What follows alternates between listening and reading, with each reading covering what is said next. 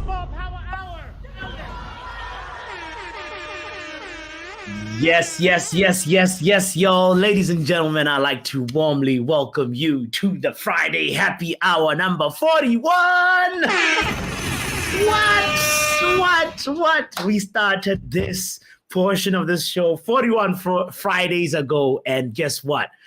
We're still going. We're still going strong. So if at all, you're gonna respect something, you gotta respect that at least. You know, big up to people that always show up to this, to everybody that always participates in this. We've got the quiz, or of course, we've got the predictions for match day 17 out of 38. We are slowly creeping up towards the middle of the season. And ladies and gentlemen, we are also just going to talk about the big fixture.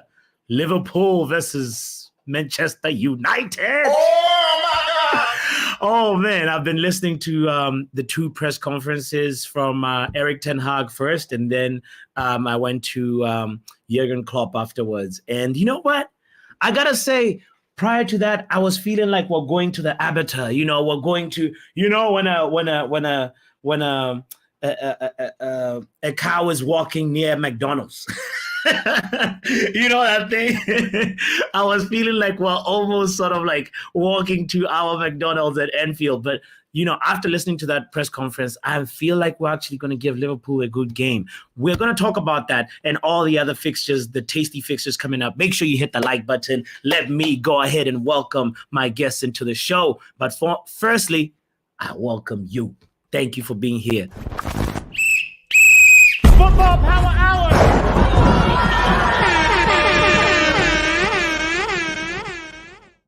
As I said, we got a scintillating lineup, and let me not waste time with it and just go straight to it and say, ladies and gentlemen,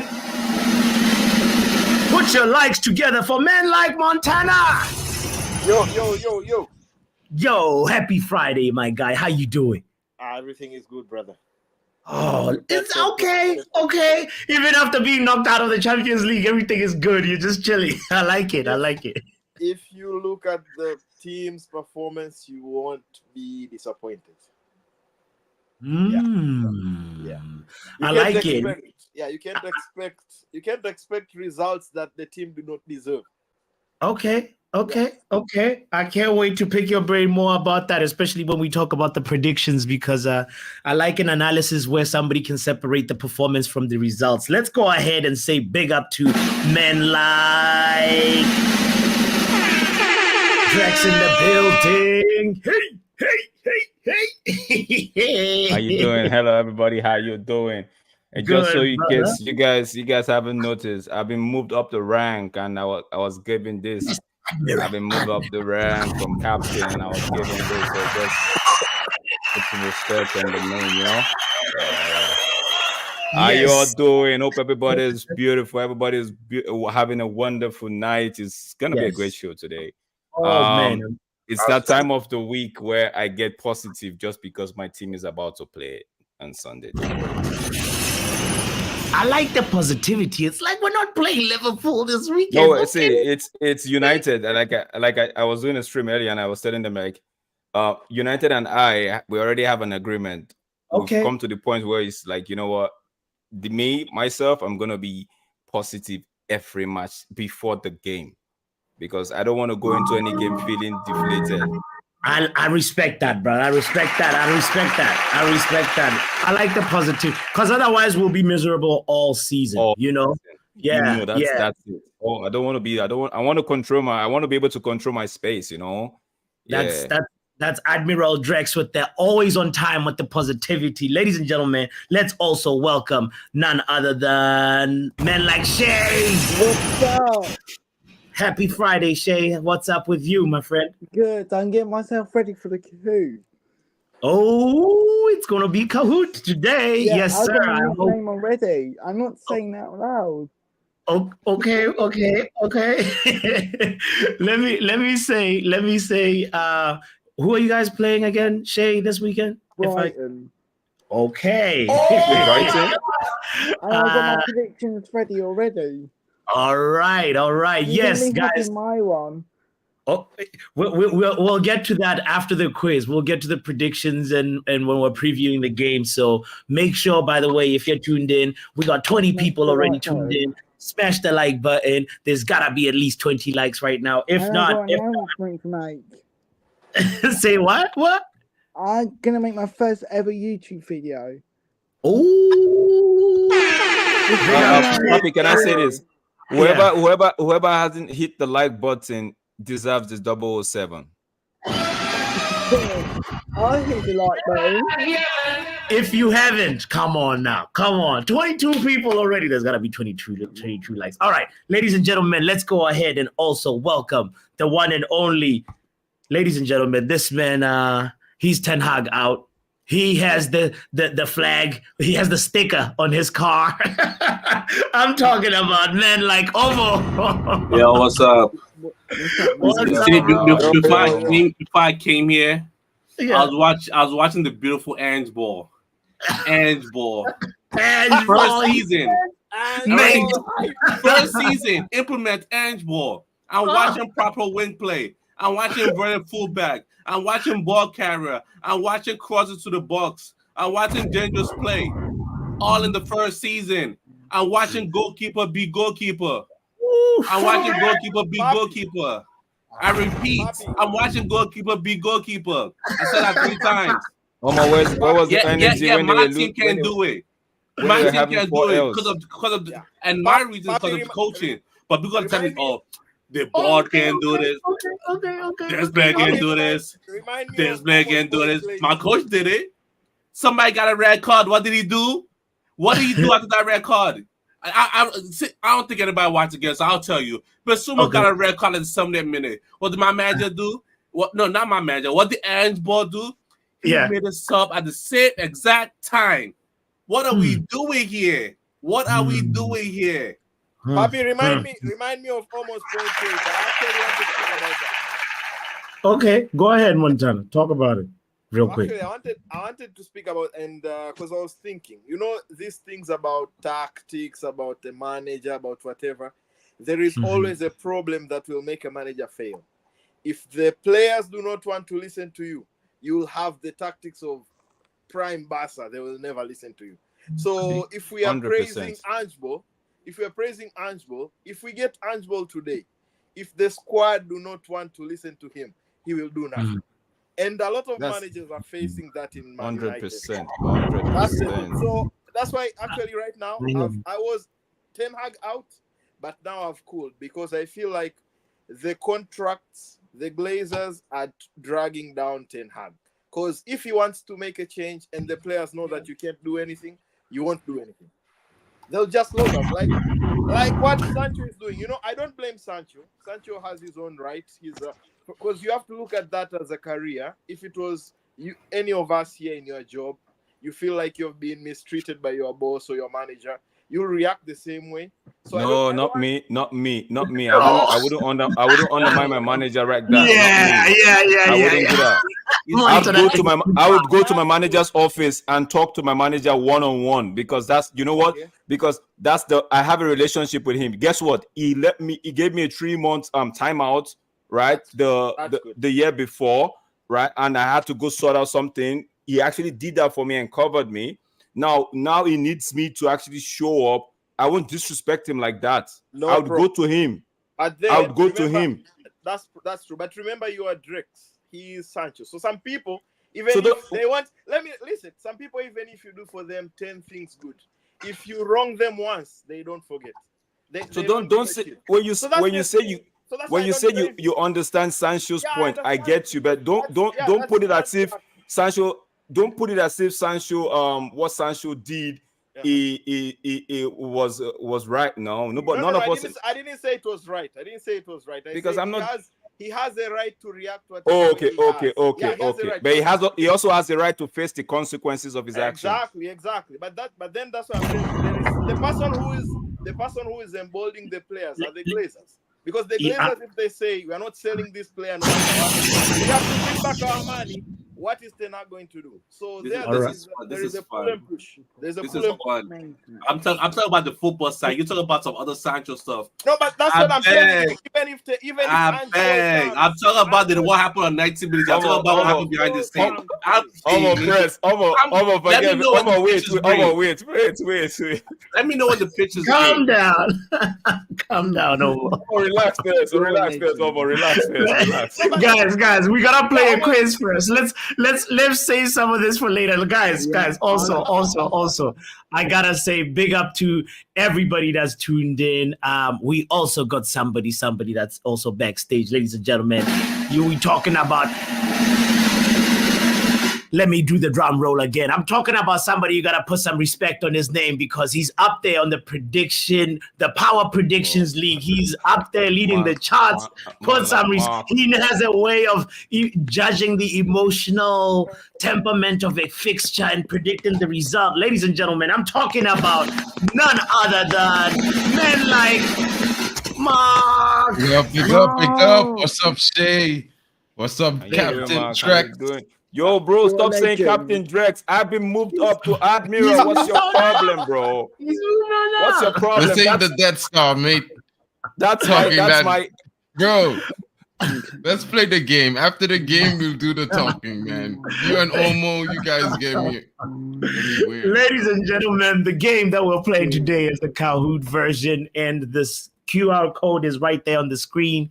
All you have to do is scan it. The questions will show up on your screen, so it doesn't matter if you don't have another. Usually we used to have this thing where you have to have the computer and then like another device. But right now, all you need to do is go to Kahoot.it, type the pin, and then you'll be one of the players in the game. Big up to Ruthless in the building.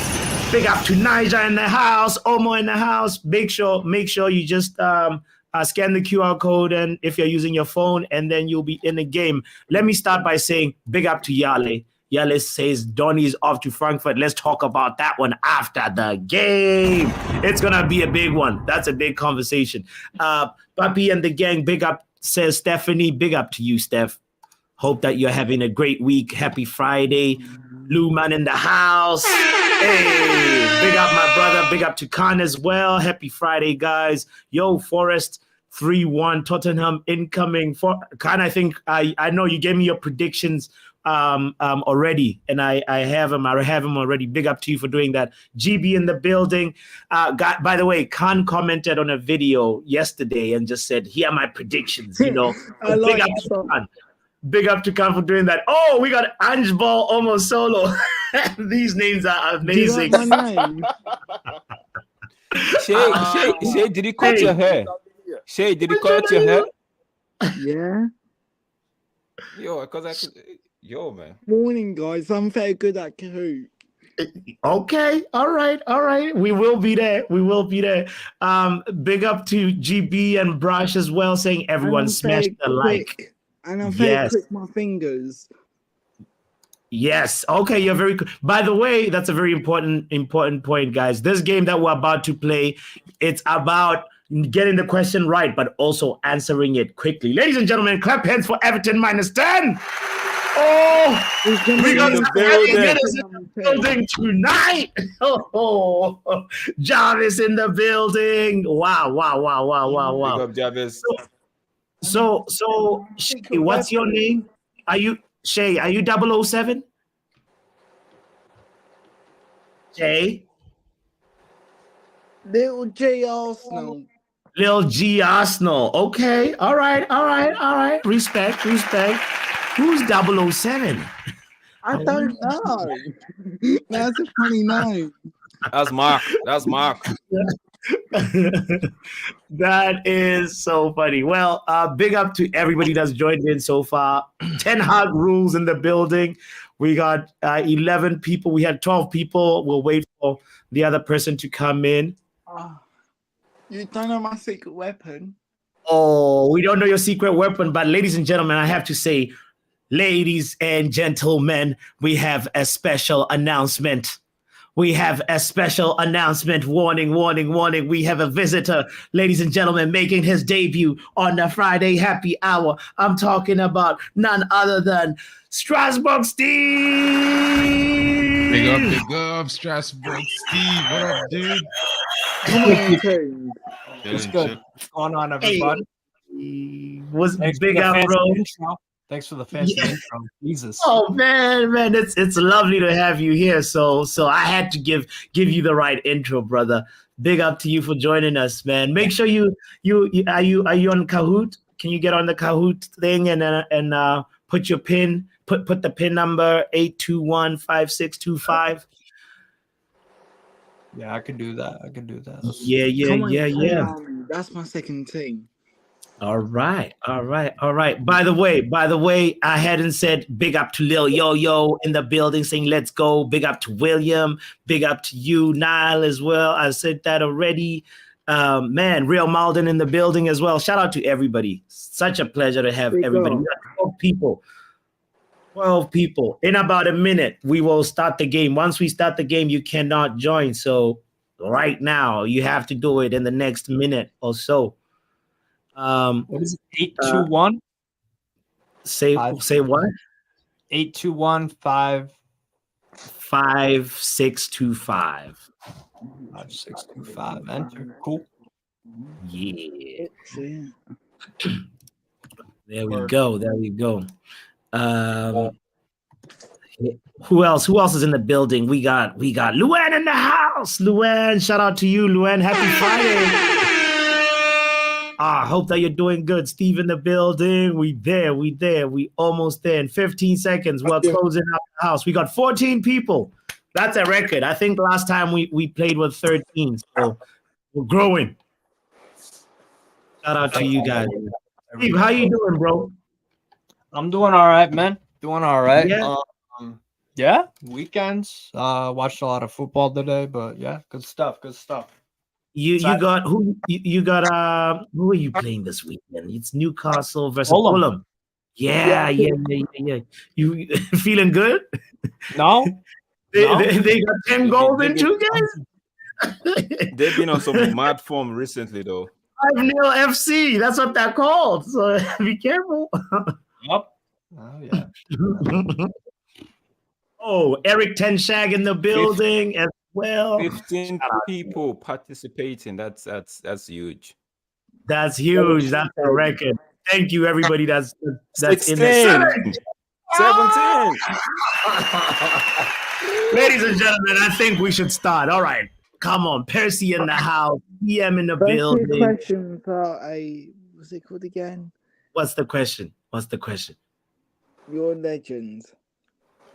Nah, Shay, you are a legend, man. All right. Newcastle fans are legends. We got 17 people. We might as well get it going. Ladies and gentlemen, here we go. Hit the like button if you haven't done so. Let's see how this game goes.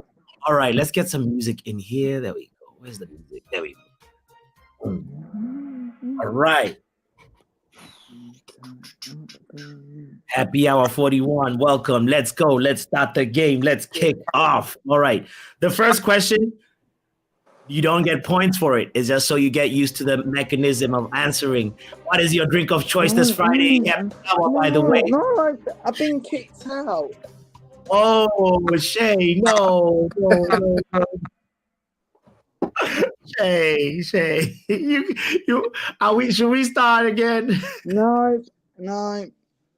Oh, Shay, tough luck, mate. Oh, I'm sorry. But anyway, guys, don't worry. You didn't get it wrong, William. There's no points for this. This is just the first 2 questions are just a practice question, so you get used to the mechanism of how you answer this. So, as you can see, the league table says 0 points for everyone. All right. The way of answering this, rank these panelists according to the one that talks the most sense to the one that talks the least sense at the bottom. So most sense at the top, least sense at the bottom. I know. I don't even move.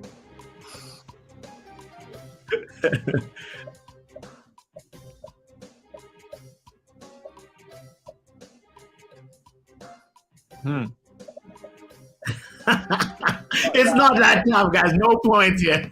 But what about you on top? Yes. Chelsea dead at the bottom.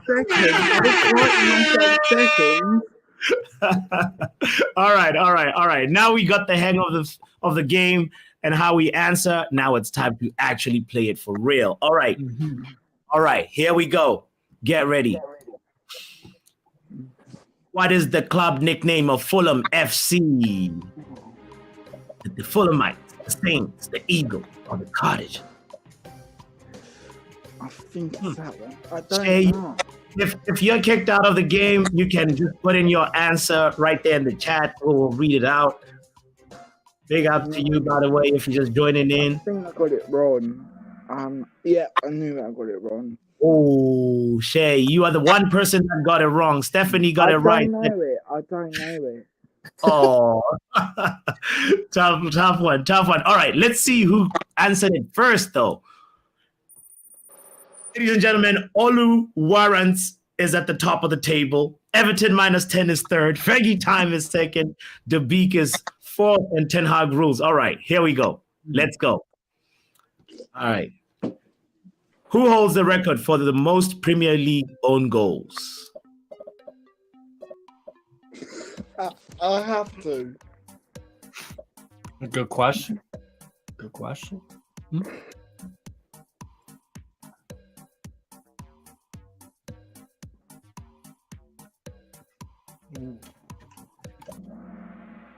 Oh, I was so close.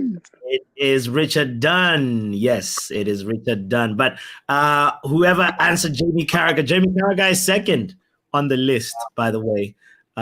He's had a couple of men. Harry Maguire. Oh no! Who chose Harry Maguire? Whoever chose Harry Maguire.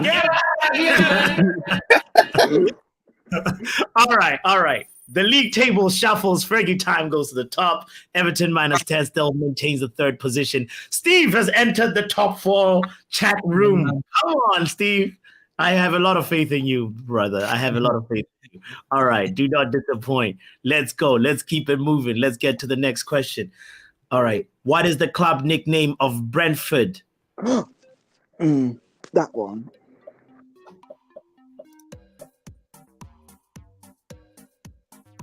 What is the nickname of Brentford? I know, Luan, you wanted it to be Jamie Carragher with the most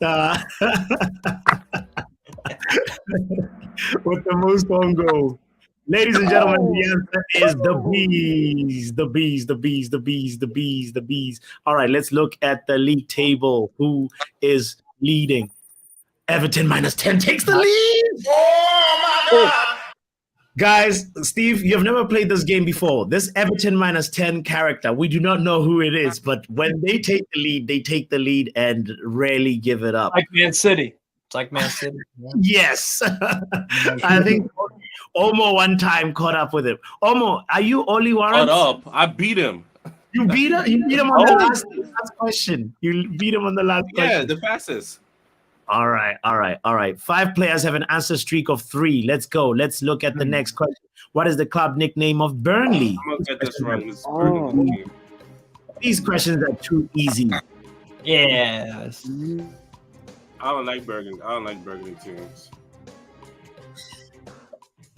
Come on. Whoever we're waiting on, come on. Yeah, I'm just scared. Stephanie was right. Was right.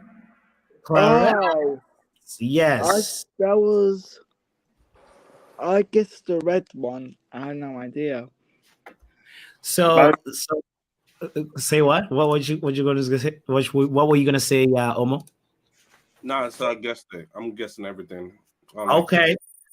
Ladies and gentlemen, Fergie Time jumps up to second. All right. Steve, you're still in the top 4 conversation. Big up to you, brother.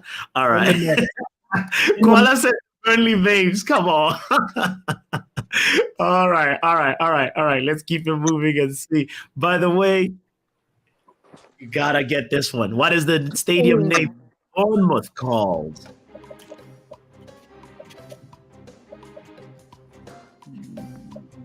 I'm guessing that one. Oh, I picked the wrong one. Fuck. It is the Vitality Stadium. Between the yellow one and the blue one. Bourne Park. It's not a bad place. I don't know if it exists. Yeah, we're between two. Yeah, man, we climbing up that table, baby. Yes, Steve. I see you. Yo. Also, Realist is in the house as well. Realist is in the building. Everton minus 10. Still going. 7 answers in a row. Wow. Okay. All right. Let's go. What is the club nickname of Sheffield United? I'm not doing this. What identity, Stephanie? Get out of here.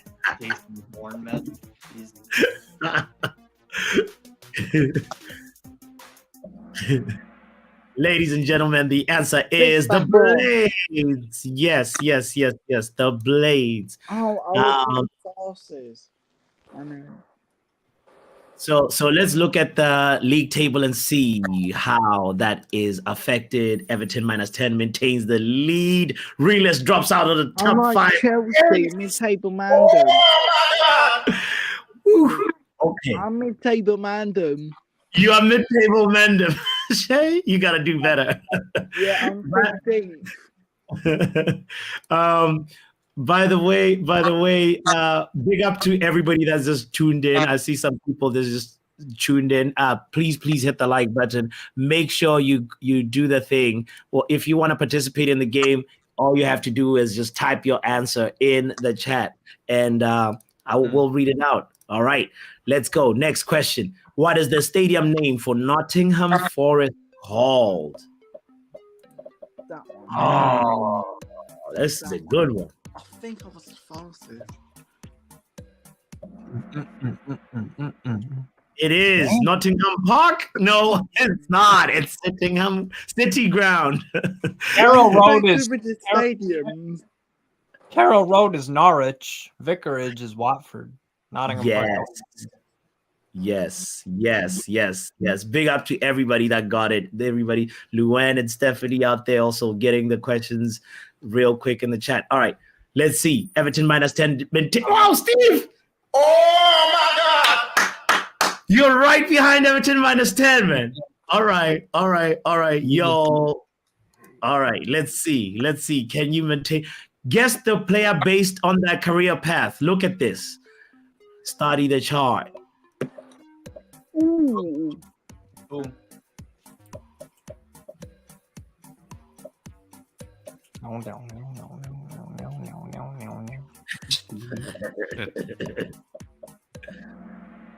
Ladies and gentlemen, it is Ruben Loftus-Cheek. I chose Pulisic. Wow. Fergie time is coming in with the Fergie. Top 4 is tough right now. 7,500. Like everybody just within range. Yeah. And Ruthless Nile is also in the building as well. Okay. All right. This is one of them puzzles. Rank these players according to the number of Premier League goals scored this season. Most goals at the top, least goals at the bottom.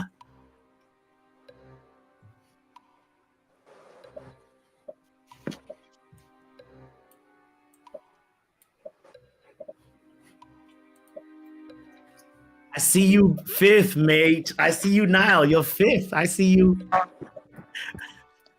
Yes. I would keep it how I would do like that.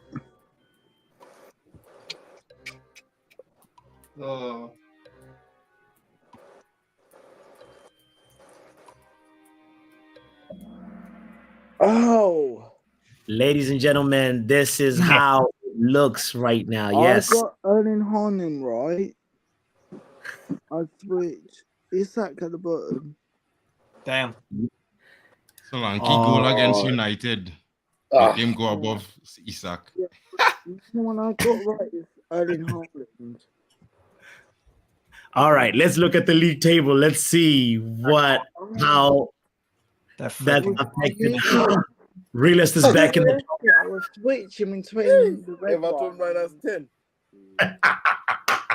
Everton minus 10 does not want to lose, you know. I'm fuming myself. Shay, what are you saying? What are you saying? I'm fuming myself You're fuming. Why are you fuming, Shay? because I was so close. Oh, don't worry, mate. You got the next one. All right, let's move to the next one. Let's see. You can get this one right. Come on. In which World Cup did Diego Maradona score the infamous hand of God goal? I was not born in this year. Yeah, Shay, you were not born, but give it a stab. Just try. It's a piece of history you have to know. Yeah. That's my guess. I have no idea. Oh. Ladies and gentlemen, it was in Mexico, 1986. Yes, realist Williams says realist is googling his answers, but realist is also denouncing the name realist, so it's not realist. Oluwarrant is back, says Lil Yo-Yo. Okay, let's see who got this right. 11 people got it right, 3 people got it wrong. Let's see. Oh, red. Come on. 12, 19, 94. What year is even that? Okay. Oh, Steve jumps back up. Second. Oh. It's tough competition right there in the top 5 race. Mid-table Mendham. You still got a chance. Who is the current Chelsea club captain? Oh, I don't know this. Oh no.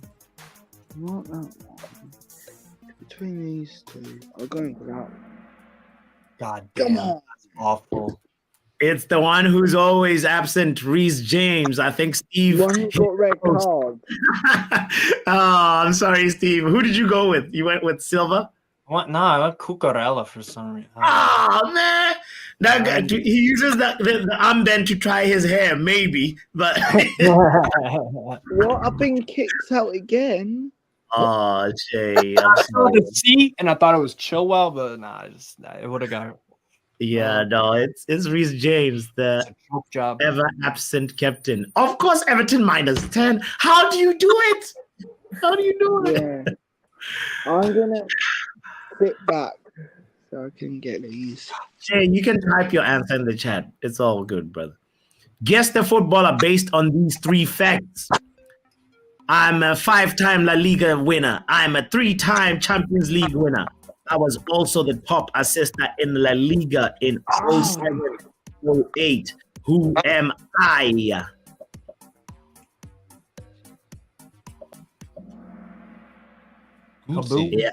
I am Guti. What a player. Oh. Player, man. Oh my It was either him or Modric, to be fair. Yeah. Nah, Modric was still at Dinamo Zagreb, I think, in 2000. Yeah, but he's also a 5-time Champions League winner, so it was 1 out of the 2 at the top. I know that. Yo. Oh man, you won't get all of them right. You won't get it. Even Everton -10 gets some of them wrong. All right, let's see.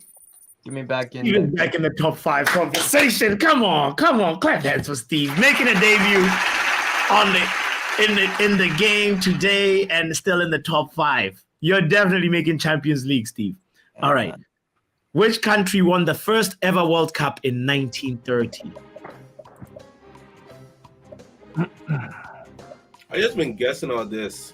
I've been answering the fastest.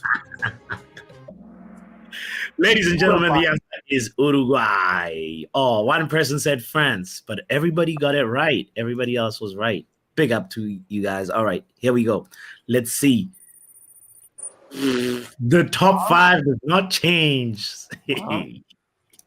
Okay, big up to GB. I saw you got it right as well. GB in the chat wrote the answer, Uruguay. What is the Brighton Stadium called? Oh, I knew this one. Oh, fuck! Press the wrong thing, bro. Oh, welcome to my world. Yo. Welcome to my world, Mark. With the Guys, we got 25 people tuned in and 18 likes. There's a few 007 Mendham in the building. Let's give him that 007 award. Get out of here, man. If you don't like, come on, it's free, it's easy. You're just enjoying the content for free. You like free food. You're one of those people that go to like events for free food. If you anyway, it's the Amex. Yes, Stephanie Koala got it right. Lil Yo-Yo also did the same faux pas like you, Mark. He pressed the wrong one. Yeah, like across in between, close to the middle, and it highlight blue one. GV says it's the Rich and Dunn stadiums. Oh Lord! All right. Nile is knocking on the. Okay, all right. Let's see how the league table is looking. Yeah. Oh, there's a big shuffle. Every time goes back to second. Steve is on an answer streak of 3. It's crazy. It's hot. All right. True or false question.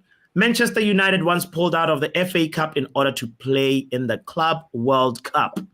True or false? You see, the thing is, I just picked a side and I clicked it. I don't know what to say. Yes. I hope you picked the right side. Oh, no. No, I didn't this time. Oh, look at the league table. It does not change. Yes. Ooh. It was a little controversial at that time because, I was like, what? Figgy, what? You guys are disrespecting the FA Cup, pulling out, but, the club, he needed to get that trophy in the collection. So. Did he? Well, he wanted. He wanted it. So speaking of that, did anybody check out what was going on with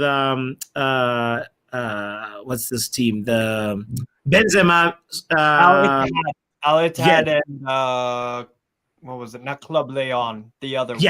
Al Ahly, the Egyptian team. Yes, Al Ahly. I knew you'd be on it, Steve. Thank you. Yes, Benzema's team Al Ittihad lost 3-1, and I think that they're out, right? Yeah. Yeah. Yes. Well, Club World Cup. Nobody cares about it. It's funny. It's a weird one. It's a weird cup to me. You care about it, Omo? Yes. All right. Bragging rights. We have bragging rights. We have one cup over Liverpool. This is bragging rights. Oh. All right. The like button. If you're just tuned in, big up to you. Smash the like button. 26 people in the house. We appreciate each and every one of you. By the way, take your drink. If you're and whatever it is, water, coffee, juice, whatever it is. Happy Friday. Come on. All right. Yes, sir. Let's go. Almost at the end. Who's the current Liverpool club captain? I already had. I don't know what I picked. Who is the current Liverpool? I'm clicking something. Okay, I didn't get that one wrong. Oh. I knew that one. Let's see who. Oh, 007 in the house. Okay. All right. Which of these leagues has Carlo Ancelotti never managed in? Oh, I was gonna know this one. Yeah, Carlo Ancelotti won a title in the other 3 leagues. Every single. He's had, for me, if I was a manager, I would have chosen Carlo Ancelotti path. I like how he hopped around and proved himself in different spaces, Yeah, big up to GB for getting it right. Ladies and gentlemen, let's welcome men like Manj in the building. What you say, Manj? What's going on, people? 007 here. You are okay. You are 007. Yeah, we wait till he come up onto the table to come up on the screen. You must know, man. How's it going, man? Okay. Well, Chilling, let's see if he maintained his spot in the top 5. Let's see. Ladies and gentlemen, he got out. You might just simping yourself now. Just simping yourself. I'll do it now. I'll simp myself now. I'm out of here. Realist answered it quicker than you, fam. And also big up to Fulham FC, an answer streak of 15. Where are you, Fulham FC? Why you get 15 correct? That's wild. And you're not in the top 5? That's strange. All right. Rank these keepers according to the number of Premier League clean sheets they have this season. Most clean sheets at the top, least clean sheets at the bottom. I know this one.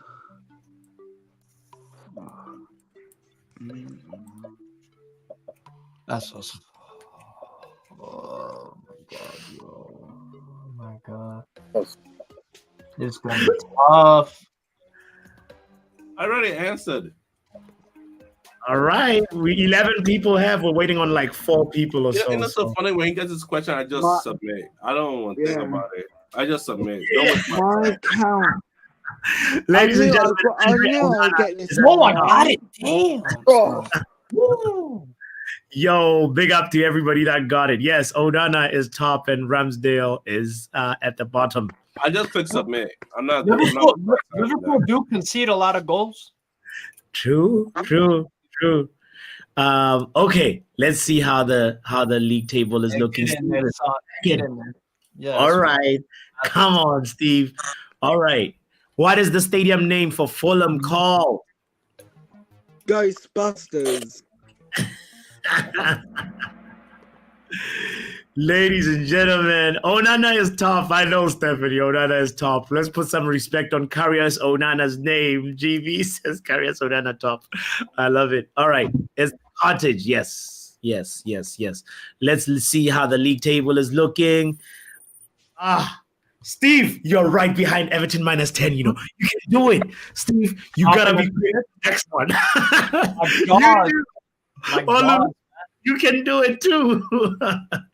Yo. All right. Ladies and gentlemen, let's go.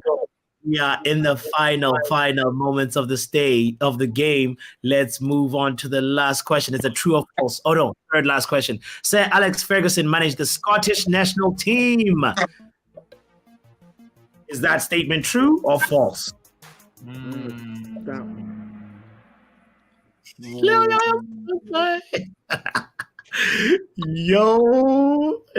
GB says no, but it's actually true. Yes, Stephanie. Yes, Stephanie and Luann got it right as well. Okay, all right. The league table. Olu warrants. Wait, so did he manage Scotland when? St. Mirren, Aberdeen, Man United. So was it before St. Mirren? In between? Where? So his managerial track was interesting because it was something like this. It was like he went from Scotland. He managed 10 games in 86, as Stephanie mentioned in the chat. But yeah. He started the job in 85, September 85, and then wait, did he go from Scotland to St. Mirren? No, so it was Mirren, Aberdeen, Scotland, Man United. Oh, okay. Yeah. Oh wow. Actually, and before Mirren, it was East Stirling. Yes. Even though he didn't really seem to have any matches that he managed, but it seemed like he managed them for 1 month, which doesn't make sense. It sounds like a Chelsea thing to do. Manage a match, let's get him hired. What was Alex Ferguson doing for 1 month and not managing an actual team? Come on, man. Make it make sense, blood. All right. Caretaker manager big up Stephanie for dropping their wisdom. Thank you. Chuck Steen passed away in 86 and then or 85, I guess, and then that's when Sir Alex stepped in. All right. That Everton guy is breaching football quiz fair play point deduction, says Koala. Yo, Everton -10. We called it. I think question 4. That's when you just jumped up and never came down. All right. Let's see if Oluwaran. Right. Let's go. Next question. Who is the current Aston Villa club captain? I knew this one. Way too long on that. Oops. I answered this one too slowly. Me too. I clicked in between. I would have guessed something else. Come on, one person that we're waiting on. The answer is the Scottish man, John McGinn. Super footballer, man. The baller that carries Tomlin in Scotland. That trash has played in Manchester United. Oh, also, what a goal that he scored in the last. Arsenal one. That's a beautiful team goal. Absolutely. Yes, yes. Ladies and gentlemen, clap hands for VR Outdated. First time I'm seeing your comment. Welcome. welcome. I know I would have remembered your name before, so welcome to the family, VR Outdated. Make sure you hit the subscribe button too and the like button. Aston Village says, yo, come on, put some respect. Guys, if Aston Villa win that next game and Liverpool, fumble, and also Arsenal fumble, like, oh, we won't. So you think Liverpool fumbled the next game at Anfield against the great? I'm just saying, if they get, if they fumble, it could be like a 1-1. It could be a 1-0 squeaky bum time Man United. Who knows? Yeah. Who knows? Who knows? I hope so. But the point that I was trying to get at is, like, when are we going to start talking about the Aston Villa title charge?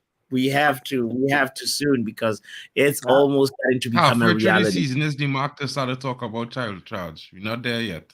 Still one okay. game to go. You want to talk maybe what, in January? Maybe 19 games. After 19 games is half of the season. Because it's 38 games in our season. So after 19 games, we could talk title charge. Look what happened. Bro, stick with the Ange ball, right? We will be there when Ange finish below Ten Hag ball. We'll see. Yeah. We will see. We will be there. We will be there. We will be there. By the way, Koala pointed out, somebody said Dendonka. Who said Dendonka in here? Realist, probably the realist. It's probably realist. Okay, all right. Let's keep it moving and see if Everton -10 is on first or second place. I have a feeling something has happened here. Olu, you're so close. Olu, you're so close. Steve, you gotta get this one right. Guys. The competition is tight at the top. Here we go. I think this is the last question of the quiz. So I'm gonna try catch this little yo-yo. You what is don't bottle it. Lil Yo-Yo, are you Olu Warrants? I think that's like what's that kid? Forgot. Like Batra chasing Bill. Bro. Okay. Yes, Lil Yo-Yo is Olu Warrants. Okay. All right. Here we go. Ladies and gentlemen. Second last question. What is the nickname of Leicester City? Come on, Olu Warrants. You can do this. Everton -10. I got respect for you, but I just want more competition in the game. What game was it? What game was it with that Aguero moment? Who was it playing against? Man City versus who? QPR. Yeah. Okay. I might pull a QPR and just fumble it and let somebody else answer first. Okay. I'm answering first all this time. All right. So I'll put a Joey Barton and give up the ball. Ladies and gentlemen, at time. Here we go. Let's see what the league table looks like before the last question. Wow! Wait a minute. Hey, yo. Steve is also in the conversation. Realist. See. Everton -10 did that on purpose. He did that on purpose. Yeah. He didn't do it on purpose. I answered first. Okay. Yo. Big up to you, fam. You better not put an Arsenal. No, this is about the next question is the last one. Oh, okay. So I'm not gonna answer this. So I'm doing a QPR and let Aguero score for free. Yo, please. Stay on it. Let's go, says Koala. Let's get a drum roll. Come on, let's get the drum roll for this last question. All right. I saw Khan, you got it right. Stephanie got it right. Everybody, yep. Yo. You were quick enough. That's what she said. Okay. All right. Here we go. Oluwarans Joe. It's a puzzle. Rank these stadiums according to their seating capacity. Most seats at the top, least seats at the bottom. Ladies and gentlemen, this is going to be an interesting one. Should I answer this? This is a fire question to determine the last winner for the game. Yo. You know, as soon as I saw the question, I clicked submit. Don't waste my time. Oh, God damn it. Ladies and gentlemen, Old Trafford has the biggest seating capacity. Put some respect on Old Trafford name, even though the Glazers don't. The Emirates is second in seating capacity. You know, the Emirates are out there. I think they have, I was just looking at the stats. Oh, my goodness. I lost the stats. I'm a 007 agent, whatever. The main point is St. James's Park is third, and then Stamford Bridge has like 40K or 41K. Old Trafford is about 74,000. Emirates is about 60, and then St. James's is about around the ballpark of 50. But anyway, it was a split. 7 people got it right, 7 people got it wrong.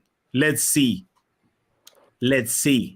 Should we go to the league table? Where's Mark? Mark, you just disappeared before the results come out. William is calling VAR on this question. Why?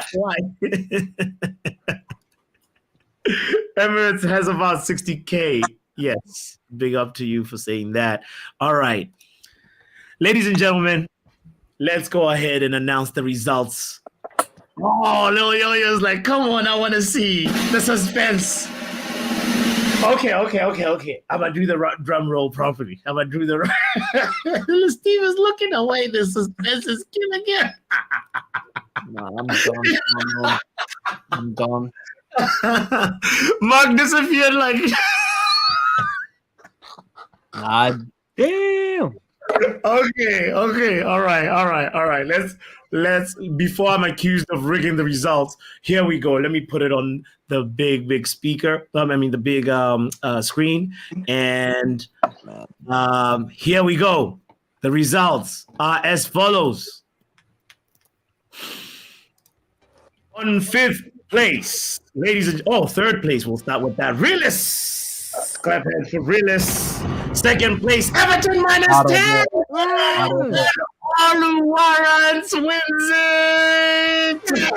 Going on. Yes. Steve is Beat fourth. that cheater. And who was that on 5th? I didn't see again. Let me pull out the podium again. Let's see. Fergie time. Oh, it was Fergie time on 5th. Yeah. Yes, it was Fergie time on 5th. Yes. Guys, clap hands for our winner today. Everton -10 pulls off the bottle job, second time in a running. But Oluwarans does it. Yo, respect, bro.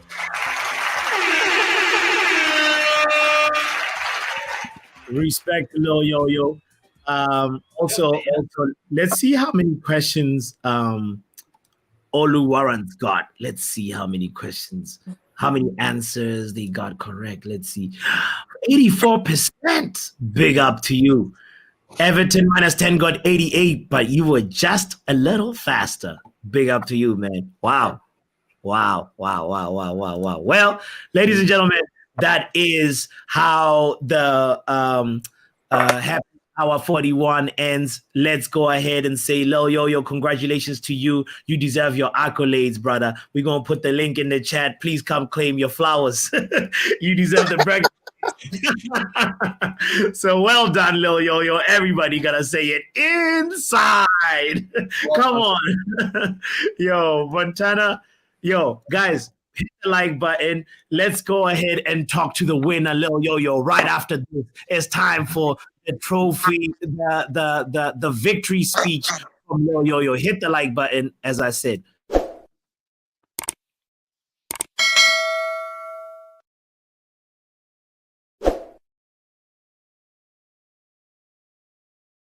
Lil Yo-Yo. Inside. Hey, I won, man. How does that happen? How was the title charge, bro? You stole it right there when Everton -10 was leading, keeping the seats warm for you, brother. How Nah, did man. you do it? Hey, man, I got football knowledge, man. Somehow, man, I had to thank my mum and my dad. I'd like to thank Everton -10 for trying to forge and trying to do some fraudulent activities. But, mama, I made it. Hey! No, big up to you, brother. That was an incredible feel right at the end. Right at the end, at a time, you just come in and do the thing. So big up to you, yo. Big up, man. Love it. Love it. Yeah, Steve, you're in Champions League position, brother. Let's talk to you. How's fourth place feeling? Not awful. Terrible. It feels like fourth place. It feels like fourth place. How it should feel. Arsene Wenger said sometimes top four deserves its own trophy, So, you deserve your praise on your first time playing the game, brother. You pulled up and gave good competition. You dropped out of the top 5 and came back in throughout the season. And respect, bro. Respect. It was a good campaign for you. Yeah, we tried, man. We tried. Hey, like Steve Bruce, that freaking idiot said, "Oh, just dust yourselves down, playing relegation football." I hate that guy is long. Terrible manager. Oh my god. Ange Ball will get pulled by Deitch, boy. Oh, let's talk about Edge Ball. That was the conversation right at the beginning of before we played the quiz. Like we were like, we have an Edge Ball, Edge inner. This guy. No, Ange Ball admiration. I admire Ange Ball. Okay. And you want it at Old Trafford though. Wait, what? You said you want Ange Ball at Old Trafford. Is that correct? No, I said I admire him. Okay. I say he came in first year, implemented style of play, and it's working. It doesn't matter who's available, who's not available. He's doing what he has to do as a manager of implementing his style of play in his first year. Something my manager not doing. He said he's playing only Pro Max. Yeah, but to be fair, Ten Hag said we are not going to play Ajax. He does. Okay, you don't play Ajax way. What's your way then? What is your way? Counter-attacking, bro. Bruno's Prince. I'll be there. I'll be there. Hey, guys. Can we have a 10-second silence for the demise of Manchester United, please? No, Manchester United is not good. Yo, but when do you want to start it from? Should we start it from now? Let's start it right now. Somebody needs to mute themselves. There's somebody with background music that needs to mute themselves. And 10 seconds of silence. Let's go. Starting now. No, my club isn't dead. No need for silence. My club isn't dead. I ain't doing that silence thing. My club isn't dead. I ain't doing no 10-second silence for no when you do 10 moments of silence, one person gotta speak. So let's let him speak while we have our silence. And we let him go for it. Good. Yes, audio mark. Yes. He's like, what is this cowardice? Yo, you really that scared, bro? We held 7 last time, so how much do you think we're going to hold this time? We're going to win this time. I think if we lose, it'll actually be a respectable, like a 1-0, 2-1 if we lose, But I actually, when I listened to the press conference, Klopp doesn't feel so confident. He said this thing. He was like, "It's mind games, man. He's a liar. He's a liar. They're praising us and beat us at the same time." They feel like the underdog. That press conference made them feel like the underdog. Listen, guys, listen to the words of Klopp. I quote, I never like it when the headlines about United aren't good before we play them, because then that's the game where they can put things right. I don't like that at all. The more people say bad things about them, the stronger they become. Guys, last season when we started, a liar. we had the disaster with The disaster was Yeah. bright. And then Liverpool just jump-started our season. And once we won that, like we went on a big crazy run. What? Yeah, but we were at home now. You're right. No, we were Klopp, at no, home. Klopp is We were right. at Klopp home. is right to And actually when we say left that. our home, Yeah, and when we left but our it's home, still- what happened when we left the home? What happened when you left your house? Bro, Exactly. you guys, see, you guys should we just have. forgot our So keys. what? Exactly. So you're just gonna watch the game with Somebody some stole level the of key. neutrality or what? No, you I'm can just, actually you can just go into that game and just see on our day, right? We have it. Mhm. We have what it takes to actually beat anybody in the league. Mm. We just have to pull up. We shouldn't be showing up with no Volkswagen 90. When have we pulled 1986 up model. this season, though? Bro, Hey, yo. you don't see. You have Versus for me. Chelsea? I'm not talking about you, right? For me, I'm saying in my head, I'm like, okay, we're gonna pull up the next game. If we don't pull up the next game, then I take it over to the other one. So, you guys have your rights to actually feel like, oh, we're gonna get some whooping or whatever it is, right? Mm. But we can win that game. All the boys just need to do is be disciplined. Listen to your manager. Don't try to do what you haven't learned in the training. Don't try to do it in real game, in the real time. No, listen to what the manager is telling you to do. If they don't listen, then there's no way they could win that game. If there's going to be any Sorry, go on. When have they ever listened? So when I say we have when I say we have it in us to win a game, right? And this is where I'm talking from. Like we could actually win a game. Ronald's in the building. Drex, why you arguing with Olmo, bro? He's 10. No, I'm not arguing. I'm not arguing with Olmo. No matter if it don't matter. I'm just telling. I'm just telling you my point of view. That's why I said Olmo is 10. That's why I said. No, that's why I said everybody have their rights to actually have to their opinion, right? To their opinion. I'm saying, for me, right? They asked me a question: when have we ever put up? Right? I'm saying, for me, if we don't, I feel like the next game we're gonna pull up. If we don't pull up, then I take it over to the other, the following game. So it's just a way of me just staying positive. That's the word. Just a way of me just in overall meetings, just so everybody know, everybody who thinking United can't win at Anfield, right? In overall meetings, you know, United leading by what, about 15 wins, right? Or 14 wins, right?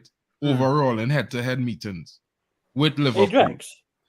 Yeah. Hey, Drex, you do realize we lost 3-0 to Bournemouth last week, 50 right? draws, 71 wins for Liverpool, say that again. 82 wins or 85 wins for United overall. Say that again, Manj. What did you say, Manj? We lost 3-0 at home to Bournemouth, right? What makes sure we're going to go to past. Anfield and win? That game is gone. So, that game is gone. Look to the next game. That game is gone. Yeah, Score 3-0 at Bayern in Germany. 3-4-3 we lose, but Bayern get real help. Bournemouth's game is gone. Bayern's game is gone. On to the next one. I can't even talk about the previous game. When Newcastle losing, everybody making excuses for the injuries, you know. When United start the season with 16 players injured, when United start the season with 16 players injured, nobody make excuses for Ten Hag. Hold on. We're gonna have to talk one person at a time. Before we talk, I just want to invite into the house, ladies and gentlemen, the one and only men like Ronald. Oh, Ronald. Nah, bro. Don't hype me up like that, bro. Nah. You want chaos or what? Don't do that. You're the man who brings problems. But before we were going to pass the ball to Steve, because Steve was about to say something that were, in response to what we're talking about. But I just wanted to acknowledge you, Ronald, and say welcome to the conversation, brother. Yeah, Go ahead, big love Steve. to everyone. Yeah. Well, we're gonna pass the ball equally. Nobody's gonna play possession football and hog the ball. Steve, go ahead, brother. Start. What were you gonna say? I was gonna say about the Newcastle injury stuff. I'm just fed up of hearing about it. I don't use that as an excuse. Everybody dealing with injuries. When we lost to Milan, that didn't have nothing to do with the injuries. Lost to Bournemouth, that wasn't no injury thing. Everton, same thing. Spurs, same thing. Because we've gotten wins with those 11, right? And the barely any of the injuries. Everybody's got injuries.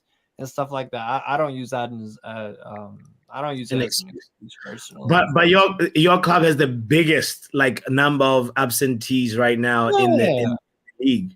You know. Yeah, but we've still I mean, we haven't dropped to like 20th, right? We still getting some at one point we're getting decent results. Chelsea at home, Man United at home, and stuff like that. A draw away to Paris Saint-Germain all in 1 week. So it's like, you know, I don't make excuses. I just call it how it is, you know what I'm saying? But yeah. Look, yeah, the injuries suck, but hey, it happens to everybody. I just don't think we're in good form. I think that's a more fair way to call it. I think Eddie Howe, for me, I want him to make some actual changes to the lineup, and he's gonna have to with Trippier suspended. So yeah, we'll see, but yeah, gotta beat Fulham tomorrow. That ain't gonna be an easy game at all. I don't know. As a Newcastle fan, do you hear some of our grievances as Man United fans being like Newcastle? There's a little bit of a bias because you guys knocked out of the Champions League, but like you know, people are not like giving you guys Eddie Howe a lot of flack as much as like say Ten Hag, you know. And how would you agree with that? Yeah, but it's also one of those things where it's like it's different expectation. You know, our club historically are way different. There's nothing in common really. Where we're at right now in terms of how the club's managed, personnel, team effort, ethos, the way the fan base feels, all that stuff, completely polar opposite directions. So we're just in a completely different space. But no, and the thing is, I'm not afraid to criticize Eddie Howe. I'm kind of sick of people not just saying like the Milan game that he screwed up, right? That he should have looked at that second half and either gone in one way or another. Because I just Milan turned it up in the second half, and we didn't really have a response, to be honest. That Milan game was exactly like the Liverpool one for me. We had firm control in the first half against Liverpool earlier in the year, and first half against Milan. Could have been 2-3, 4-0 in that first half, possibly in both of those games. What happens? Second half, Pioli and Klopp make subs that change the game. And for me, Eddie Howe screwed up big time by not taking off Almiron and taking off Gordon instead. I don't mind Isak going on the left because he had a few good moments in that. That's fine. But I didn't think that and then Longstaff gave away the ball. That was poor on the second Milan goal. Just too venturous going forward for me. Like if you have a 1-0 lead, you control your destiny. Borussia Dortmund did the job against Paris Saint-Germain. So all we had to do was hold on that 1-0 lead. Shut up shop. We've done it before. That's the annoying part. We've done this before where we sat back at home, absorbed pressure, and held out the 1-0 to the end. Right? We've done it before. Why didn't we just do that? I get it. You want to bury the game, but just low block it, man, in the second half. Or if you're going to go forward, make damn sure you score. Yeah, that's what it is. So I feel like people should, Newcastle fans in particular, should be more willing to criticize Eddie Howe when he gets it wrong because we always praise him when he gets it right. So it's only fair. Sorry, I went on a monologue there, but that's all. No, Drex was about to say something. Because in that game, right, and the new, go ahead. And in the Newcastle game, right, I was like Newcastle. You remember, Papi? I was saying Newcastle will win this game. Once they get the first goal, they would go do their thing. But I was surprised in the second half, he was trying to go for a second goal. I'm like, why are you doing this, bro? The Eddie Howe I know doesn't. Once he gets that goal, just the same way he did against PSG, I was expecting him to do the same thing, but he decided to go a little bit offensive early in the second half. Right? I'm like, why are you doing this? You already have to win. You are home. Let Milan come to you and you catch them on the break, for which you were doing well in the first half. You were doing that well in the first half, allowing them come to you and getting them on the break. So I didn't understand that. So when Milan went one goal, when they equalized the game, I was like, okay, could this be the reason why he wanted to go get a second goal? But at the end of the day, he just lost everything. I'm like, yo, this is not Eddie Howe. Somebody might have spoken to him to do something different. Because the Eddie Howe I know, is the king of the low block. Even at the 1-1, I'm like, okay, you're gonna keep this and get Europa, at least get some type of Europe. But he kept on like pushing, and he just got punished at the end. Man, I feel like I just again with Newcastle fans, it's like, bro, it's okay to say like, yeah, Eddie Howe should have done better in that, 100%. And some of the players like just screwed up in those moments, and Milan punished them. Milan went a bit risky with their strategy as well, and that's the thing. The chips landed on their end of things, right? That gamble paid off. Pioli brought on Chukwueze, good sub. They brought on Jovic. And Giroud came off, and they also brought on Pobega for, I think it was Loftus Cheek. I think it worked out in the end. Pioli made something, and I don't. Pioli's declining for me. I talk to Milan fans all the time, bro. They don't like the guy at all. So nah, it's just, but they have it. They have experience in that moment. They're just in a semifinal. They've been playing Champions League for about 4 straight seasons now after being out of the Champions League for a long time for Milan. So they have experience in it. You know, Leao has experience. Giroud won the damn thing. Pulisic has also won it. Loftus Cheek, Champions League experience. So that's sometimes that's what happens, man. But yeah, this is what it is, man. It is what it is. Mick says, welcome to the new Europa Club. Welcome to the No Europa Club. Big up, Mick. Happy Friday to you, Mick. Yeah, man, it sucks. We're the 2 teams that have been knocked out of the Champions League. So, but you guys had, in my opinion, I feel like you guys had the better experience. When you're talking about experience, to be in that group, you know, moving forward, like you played teams that really gave you like a run for your money, and like that experience for the squad is actually the best experience to be in the group of death and not make it. And the manager as well. And the manager too, and the manager gets that experience. Last question was Stephanie was asking, was Trippier right to confront Newcastle fans at Bournemouth? Yeah. What do you have to say about that, real quick? And then we'll pass the ball to Munch. It was just, I mean, I don't know if it's a right and wrong sort of thing. I think it was just a moment of frustration. I think people overreacted to that. This kind of stuff happens all the time in sports, right? You see NBA games where someone's sitting courtside chatting to Westbrook, and then he says something. Russell Westbrook gets triggered when you say Westbrook. This motherfucker, you know, he be chirping back. So this happens. Sports. Fans give the players some verbal stick. I don't want nothing to cross the line. But anything fair play, that's cool. That's cool. That happens. And then when it comes to that, bro, that's just what happens. That's what happens. It was a moment of frustration, and he was back in his squad about the injuries. I don't know if it's a right or wrong thing. It's just, it is what it is. It happened. And then he becomes the one who makes the mistakes afterwards, which is a little ironic. But anyway, Munch, Khan says we will ride on Sunday, bro. Do you believe what Khan is saying? Wow. No. We need miracles, mate, on Sunday. That's what we need. We need miracles. All I'm gonna say is, man, you just said no and said we need miracles. All right. I'm hoping, man. How about you just say yes with miracle? Just say we will rise with a miracle on Sunday and just leave it like that. You actually you cue the mood and you're like, okay, maybe. It's like I'm like Man United right now, very inconsistently consistent. That's what I mean. The consistency is the inconsistency. I see what you're saying. But in terms of like, you know, we're in Enfield, I want to pass the ball to Ronald, by the way, because this is something that I wanted to ask. Like, so Ten Hag has said, he was asked in the press conference. I was listening to the press conference right before the show. You know, he talked about, all right, we learned from that experience. We're actually now gonna go ahead and really fight. He was very careful with his words. He was like, we have to give them a very good battle from the beginning till the end of the game. And you know, like, I don't know. I felt a little bit more like, for me, like a little bit assured that, you know what, he's not panicking. He just said we collapsed. That's the word that he used. He said we collapsed right at the end of the first half and beginning of the second half, and that game. That's how he views it. You know, Ronald, how does Ten Hag give you any hope? Nah, because that's a manager's job. He's just doing his job. His job is to kind of show you the false hope that, oh, he's not collapsing.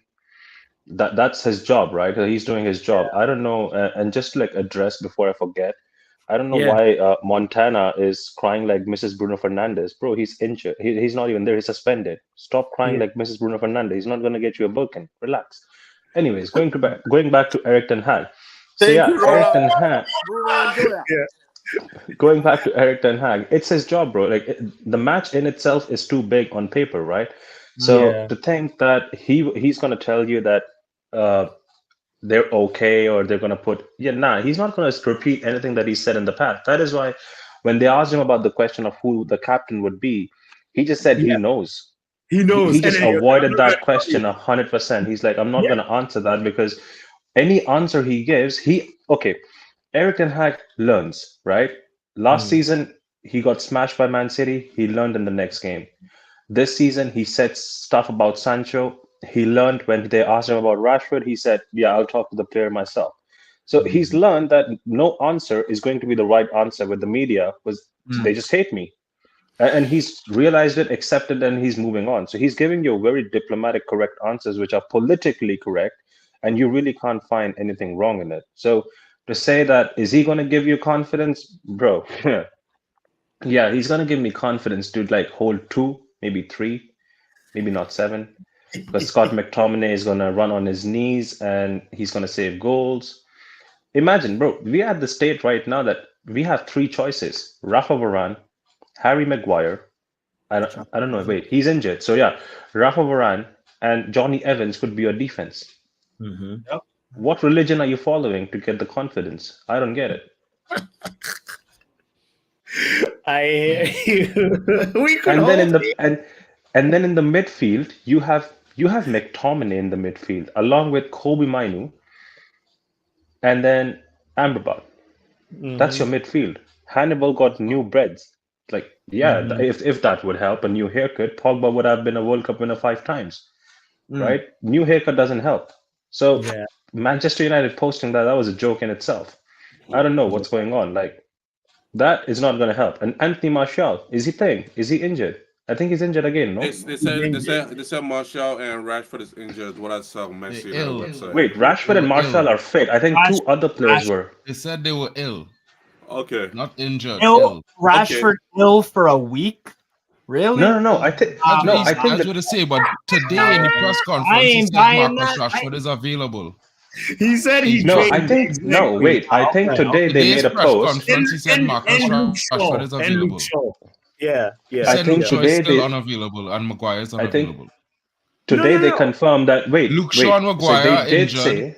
Only Marcus Rashford is available. Tony Martial is still ill. What a surprise!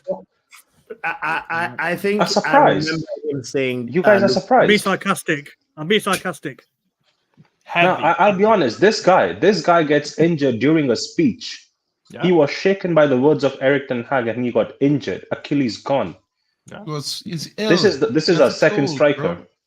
He's not ill, man. He has a cold, bro. Why are you guys being so harsh, man? The guys have a cold. The guys get the cold. There's the COVID going around in England right now. How? Wait. Okay, hold on. Wait. Let's unpack this. Okay, let's unpack this.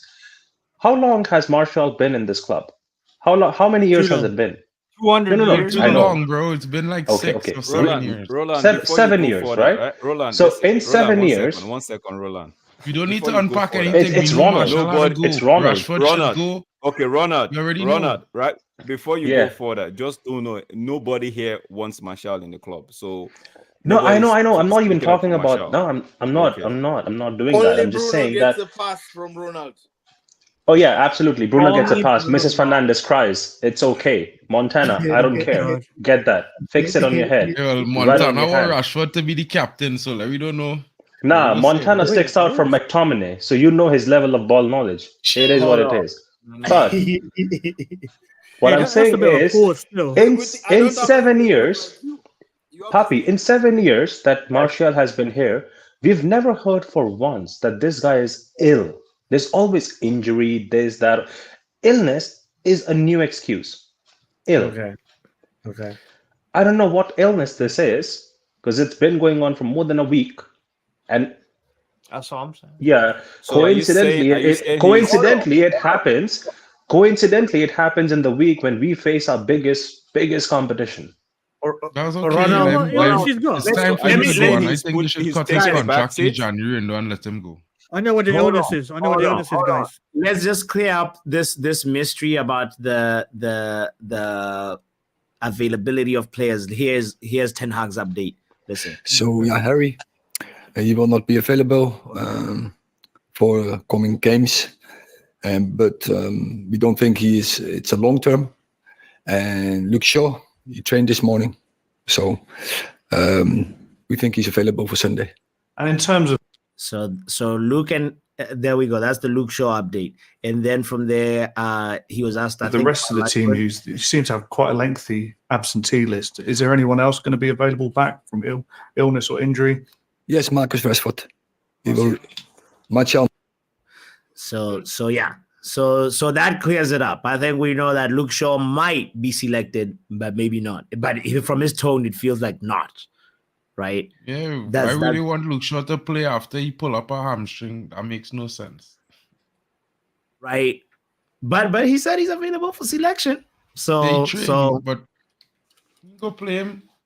It makes no sense. If you look at Luke Shaw in the last 2 or 3 games, Luke Shaw fitness not there. And playing him especially at left back is looking to get him back on that medical table faster than anything else. It's better we did wait until January for Luke Shaw to come back. Being honest. Montana, we haven't heard from you, mate. So I'm here. There's no point. It was good till now. There's no point in calling out a player. It won't help you. And Ronald, you can't do it. You can do fucking. Bro, you're the hypocrite for saying that because you call Bruno out every day, every week. What are you saying? You call Bruno out every day. Exactly. You make him a scapegoat. Now I said, Martial, you start panicking. Come on, fix up. He's always mourning on the field. Do your job. Bro, why you know he moaning on the field? Because Gary never At least he's moaning on the field. Your guy is moaning in the fucking emergency room. What's going on? I could ask a question, Papi. I could ask a question. Go ahead. People not see other captains quarreling with players on the field. Why it is only Bruno moaning? When Pedro Porro rolling around for every touch you touch him on the field, and Romero handling balls and pretending he never do anything. Hey, this is a bad pause, handling balls. Pause. Man, no, it's just crazy how people is just that is just defame people. Papi, does Montana know? Papi, does Montana know it costs £500 to get an ambulance? It has to stand every game outside because Martial might get injured. Tell Montana that. How much is he costing the club? How much came out from your pocket? A lot. You don't know. Okay. Why are you looking at man's pocket? Are you mad? You pay for Martial's emergency calls, right? Oh, as if you don't pay for Bruno's salary. So wait, are we debating who's the worst part of this or who's the least best? I don't know what one I'll tell you. One is a Martial fan, one just supports the team with Bruno in it. Are they done yet talking about this Bruno? Hey Steve, it's a middle. I did not even bring it up. I did not even bring it up. I don't know how people talk about Martial and you have your Martial fan in 2023. Yeah, Montana answer. What's the problem with Martial? Getting injured is part of the game. He's unavailable. Getting injured is part of the game. Why does it happen? Bro, he hasn't played football for Manchester for 2 years because of injury, or 3 years out of a 5 years contract. There is, guys, sir, there is a difference between getting injured and staying injured. So what is he supposed to do? Is he the person who does he injure himself on purpose? So have you Montana, can I ask Montana a question? Go ahead, Drex. As long as the question clarifies Montana's stance and Ronald's stance, because I don't even know what we're talking about. Montana, how do you rate a player that is not available over a player that plays week in, week out, and we know it's the only creative outlet we have in the team? How do you wait?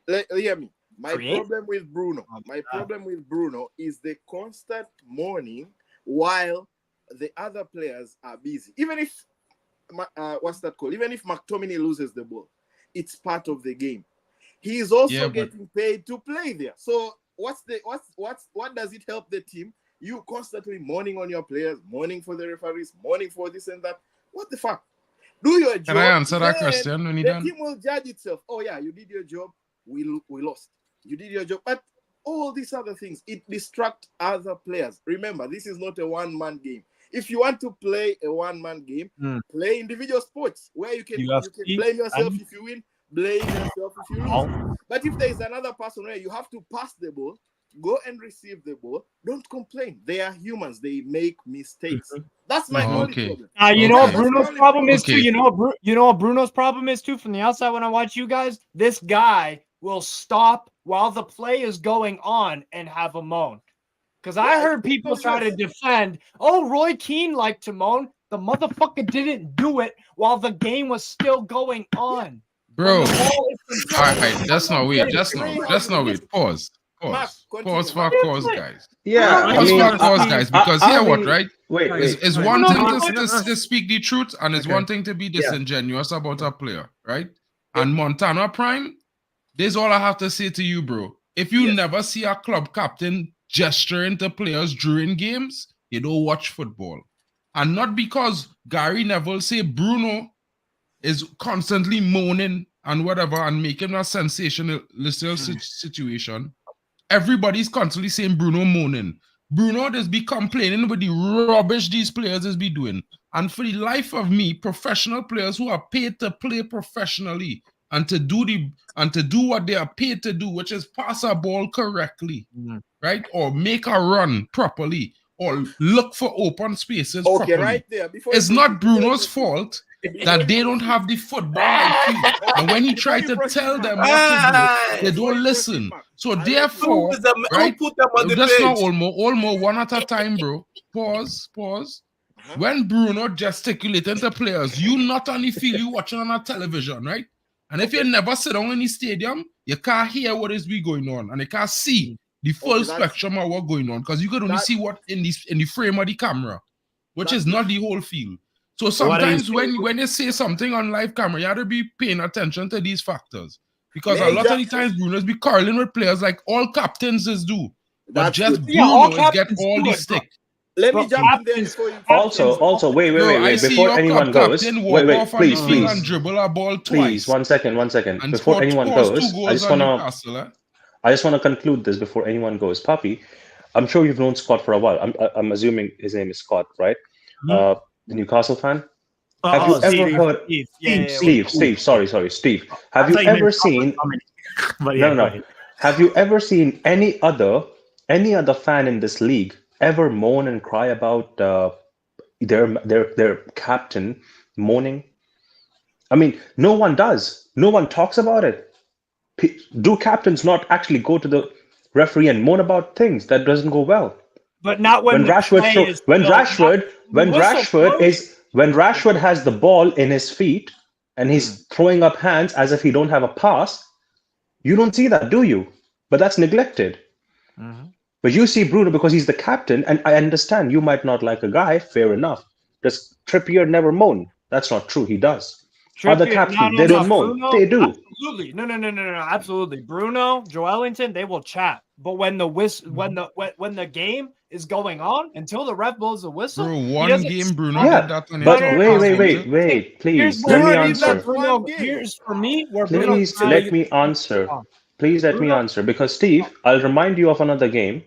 Bayern Munich, 78th minute, Bruno Fernandes from deep central attacking mid position in Bayern's half goes back to our defense to get the ball and defend. That's Bruno Fernandes for you. He doesn't really do that all the while. When it's not absolutely right and you have to speak up, he does that. And it's fair enough. Yes, at times it might be more than required or necessary, but you also have to keep in mind it's the game that's going. If a player is emotional, he's emotional. If you have a problem, don't make him the captain. Please tell me, as per you, who's an outside fan, Varane is not always, there in the team. He's injured a lot of times. Casemiro, going for an injury, coming back. If I take the Bruno captaincy off, and this would be my last question, and let's move past Bruno because Bruno's dead any which ways, right? As for Montana. So apart from Bruno, who can be the captain of Manchester United? That's a great question. Y'all don't Yes, have so many McTominay. That's the answer. Y'all don't have many candidates. That's the problem. man. So it has to go to him on on the Sunday. We're gonna see on Sunday. Montana would nominate Rashford though, but I need to ask Steve a question. No. At this time, it's not Rashford.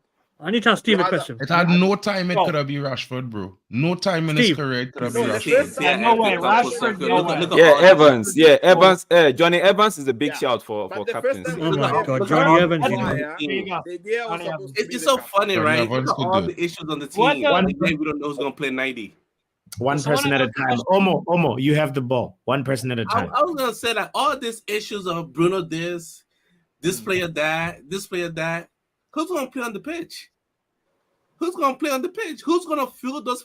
The manager has to pick the players that will play on Sunday versus Liverpool.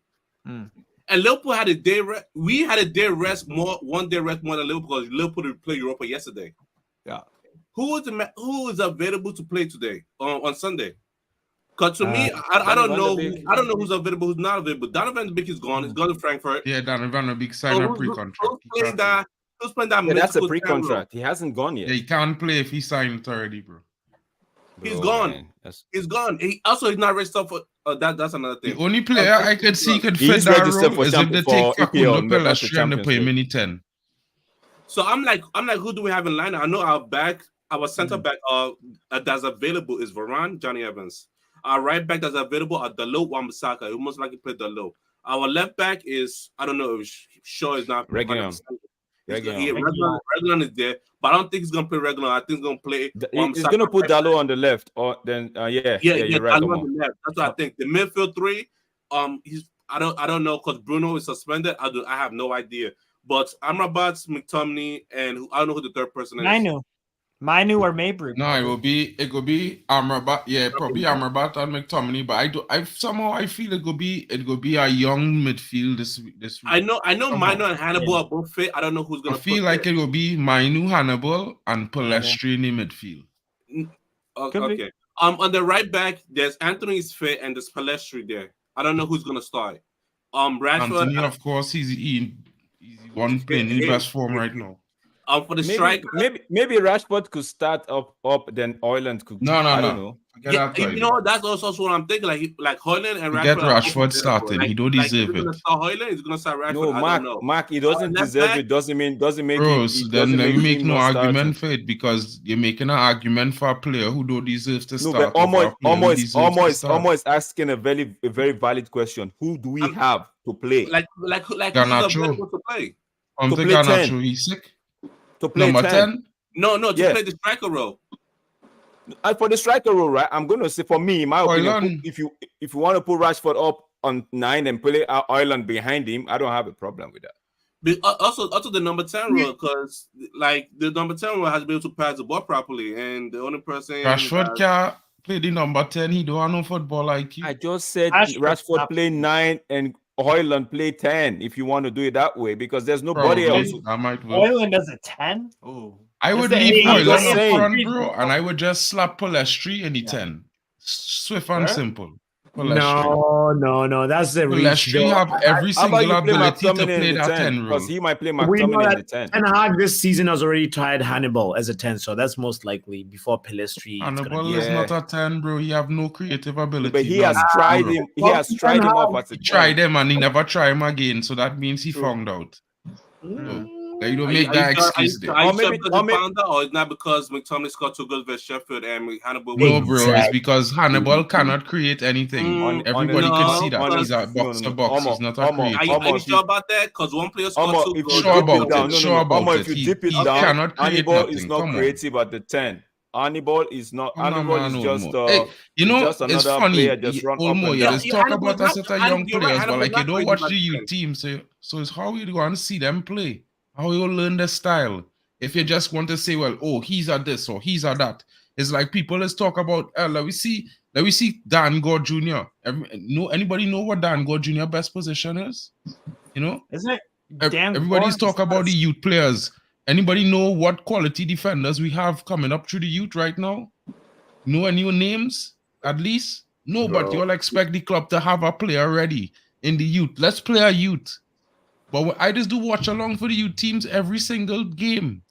And, you know, it's like when you see some of the players, we have a strong midfield, we have a strong attack. We blessed with attackers and midfielders and wingers galore. Galore, left and right. But the defensive side is what we need. We don't have good young defenders. The ones that we have out on loan and already moving up into the first team, Alvaro Fernandez and Mark Gerardo. Other than that, Willie Kambala need a lot of work. You know, he have all the mobility, the physicality, but he don't read the game well.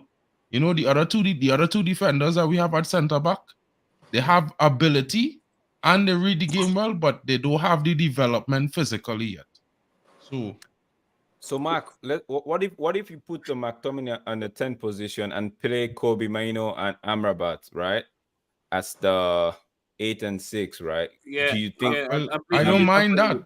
That looks good. That sounds good. I would swap it around though. I would play Amrabat as the 6 and Kobe as the 8. Because he has played McTominay at the 10 before and Bruno on the right wing.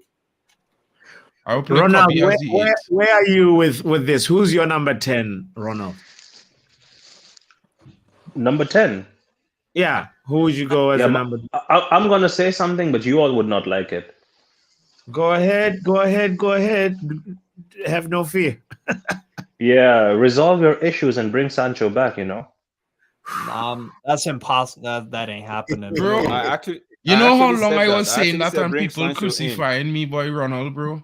I saying that, you know, I agree, Sancho. No, I'm just saying, even if but he's the best player for either the left wing or as a 10. See, being honest, he doesn't deserve it, right? He doesn't deserve it. He shouldn't be there. But if you really want to save your face just for one game, you know, it has to be done. We're still paying him. It's not like he made that statement and we stopped his salary. He's still getting paid. He's like, you're right. We don't like that. Right. No, but listen, he talking football in sense. In what you're saying, talking football in sense. Yeah.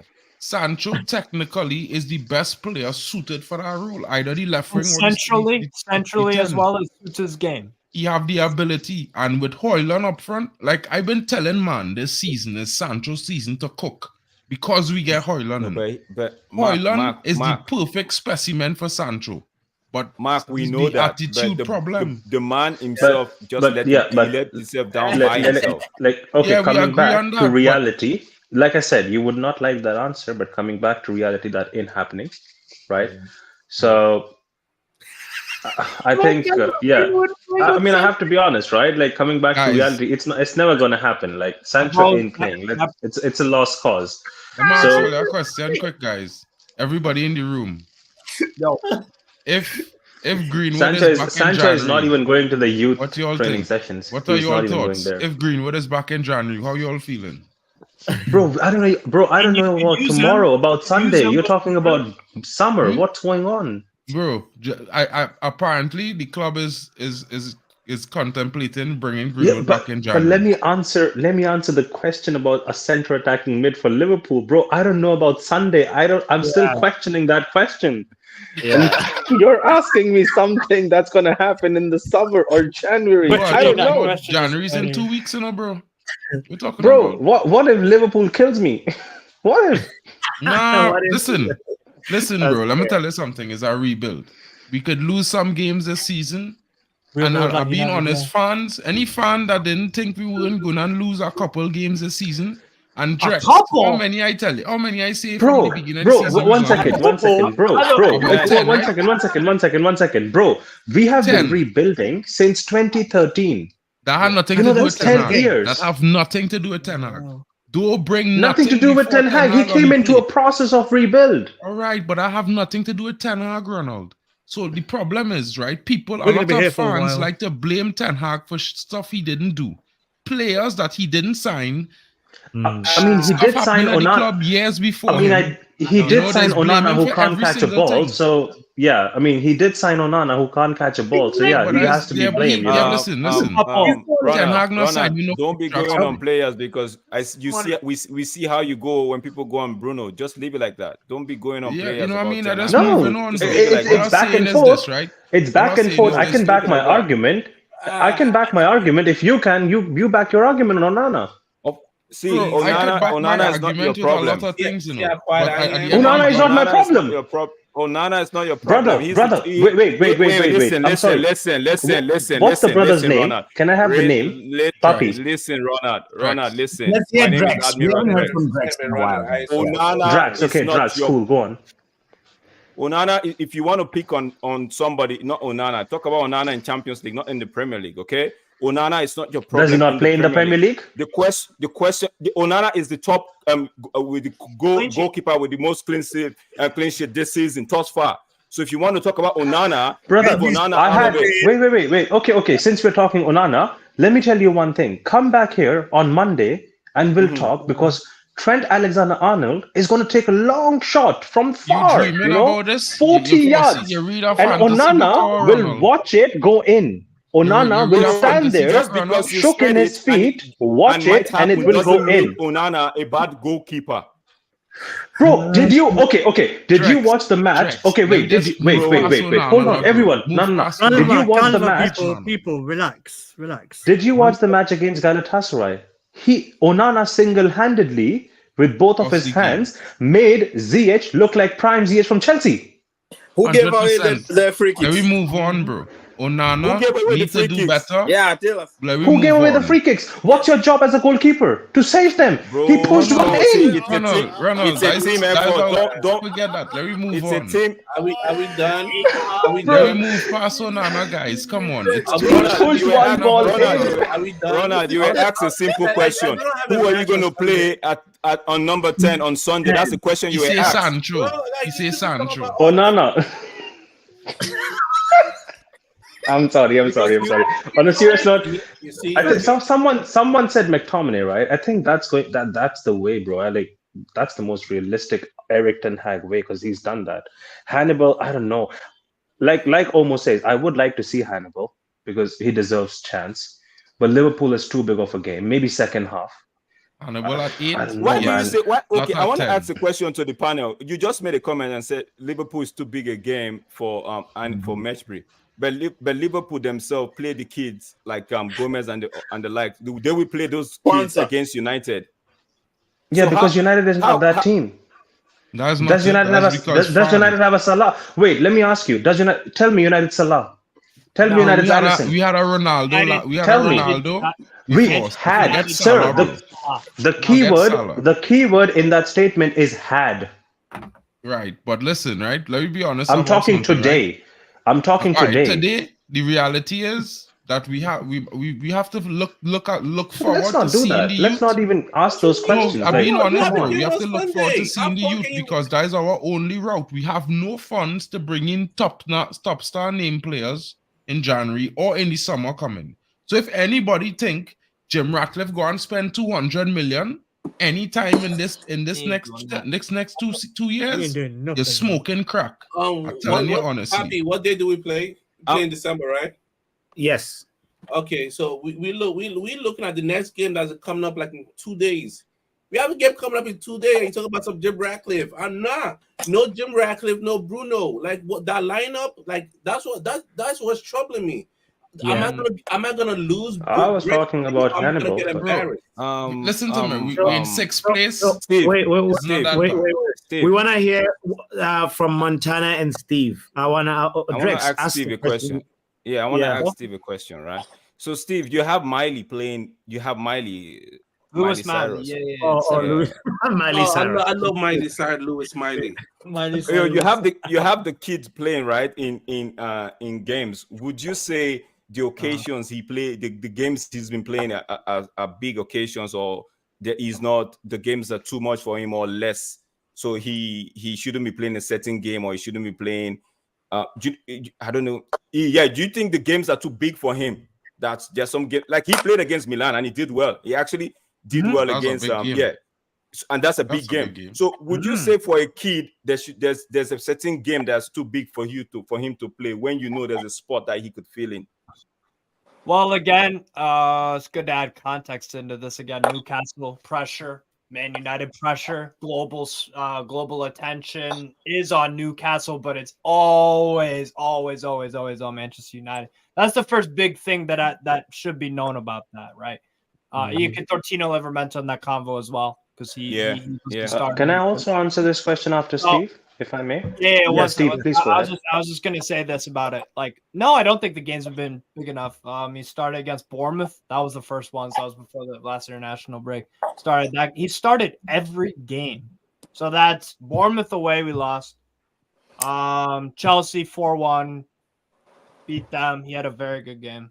Had a very good game again against Paris Saint-Germain away. That's another big game. Another big game, right? And he did not look out of place whatsoever. Played you guys and had another very good game. Good game, definitely. And then he started. What was the game in between that? I think it was Everton. Yeah, it was Everton. And then it was Spurs. He started that one. He started both of those games as well. And then he started against Milan, and he's gonna start tomorrow versus Fulham probably. So in all those games, like he's had he hasn't looked out of place in any of them. Different performance levels. I don't think the game's been too big for him. No, the pressure on Newcastle United is completely different to Man United. That's what I will say. But but Steve,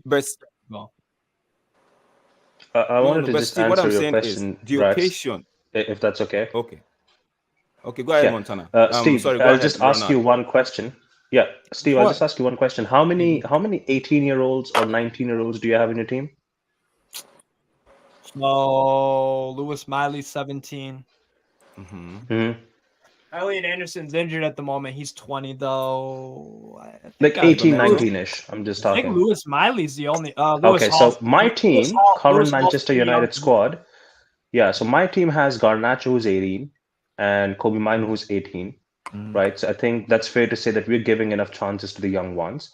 Hannibal, definitely, like I said, I would like to see Hannibal, maybe a different game, because a lot of people who are more senior players or more senior people or personnel, like Jose Mourinho, Pep Guardiola, all those big managers have also said that there is something about Anfield. Arteta plays Anfield music or Anfield crowd noises to prepare his team, who's a team of adults, adults, not 18-year-olds, adults.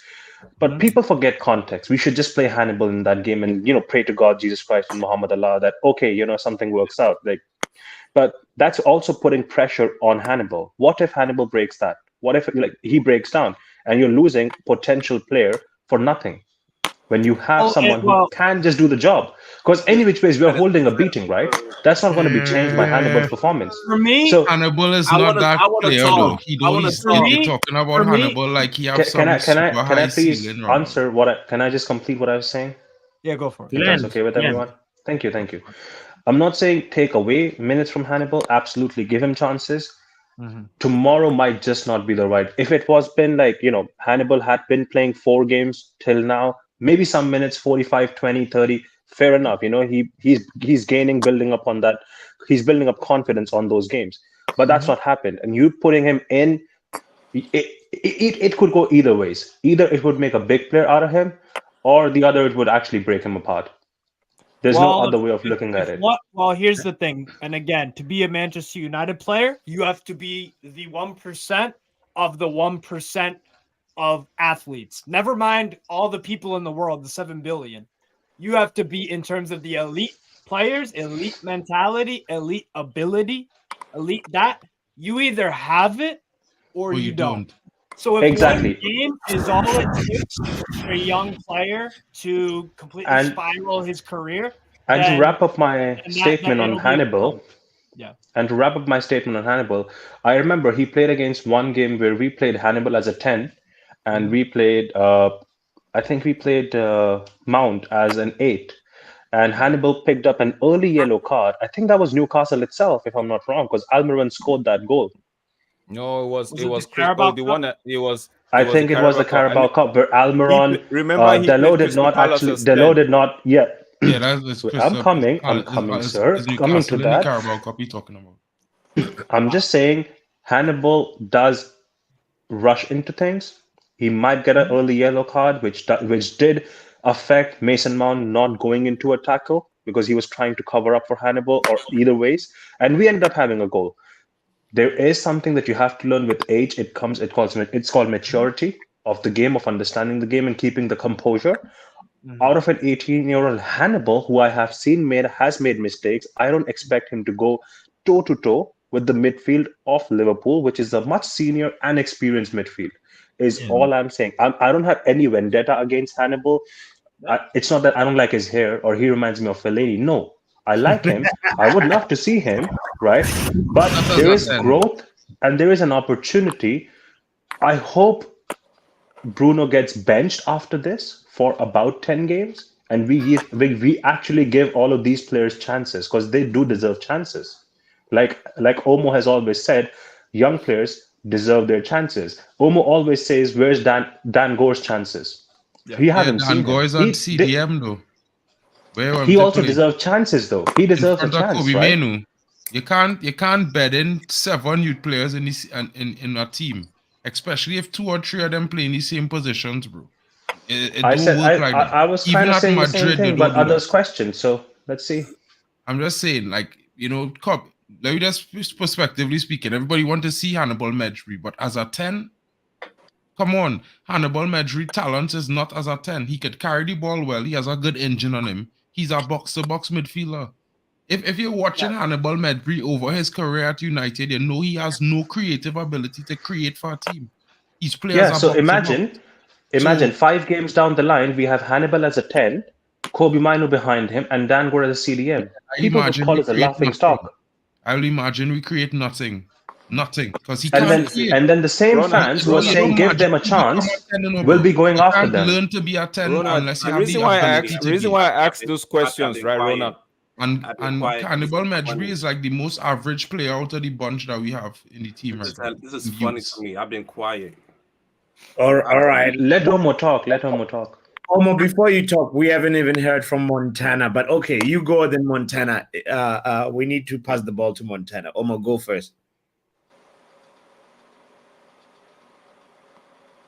Omo. Well, no, Montana. you guys said some interesting Are you things, still laughing? and I agree with everything you guys said. You know, like Hannibal is not that good. He's not a good 10. I agree with that. He's a good ball carrier, box to box. Yes, I agree with that. But if you have some players on the pitch that's not doing what you want them to do, as a manager, will you not take that player off and put somebody else in that could do the job you want them to do? Yeah, well, they have to put somebody. No. Wait a minute. You see, I'm getting interrupted.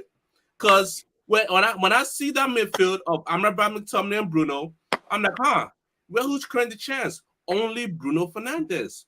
Only Bruno Fernandes creating the chance. What are the other midfielders doing? Nothing. What are the wingers doing? Nothing. What is my striker doing? Nothing. So now you have one person doing all the creativity. So we're like, hey, you know what? Let's just use the same play over and over. Let's try to create. You know, like it doesn't matter, right? Like just keep it Tommy and let him constantly create over and over. Knowing damn way ain't gonna work. But no, what's he gonna do? Do the same thing. By the way, Bruno creating should be used very, very, very, very loosely. By the way. No. You have a midfielder that could create like Bruno. Steve, you have a midfielder that could create like Bruno. But like, who midfielder you have could create like Bruno in Newcastle? Steve, None. I'm not saying Bruno is United's only creative outlet. Yeah. So when I use the word creative, I actually use United's only creative outlet. When you take that out of the team, we tend to struggle. So the reason why I was going, but but it becomes so obvious when you take him out of the team. It becomes so obvious.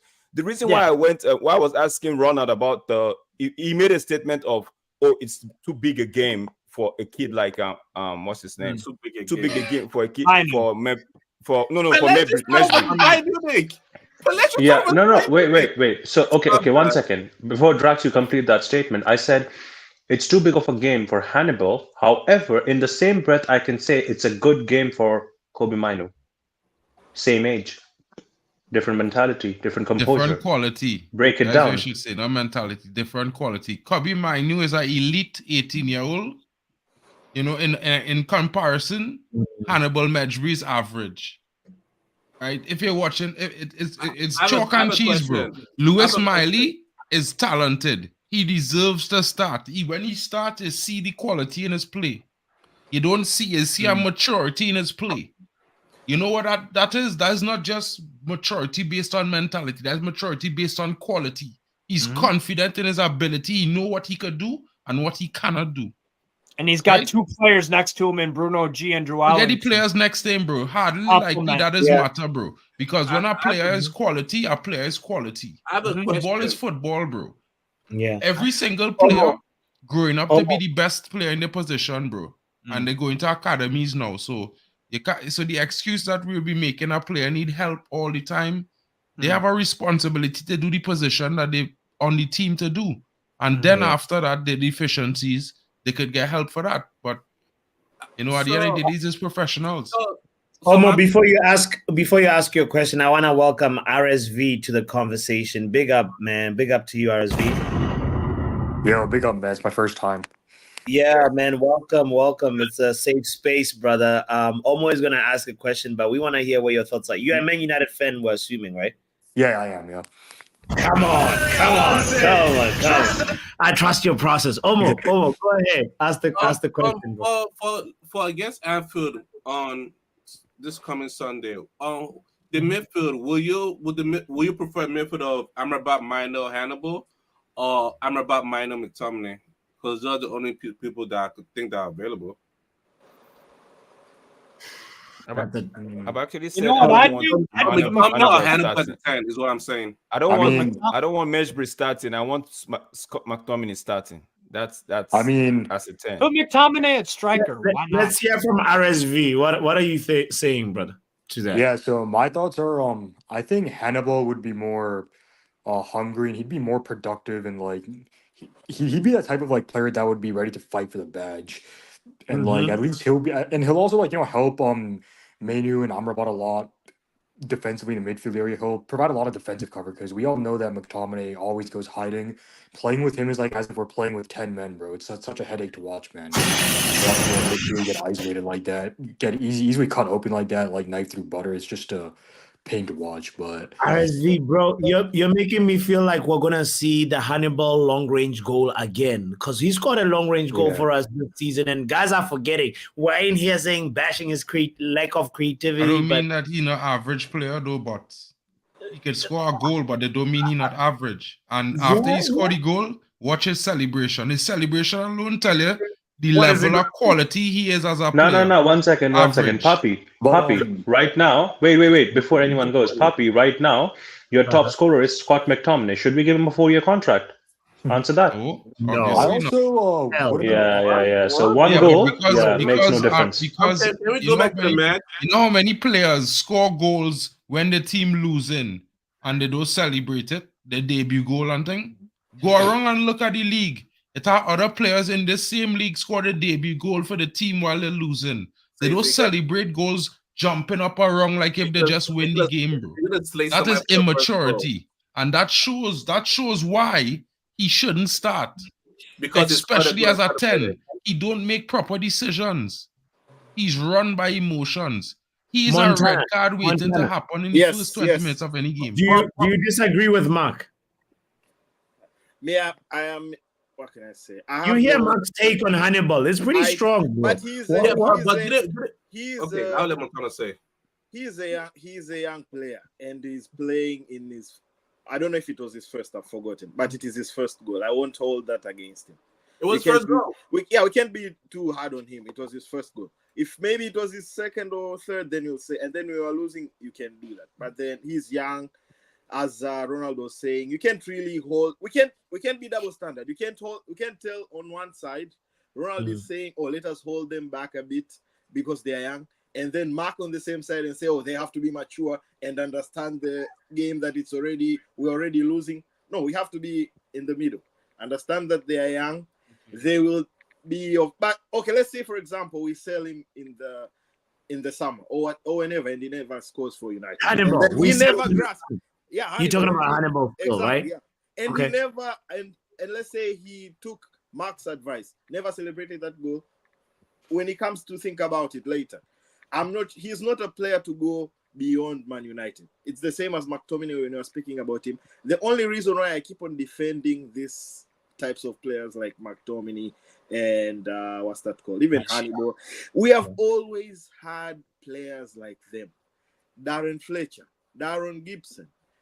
You can name them. Antonio Valencia. Man United has always had utility player. What? We have always. What? Chris Eagles, Antonio Valencia, Henrik you Larsson, disrespect. Kieran Antonio Richardson. Valencia is average, man. I don't know. Antonio Valencia. Antonio Valencia is not Bro. average, bro. All right, that's a day, bro. Papi, I gone, bro. This man never watched football in his life. You I can make swear. a solid argument that Valencia was your last solid club captain. You can make an He argument. was solid. Was he world class? And put some respect on Fletcher too. Nah. We're gonna bring this back. Hey, Michael Carrick was another utility guy. Carrick. Let us be honest. Who was Valencia better than in the right back? Like, let's say John O'Shea, Darmian, John O'Shea, Darmian, Raphael. That's what I'm saying. I'm saying calling them average does not mean that you're putting them down, but it's accepting that. The good thing of having a player of that caliber is they understand their role. They want. How you rate Marcus Rashford? The thing about Marcus Rashford is the point you were making the other day. He hasn't had coaching to put him to elevate his game, and now time is passing him by. I don't know if it's 27. Wait, 1 second. Montana, 1 second, 1 second. Okay. Montana, you said Marcus Rashford has not had coaching. Absolutely. Who has he had? So Jose Mourinho is not a coach. Jose Mourinho is not a coach. Wait. When you mention Erik ten Hag is not a coach. Let me answer. You have said Okay, Ole Gunnar Solskjaer was not a coach. Fair enough. Ralf Rangnick was not a coach. Fair enough. But Jose Mourinho, big Jose Mourinho. Luis Van Gaal. They let him finish, but it just jumped to the conclusion over and over. Let me reply. Let Montana learn, guys. You have mentioned Mourinho. Let me reply. When Mourinho came, he was the first one to start stamping on these kids. He is the one who stamped on Martial. He said he's a bad player. Yes, he might have been a bad player, but that was inside. It was. These are sim contest. Wait. Montana, I am sorry. Wait, Montana, I am sorry. Mark, 1 second. Montana, I am sorry. I think I might have not seen it. Please Google and tell me 2 consecutive seasons where Marcus Rashford had scored more than 15 goals. Or 20 GA. Let me make it easy for you. Okay, how many years did he have Mourinho for? No, I said in his career. I made it easy for you. That's what I'm saying. Because I'll be very honest, Marcus Rashford has not been consistent for one manager in 2 seasons. What kind of debate is this, man? Bloody hell. Marcus Rashford is Katy Perry because you're hot and you're cold. You're Exactly. and you're enough. You're in and you're out. When he's hot, when he sucks, he sucks. Yeah, but we should accept him, right? We should accept him. That's our level. Yeah, fair enough. Blame a player for not consistently producing while the club always consistently changes managers. You have to have a balance. You can't. It can't only be the players. It can't only be the players why he's not performing. Yeah, Hannah Montana on some serious strike. That's right. You read it. 100. Ronald, hold on. 1 second. Got a bad role. You ever watch Chelsea? Ronald? You ever watch Chelsea Montana Prime? Watch Chelsea. That's a good example. Yes. Chelsea sack managers. 20 managers in 10 years. More than 20 managers Chelsea sack. And Chelsea win how many titles more than Liverpool? How many? In the last 10 years. I just trying to understand. You're making an excuse for no reason, bro. I'm not making Rashford, for no reason. let me tell you something, bro. It have such a thing where a player wastes his talent. This is football, right? This is the real world. This is not how you feel because you feel sorry for. That's not a pause, bro. Let you talk. I'll let you ask a question and expound on it, right? I just trying to give you a piece of information, bro. When Alex Ferguson was coach, you could have seen on the camera, and I'm pretty sure any fans who was in the stadium could see when he tell a player is effing shit. Get off the pitch. You understand? This is what Alex Ferguson used to do, bro. He never used to tell a man, hey, you feeling okay? No. Get the hell off the field and get out. Get your shit and get out of here. You understand? So what you have to understand, professional footballers have a professional work ethic they have to live by. You see all this sort of sympathy and empathy, bro? This is not Bold and the Beautiful. There's not a swimsuit contest. This is football.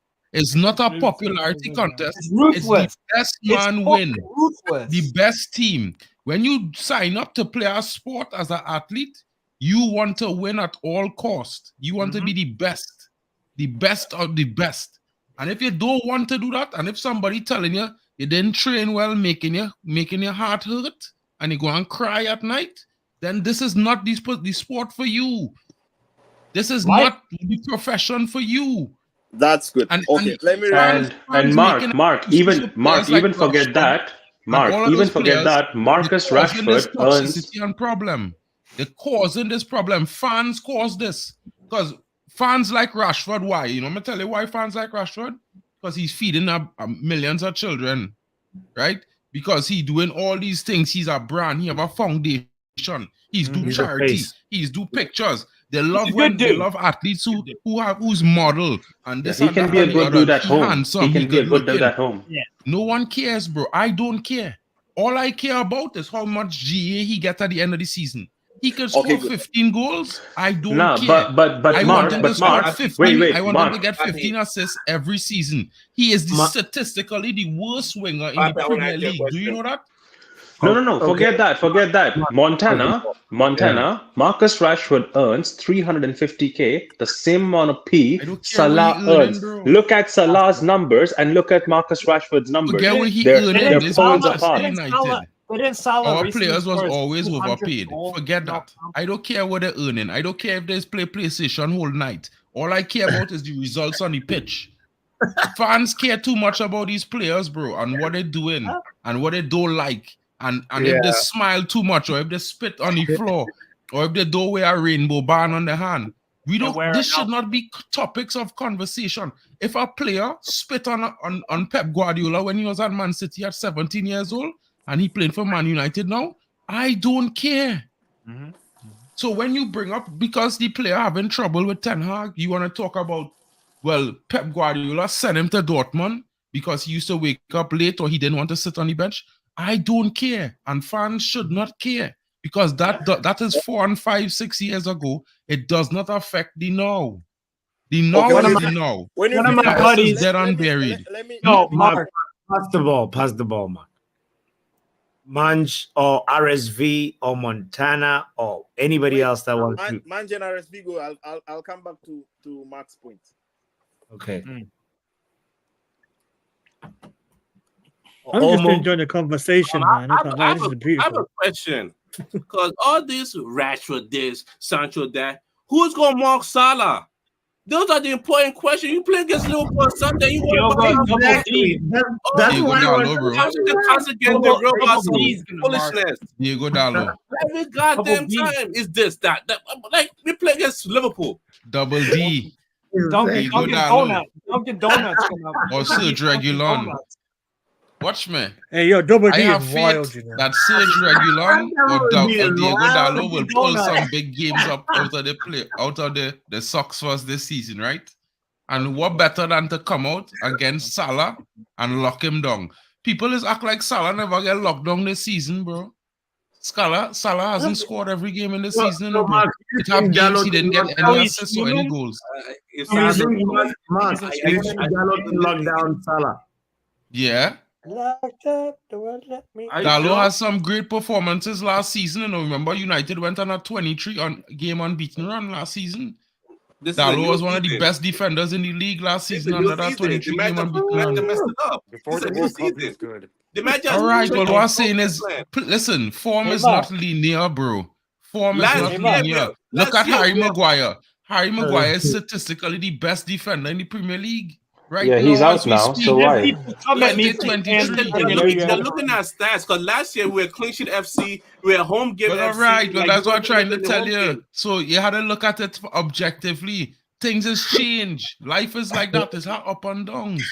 Fellas, you know what's kill me? You always be upset, right? Nah, Mark, you're right. Mark, you're right. If a domino fall and it have 10 million dominoes behind it, everybody falling down, bro. By No, the way, no, no. Salah, Mark, the you're odd right. chance one might stand up is a miracle. No, Mark, by the you're way, right. But Salah, your take on Salah being stopped by Delo, nah, Bro, stop let's smoking, act like Salah Superman, bro. bro. So Stop Salah, smoking. worst defenders didn't stop Salah, him this season. Wait, Mark. Do you What think happened at stop Luton? Salah? What happened at Luton? A York? worst defender was marking him. Oh Sheffield my United, God, what yeah, happened not there? Luton. Come Did they on, not man. beat Luton? They beat Luton. Bro, they draw Mark, can you 1-1. please What tell you me, talking about? Mark, can you tell me what was the last time Salah did not score against us? Well, forget When he was us, at bro. I'm not Chelsea. talking about that. We're talking, I know he scored 12 goals Now you're in not talking 12 about games that, huh? against United. Now you're Right? not talking about that, Listen, huh? I am just saying Okay. that tomorrow's our next, Sunday's our Okay. next day. Sunday's a Hey different guys, day. let me And ask. maybe, Hey Mark, let me ask you a question. Yeah, yeah. Go ahead, Mark, can I ask you a man. question? Yeah, I know. Bots. We're gonna do predictions in a bit, innit? But let Yeah, me, yeah. guys. What's your predictions for the Liverpool game then? United, If you're so confident, 2-1. what is it? 2-1 United. What? You could write down my prediction, but I didn't tell you that yesterday. 2-1 on I the forgot stream. about yesterday. I forgot. Oh, so I know I say that yesterday on the stream. I know I don't afraid, you know. Wait. I back in my team, bro. And I know the chips down right now, but I had to back the team, bro, because we want to win at the end of the day. We want to get better. Oh, because you want to get better. This is Salah, not how you back the team. Because you're acting like the team is we cannot criticize the team or the manager. Because they're No, all you could criticize the team or the manager, but be factual. Don't be exaggerative, bro. by the way, Listen, Salah has listen, right? Salah has 9 goals against Man United in the past 4 games. 9. Yeah. He scored 9. in each and every one. And by the way, Yeah. this season at home, they are 7-0. They are 7-0 at home this year. 7-0, and you want to just go in there? That's okay, bro. That's okay. We was 8-0 at home when Liverpool come home and beat us. That was the first game we lost at home last season. We lose last season. 9 and 5. I'm sorry, 9 in the past 5. In the 23 game unbeaten run is Liverpool crush it when they beat No, 3-7. Liverpool came to our home and we beat them. We went to their house and they just slapped us. Yeah, that's what I mean. But understand what I'm saying. Sometimes it don't work like that, bro. Now I understand that the chips are down. Like that's what I say. The chips down. We facing a team that usually is beat us and a player who's usually score against us. We're facing a good team that's on the top of the league. 12. Okay, but it's not like if the defense perfect, bro. They have been scored on lots of goals this season. But they scored 3+ goals in their last 3 home games, and we barely score goals. And you want to look at we score goals? in the last 5 games. We score more than 12 goals. Why? We're talking in about the Premier League, we are -3. Hold on, but guys. in the last 4 games, we score more than 6. talked so much, we didn't even let RSV speak, and RSV just left the chat. Manchester United, we are a small club. I beg. Yeah, Montana. Like to be genuine when they come on here, guys. To be genuine, Olmo. In the last 4 games United play, we score more than 6 goals. And you talking about? What are you talking about, bro? We score more goals. We score twice as much goals as Newcastle in the Champions League. Twice as many. Bottom. Okay, that's good. That's the same thing. But I mean, I best being you guys honest. have the 6th worst offense in the Premier League. Mark, it's fun that you said that, right? Because again, I've been mentioning the Premier League, and you keep saying Champions League. No, but understand what I'm saying. What I'm saying, bro. When you listen to me, all right? Listen to me. The team dealing with a lot of issues. We're going from one issue to the next. It's not just all on the manager. No. Some of the issues is on the player. Some of the issues is on fans. Some of the issues is on the media and the club owners because they didn't support the manager to get rid of certain players. So those players now end up players available when we had no players available. And now fans mad at him because those players in form. It's insanity, bro. These are comfortable. Don't just like to make complaints for every single point because you all feel is genius in hindsight. But everybody's a genius in hindsight, bro. It ain't special. Wait. Because at the end of the day, I'm confused. Wait. Look at it like this, right? If every single problem the team encounter, regardless if you could predict it or you not, right? Because look at how many injuries Man United started the season with, 16. any manager could have been prepared for that. You know what everybody say? He still have to deal with it. Yeah. He still have to make the best out of what he have left, right? Yes. When other teams get multiple injuries, they're not saying that about those other teams. You know what they say? Well, you know, they're doing the best with what they have. Hopefully, they will do better when they play. You know, it's a different situation. And while I know we are Man United, the reality is in the last 10 years, we have not been Man United of old, right? But all the blame is on Ten Hag. But Ten Hag was not here for 10 years. But as a fan, you was here for 10 years, so you know better. I don't think all of the blame is on Ten Hag. He has to take some of it, and the players He do has to too, take and some. everybody has- Yeah, for sure. 100%. The problem here. All right, from the outside looking in, why isn't Ten Hag doing what he did last season? Thank you, Steve. Because he wanted to implement a new system. Okay, hold on. What I was going to say is what you did Now last now we're having a conversation. Thank you, Steve. Go ahead. The problem is without Rashford's goals, I don't rate Rashford because of the consistency, hot and cold season in, season out. But that was a season where he banged. Now he has a season where it's no goals. Why can't he find a solution for that? Why didn't he just go with what worked last season? Well, you see, the problem with going with what worked last season is he's not doing the Ajax thing. He's not doing the Ajax. Well, the problem with last season is that we had a defense. Mark, before you respond, we have to pass the ball to other people, bro. You've been playing possession football. Let's go to RSV. Did you hear Steve's question, RSV, and what's your opinion on it? Sorry, I just joined back. My internet disconnected. If you could repeat that.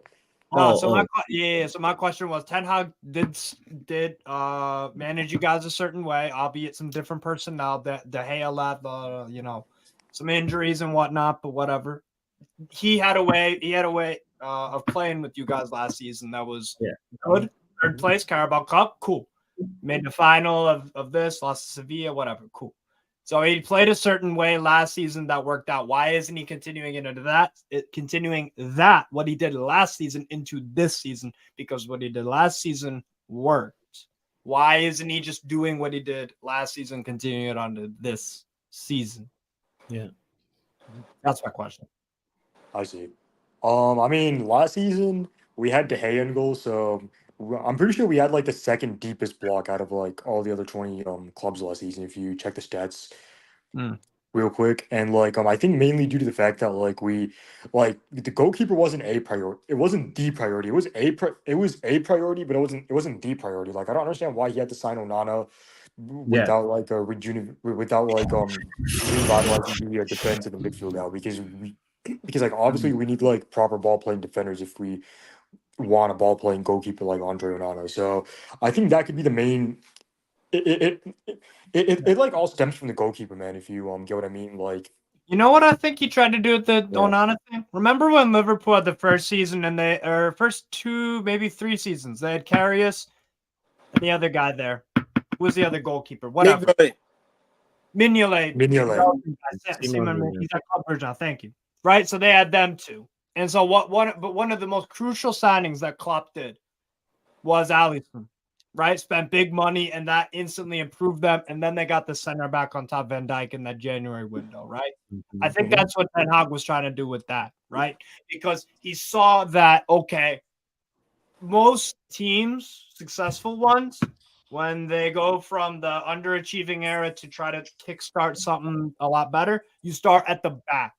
Right, you start at the back. But there was issues with De Gea last year. He made some very, very good saves, and some of them kept clean sheets. Cool. But there were games where he cost you. Sevilla. Where he cost you 100%. Not to Onana's extent, I get that.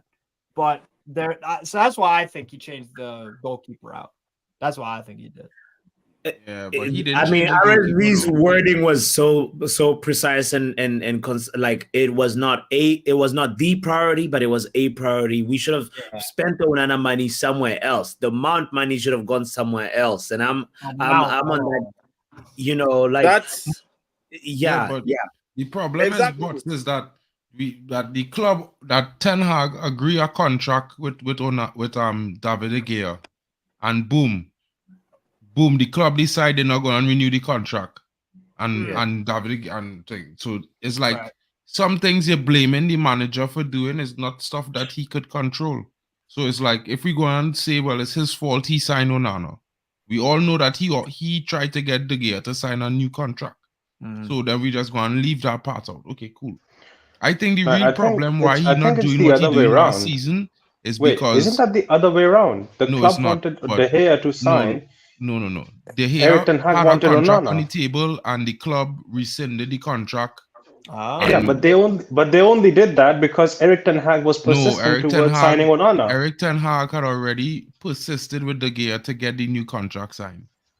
It was not Erik ten Hag. They just decided that they're not gonna do it. That ain't true. That It's ain't just true, bro. like That ain't signing true. Mason Mount. If Nah, anyone I'm believe sorry, but Erik it's ten the Hag other way wanted around. Mason Mount for 4 years from Vitesse is crazy. Bro, Mason Mount is a different conversation, but Erik ten Hag wanted Onana. Anyway, as I was saying Ronald. before Ronald derailed me, I was saying that the reason why he not doing what he doing last season is simply because we don't have the same back four in which he built his season on last season. That's a We fair don't point. have it. The entire back four was never available at any point this season. This is a good I'll give time. you Lisandro, but you do have Varane, you do have Shaw. Let me be real. The centre back partnership is the most important partnership in your defense. And Shaw is shadows of the player he was last season. Shadows. And he's like, let me be real. Alvaro Fernandez should come back and replace Shaw in January. Shaw should be on the bench.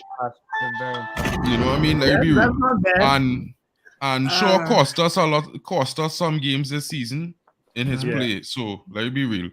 Moving on from that. So the back line, the centre-back partnership he didn't have last season, which was creating everything. Because Lisandro break the lines, you know, he led the defense, he kept everybody in line. So he's missing that build-up play from the back that created everything last season. He missing that. So that's the biggest problem. It's just funny, right? Like you had something that you did last year. It worked. You got your top four. You got your Carabao, FA Cup final. Come New Year, you don't have some of your key players. Yes, every time you don't have your key players, so you decide to flip the whole switch. Just flip the whole. Yeah, because you don't have players who could do that. Wait. You decide. Why you keep trying to make an excuse, bro? Why you keep trying to find an unbelievable, disingenuous fault, bro? If there's no player who could do what Lisandro Martinez is doing defense, bro, there's none. None at United. None available. Stop asking for one, because it have none. You living in a dream world, bro. You're looking for the most imaginary stuff to do. I'm gonna say something, but I'll wait. Yeah. Name a defender that we could play next to Varane that has the same capability as Lisandro Martinez. Can I talk? So Omo, Drex, and then Montana. We haven't heard from Montana and Ronald in a while, guys. Come on. Okay, Omo, go. What I was gonna say is, what gave top four last year? FA Cup, Carabao Cup final. It was semifinals in Sevilla. You got an injury this year. You decide, like, you know what? I'm just gonna throw the whole thing away. I'm gonna come up with a brand new plan. So beginning of the season, Lisandro is here. We played the first game. I forgot. We played a couple of games, but I believe he got injured versus Arsenal. Okay, so Lisandro is out. So you decide to change your whole game plan. Your whole game plan over one player. He has to. No, wait. Over one player, you change your whole game plan. He's the key player in the build-up. He is the key. If you don't have the key, how the door open? So Varane is here. Varane cannot do what Lisandro does. Who gonna do what Varane does when Varane doing what Lisandro does? Mark, let Omo land, bro. The ball has been passed. Don't tackle. Come on, Omo, go. What I'm saying is, land your point. My man decided to flip the whole table. Decide, okay, I'm gonna do a new plan. New plan ain't working. Why come you can't go back to your old plan?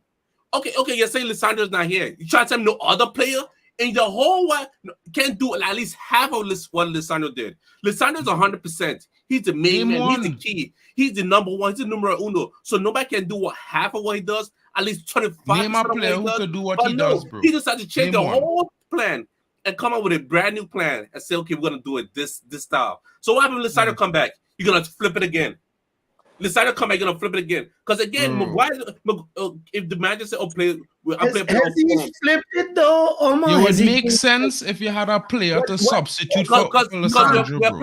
we're playing high up. Baz, we're playing high up the line. We're playing high up the line to get the ball with Sandro and Varane. Even when Shaw became a back three, all of a sudden, Lisha got injured. He just flipped the whole table. Now I don't know what he's doing. It's a back four with a lone pivot, abandon the midfield, and everybody here try to score. Drex, So what are when you saying? Casemiro Ericsson double pivots, and Casemiro goes up, Ericsson stays in the lone. Now I don't know what he's doing. I'm like, okay, he just freestyling at this point. Bro. He might just go back to all the pro max. That what worked last year. Bro, you're making sense or you're trying to argue a false point, bro? You know, that whole point there is a waste of time, bro. You don't have a defender to substitute for Lisandro. Up to now, you can't name one. But you keep on talking about an ideology that don't exist. Let me drop. Johnny Evans could do it. Johnny Evans. Hasn't Harry Maguire improved his form? I know the bar's low, but he improved his form, right? I really Drex. I don't rate Maguire. Take over Drex because Drex is beyond me, bro. After Omar lands his point and passes the ball to Drex, please Drex take over. Drex, go ahead. I'm done. Jarvis, big up to Jarvis as well. Leo Yo-Yo won the quiz. Drex, go ahead. So almost says he flipped, right? He flipped to a different system this time around, right? Yes. I don't think he flipped, right? No, last season he had Varane, Lisandro, Shaw, and what's his name? Dallo most of the time. It was it was Dallo. We remember it started the season with the Shoko brothers, Lindelof and Maguire, the first two games, and he got found out, right? Then he switched. Yeah. He also started the game with McTominay until Casemiro came in. Now let's not act like some of these players that are missing weren't key players last season. Casemiro, Ericsson, Lisandro Martinez. Shaw. Remember, Shaw played 2 games into this season and got injured a lengthy spell. So 2-3 games, right? So these players, right? Now, when they come back from injury, do you expect them to be firing all cylinders? Some of them, yes. Most, no. Let's not just forget about what the players we had in terms of Casemiro, Ericsson. Even if we say Ericsson doesn't have the legs anymore, right? Last season, Ericsson did a good job. Ericsson did a job for us because Ericsson and what's his name, Bruno, Ericsson added to the creativity we had in the team, right? So Rashford was doing his scoring and all of that. We all agree with that. So this season now, forward down this season, we have the same style, but different personnel trying to do what those people of the players from last season did. They can't really do it. They really, honestly, you're saying we played a high line last season, but now we're still playing the same high line, even with Maguire in the team. People are actually looking at Maguire and like, yo, Maguire is really playing in a high line. Yeah, you understand. So we play. So it's just okay. One thing I think we had last season that was going for us, even was also a bad thing for us. Some people say is last season De Gea was able to keep some of those balls out of the net that Onana sometimes this season let in.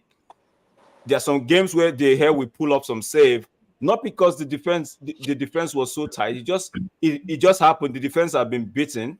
It's De Gea making some save from nowhere, keeping us in the game, and we'll find a way to go maybe get a 1-0 win, and we get the 3 points and we keep it rolling, right? But this season it's not like that. First of all, the defense line the back four are not there. Honestly, the back four isn't there at the moment. We've had Lindelof and Maguire this season, Varane and Lindelof for Varane and Maguire before John. So it's not that he flipped. He didn't flip. I heard your question, Steve. It didn't flip. It's just that the personnel trying to do the job at the moment, right? Are not look like capable.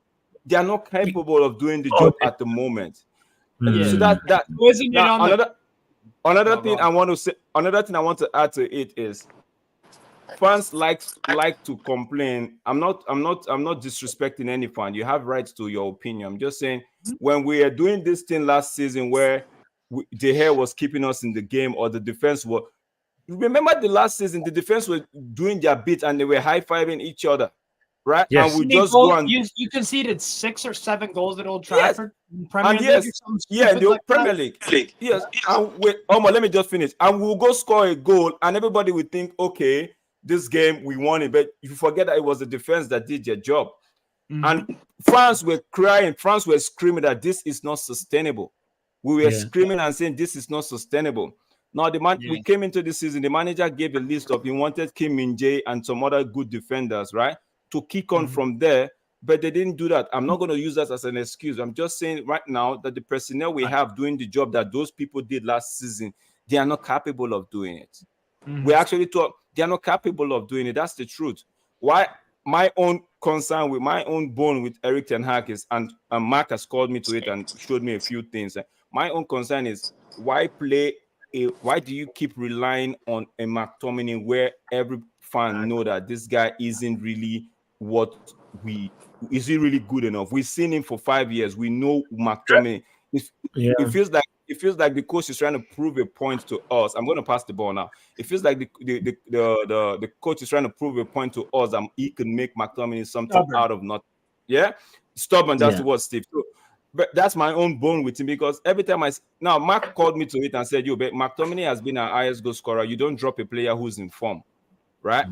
I kind of share in that talk, in that opinion, but the truth is McTominay for me is not somebody I would consider in form. He does this roller coaster, his own kind of roller coaster. If you ride on that roller coaster, you die of heart attack, because it's up there, way down, and it's that's my own bone with him. But if you say he flipped from what he used to do last season onto this season, then no. If you remember, after the Carling Cup, it felt like our team just went cold, disintegrated almost. Yes, we went 8-2-4. And that's the other thing too. You had a lot of your personnel in that back four and the goalkeeper as well after that Carabao Cup final for the latter part of the season. Fatigue, whether we like it or not, fatigue also played a role towards the end of last season, whether we like it or not, because these guys are not robots, they're humans, right? So I don't think he actually wants to improve the system, take it up a notch, right, this season, right? But the personnel aren't there. That's my opinion. You know what? That's listen. So guys, I want to say shout out to Real Malden for joining us again. Big up to you for coming back. Make sure, and everybody that's tuned in, anybody that's new, make sure you hit the like button, subscribe if you're enjoying any part of this tonight's conversation. Guys, I want to address something. Lil Yo-Yo, what is this? I was gonna say that. I was like, Papi, why you? You know, let me tell you something, right? This is the face that describes what's throughout this whole debate. I just wanted to pop back in because I've been watching behind the scenes and the comments. And Bob, this is your face listening to everyone debate and arguing over each other until you control the scene. The room is chaotic sometimes. Papi, let me answer this question. Papi, let me answer this question asked by what's his name? Is it Ronald Jacob? Do I like Onana that much? I don't like when I felt like fans were calling out for Onana. Me, you can answer it to me directly. Okay, is you okay? I thought it was a different person. It's not like I like Onana that much. Someone's got a rattlesnake or some shit. It's not like I like Onana that much, right? But I'm saying the De Gea ship has sailed. De Gea is gone. We have an Onana now. So if for some reason the manager comes tomorrow and say he doesn't want Onana, it's bye-bye Onana. Whoever comes in takes over. I'm going to support that guy. But when people start poking a hole, no player is above criticism. But when you start trying to make an agenda of it, then that's the one that gets me turned off. Like, it's your team. It feels like, okay, we're going to play Liverpool on Saturday, but it feels like majority of us here wants us to have this mindset of, no, we can't win. I'm choosing to believe in the team, in 100%. What I think, because I've seen them pull out results where nobody wanted us to pull out results from. No. I agree. I agree. We want to win, but Onana doesn't want us to win. Don't be so harsh on them now, bro. Even I didn't It's not harsh, guys. Come on, it's not harsh. You guys tell me the level. Wait. He's a new player in a new league, bro. He's a new player in a new league. Hold on. When you guys can tell me about the level of Bruno and this, that, and the other, why can't I question Onana as a signing who's just come in? Bro, this man has just not. Okay, if it was a save, that is difficult. I get it. Ball has gone through his hand. Ball has gone through his left, through his right. This man has been chipped 3 times already. Chipped. Even David De Gea in his entire career at United was not chipped this many times. Okay, then what are we doing? We need to improve. There is a reason. There is a reason Who's got why. a rattlesnake? There is a reason. We need, Bots, we need to. There is a reason why. 1 second, please. There is a reason why Inter Milan was happy to sell him for 55 M's. They saw that, they were shocked. They were like, 1 season. They needed money. They needed money. Do you know the reason? You're just making up stories. You don't know. What reason? What reason? Okay, tell me what reason, Rax. Please go on. You said there's a reason Inter Milan sold the player. What was the reason? I'm asking. Because he was not good enough. No, you've just made it. Who would pay 55 million? No. Please, okay, Drax. Okay, wait. Hold on. If you don't like the player, say you don't like the player. Okay. No. Just tell me, Drax, please tell me one club that will pay you 55 million for Onana. One club. Hold on, Drex. Hold on.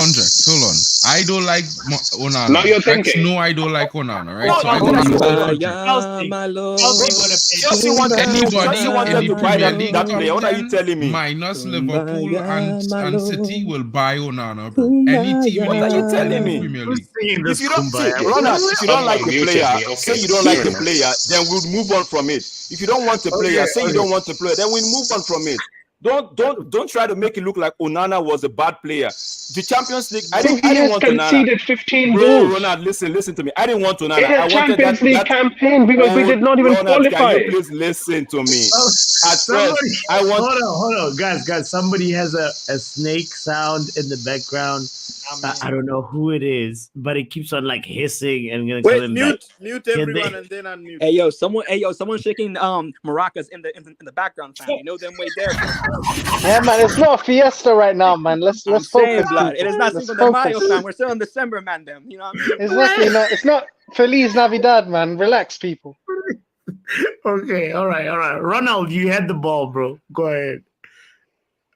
No, man, I passed it. Ronald, go in these settings, click in settings, Ronald, and just click remove background noise. Yeah. Click on audio and click on reduce mic background noise. Yeah, turn that shit off. It's smart. You need to give the rattlesnake It wasn't me, bro. It was Ronald. I was Ronald. It was Ronald this whole time. Will, big up to you, mate. What's up, Will?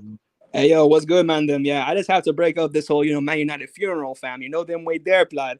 For like the past 2 hours, fam. Like, bro, let's move on, fam. Let's talk about Newcastle, fam. Jesus Christ, blood. Every single week, blood. Greenwood this, Rashi that, fam. Bruv, save your tears for another day. His emotions, or? No, it's just. Some players don't want to be. Some fans don't want to believe that they have a player agenda. They just feel like, because I don't like the player, I have to criticize. What do you define personally as agenda? What do you personally? Bro, see, yeah. When you take a team, right, and you look at the team as a team, right, you are right to actually poke the hole in. Okay, this person's performance, right? Now. Yeah. some people are quick to actually. Some people are good at giving some players time, but the others no. They because to them those players that they don't want to give time didn't hit the ground running, but the other ones actually did. Are you talking about players coming in brand new to the club, or players, or are you talking about players like McTominay who have been there for years and years and years? See, even McTominay, when he came in, right? Some people were decide to give him time, but we've seen what he can offer, right? And we've come to the conclusion. Yeah, we've come to the conclusion that this guy is at best is good as a sub, a squad player, right? At best. I am with you. So why did the manager constantly start him? If you remember, I said that's my bone with him. That's my own problem with the manager.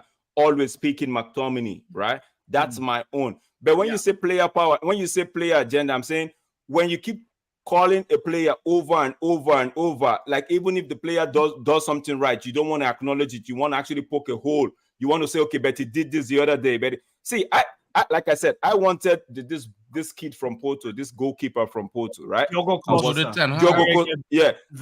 that guy, right? Yeah, I wanted that guy. But majority of this fan base, immediately they saw Onana at the Champions League final. Oh man, let's get that guy. That guy is box office. Is this right? And a certain man, them was one of them men on this panel. And when you get when you get a player in, right? Irrespective of whether you like the player or not, right? You have to now look, does this player fit the team? Because when we are getting Onana in, I said Onana would come in, would do the job he's meant to do, spread the ball, but we don't have wingers or players that could bring that ball or keep that ball. That was one of my biggest problems. So in my opinion, I said we didn't really need a goalkeeper, right? Or a ball playing goalkeeper, whatever. But people were like, we do. I said you could have gone for a pure shot stopper like Giorgio Really, or just get from a ball carrying midfielder. That is facts, Drex. Because even Liverpool, they changed Karius not because he wasn't good with his feet, but it was because he gave away cheap goals.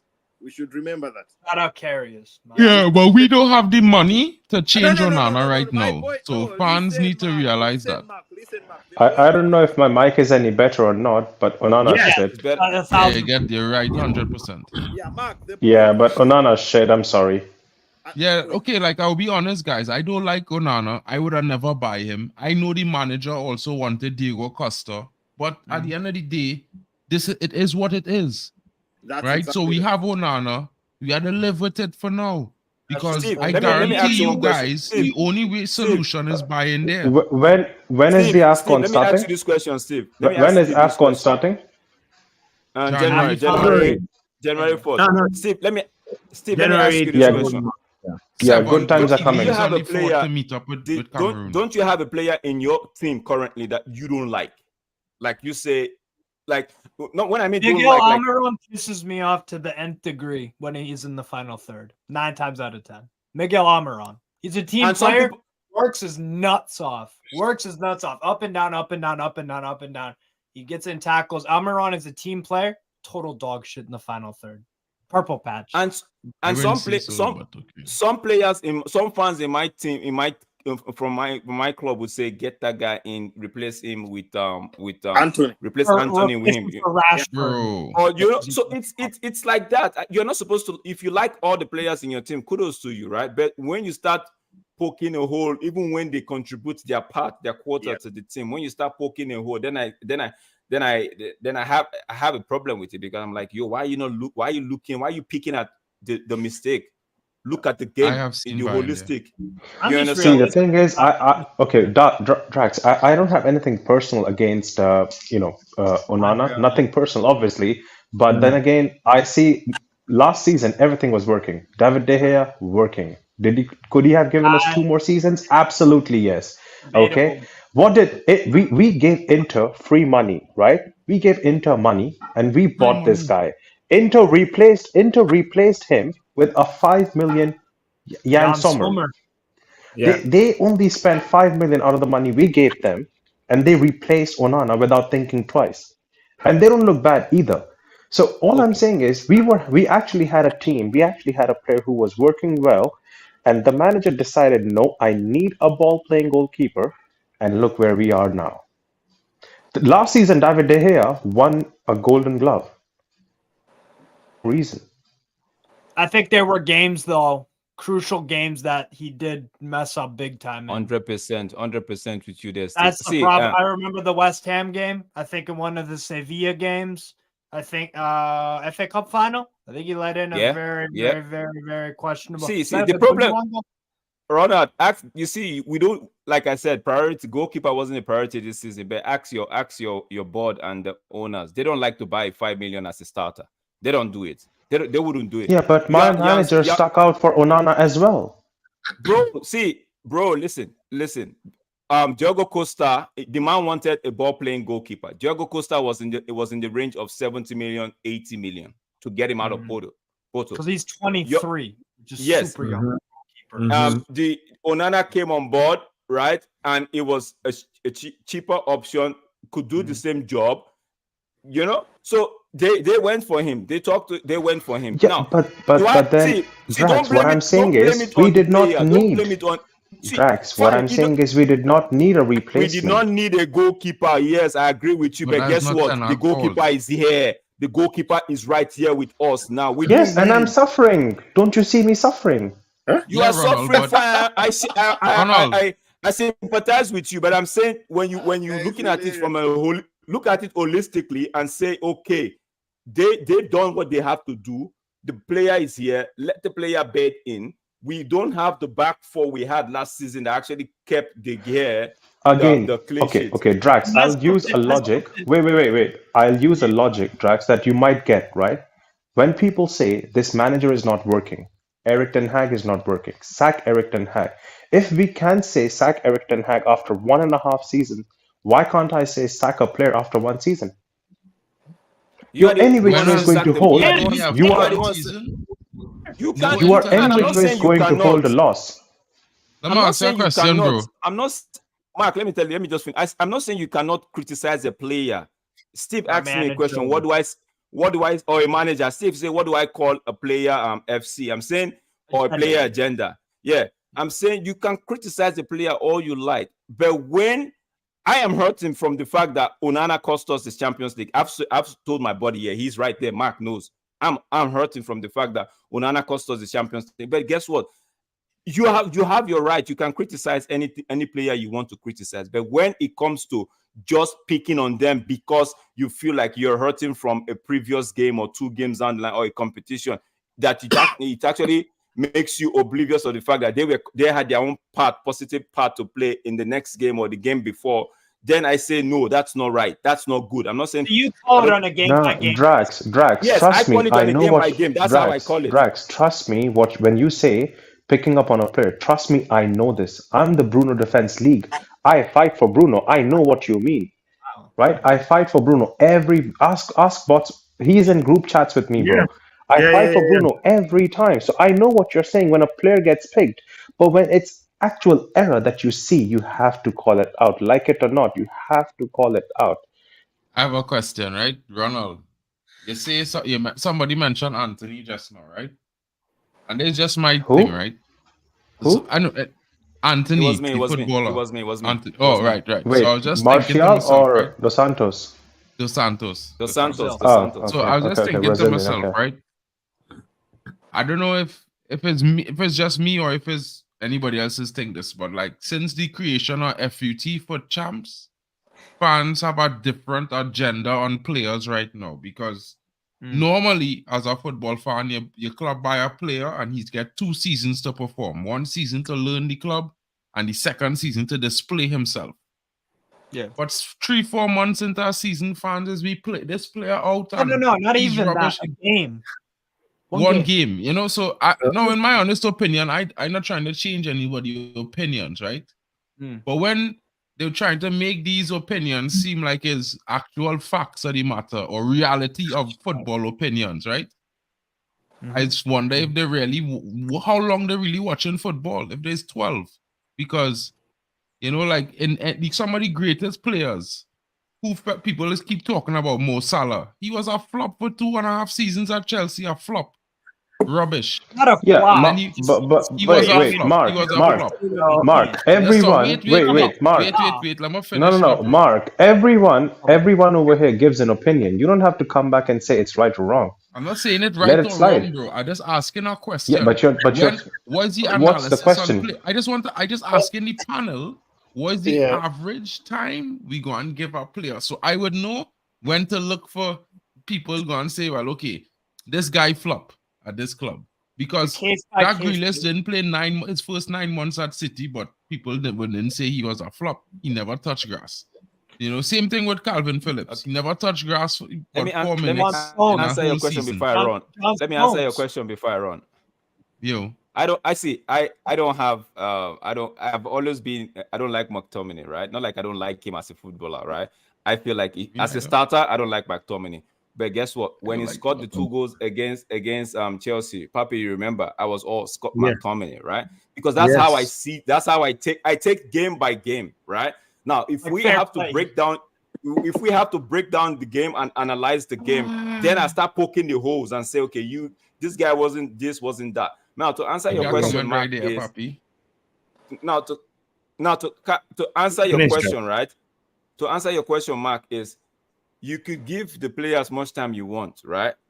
But the bottom line is it depends on the manager. If the player is doing what the manager wants him to do, it could be right, it could be wrong by us, right? And it's right by the manager. Let the manager do what he wants to do. But we as fans would see. There's no player who would always like a player, would always like some players and not like some other players, right? That's how it is. If you say time is not something we as fans have to give any player. It's the manager. If the manager says this player, see, most managers have come into this club and they've used McTominay. They've actually said McTominay is a good player to them. But us as fans see him as, what does he bring to the table? You understand? So if you're talking about time, from my honest opinion, we don't have a say in it. It's whatever the manager says. That's what would happen. Guys, I have to run. Drex, I have one quick. Drex, yeah, please leave your predictions in the chat or as a comment, later on or whatever. Guys, let's transition. Have a good night, guys. Big up, Steve. Big up, everybody. Big up. Nice meeting you, Drax. Big up, Drax. Nice meeting you. Big up, Drax. Big up, Ronald. All right. Peace out, later, guys. Guys, shout out to everybody that's tuned in. If you don't know what I'm talking about, we play a predictions game where we just kind of just look at all the match day fixtures and we basically put in a score, and if you get the score correct, you get 3 points. If you get the outcome right, you get 1 point. So look at how the table is looking right now. Mark is leading the charts, almost second. I'm third place, Mendham. Sashiv's fourth. You can see, and it goes like that. It's very easy. Does this table what's that called? Include the Champions League too? No. It's just this one is just Premier League. This one is just Premier League, fam. Yeah. So I just want to go ahead and go around the room and start. By the way, Steve, if you gotta leave, I know it's your first time on this stream, bro. Sorry that it's so long, but if you gotta leave, you gotta leave. But the whole point is just put your predictions in. Let's go. All right, let me start with you because you're here, Steve. All right, what is your prediction of the Bournemouth-Luton game? Let's start with that. Bournemouth picking up some form, home wins, but Luton don't. 2-2. He predicts a draw. Okay. All right. What are you saying, Omo? Let's go to Omo. 2-1 Bournemouth. 2-1 Bournemouth. Okay. It's actually going to be a decent game. Why? Why is it 2-1 Bournemouth? Change to 2-0. They're home. Okay, all right. What does Montana say? I think 2-0 Bournemouth too. I know 2-1. 2-1. Okay.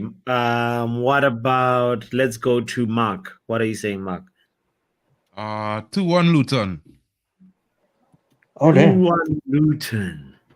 Oh my God. Okay. All right. Do you want to give us a little bit of reasoning how you got to 2-1, Luton? Well, in a way, Luton form in the last 5 games have been surprising compared to how they start the season, to be fair. And I feel like Luton come to a point where they reach a certain balance in the team. They have a decent attacking winger that is bombed down the right side.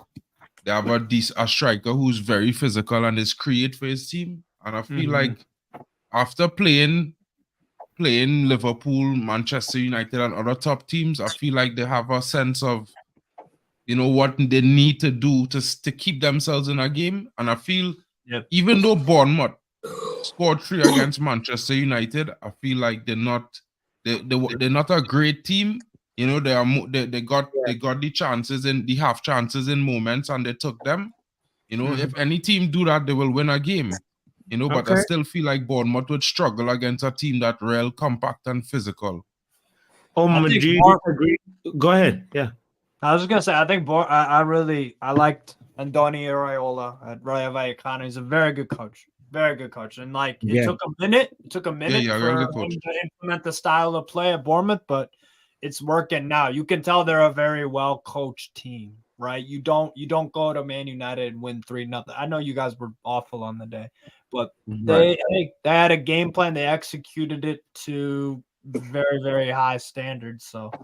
Yeah, I think Iraola could be a potential manager on the rise. I like him a lot. So, all right, good game. All right. Arsenal fans believe they're going to win the league this season again too. Who am I to tell them no? Okay. Well, almost said 2-0. What is Ronald saying? Luton has 1-1 and 6 away. Hey, bro, 3-0. 3-0 Bournemouth or Luton? Bournemouth. Okay. Yeah, I'm gonna go with 3-0, not 3-9. Oh, 3-0. Oh my goodness. That's a game, that is, man. That would be a good game. I'm gonna go with 2-0 Bournemouth. I just feel also the home team, Bournemouth, has got a really, really, really that game versus Man United is something for them to build upon. So yeah. Okay, and R10 says 2-1 Bournemouth. Anybody else that I missed? No. Okay, R10. Why you? Oh no, Manj, you're back. You're back. Yeah, you're back. Yeah. What are you? 3-1 Bournemouth. I think it's gonna be a very open game. Yeah, this will be a good game to watch. One game. Yeah, man. Okay, all right. Chelsea, Sheffield. Mark, 2-1 Bournemouth for Luan, France.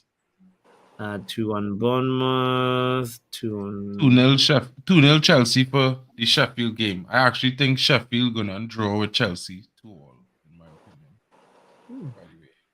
You said Chelsea's gonna draw with Sheffield? Did you hear right? 2-2 I tell you, Sheffield was going to win last week. You didn't believe me. I mean, you did say Spurs were going to lose today, but here we are. Yeah, that is small thing, but they could have lost, right? Because they was defending a lot of goal line chances, right? Coulda. All kind of lucky shin of the knee, of the side of man face.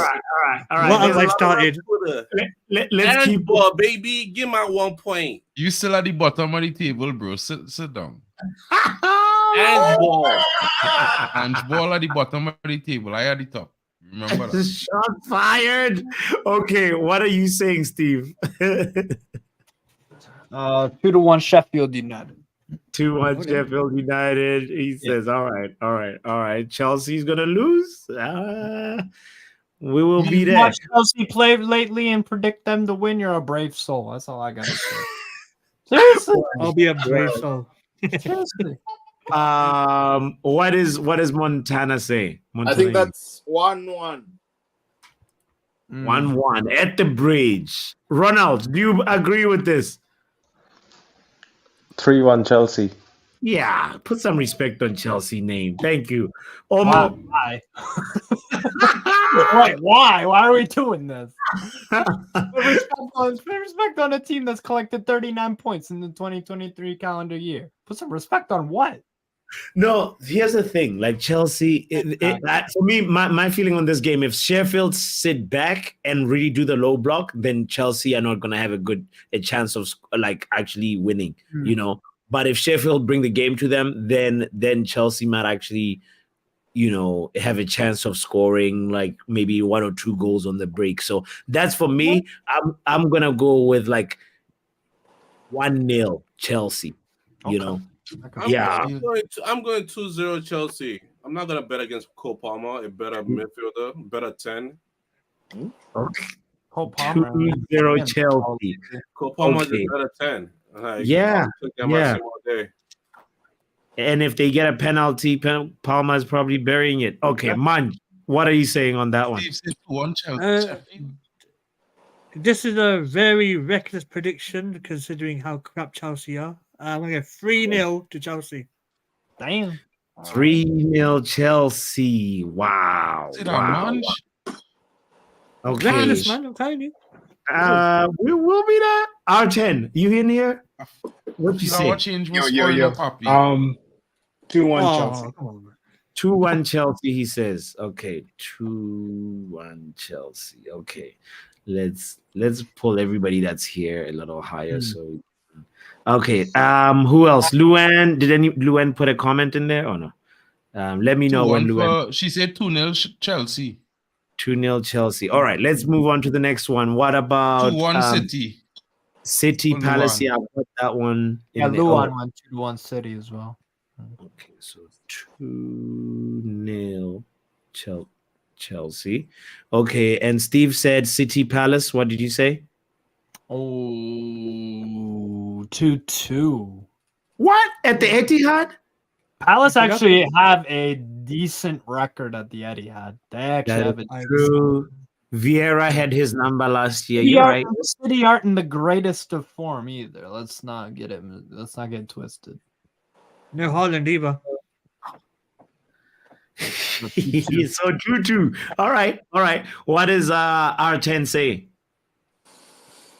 I think City are gonna try not to lose this game. So 2-1. 2-1 City, says R10. Okay, what does Montana say? 2-1 City. 2-1 City. There's a lot of 2. Okay. Ronald, are you also going with 2-1?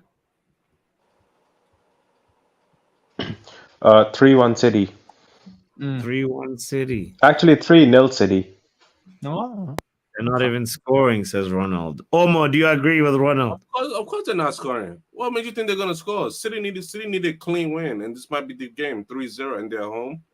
3-0. I feel like wait, is what's his name playing? Is Eze injured? He's injured. Let's double check that. Eze ain't injured. Eze ain't injured. Is he not? I heard the Crystal Palace fans talk about it, but I might be wrong. Oh, okay. All right. If you heard it from them, they know better. Fair enough. They know, yeah, they would know. Well, I already just checked, and ladies and gentlemen, in terms of the injured players, no, they actually have Eze is injured until late December. So yeah, for me, Eze is a game changer for them. Olise is good, but Eze is for me the game changer. So I think they won't score because Eze is not. Eze should have. That's the player you guys should have bought, not Mount. People were saying, "Oh, the homegrown is why they bought Mason Mount." How about why didn't you just go buy Eze? You know, if I had said that, they would crucify me in here. He is 10 times the player Mason Mount. And I said at the beginning, oh my goodness, Mason Mount would not score. And I said at the beginning, Mason Mount would not score more than 2 goals in all comps for Man United. What's happening? Wrong shit. It's not a little tirade, bro. Continue. Come on, Manj. Okay, what are you saying, City Palace? I think Palace will score from a set piece. I'm gonna get 3-1 City. 3-1 City. Mark, do you agree? Where are you at? 4-2 City.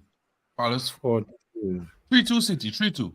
I think Palace go score a goal late. Why should it become 4-2? Okay. Anybody else that I missed out? Everybody in the chat, I got. Probably 4-2. Probably 4-2. This guy. What should be 3-2? What should be 3-2? Yeah, you boy, man's boy. What should be Okay. What should be 4-1?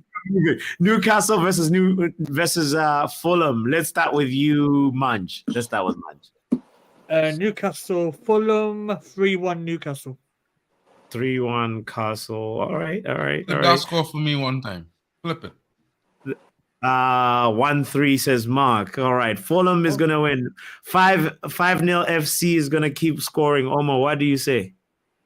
5 near FC only happens when they're home, and they're not home. So I'm going to Newcastle 2-0. So you said 2-0 to Newcastle. 2-0 Newcastle.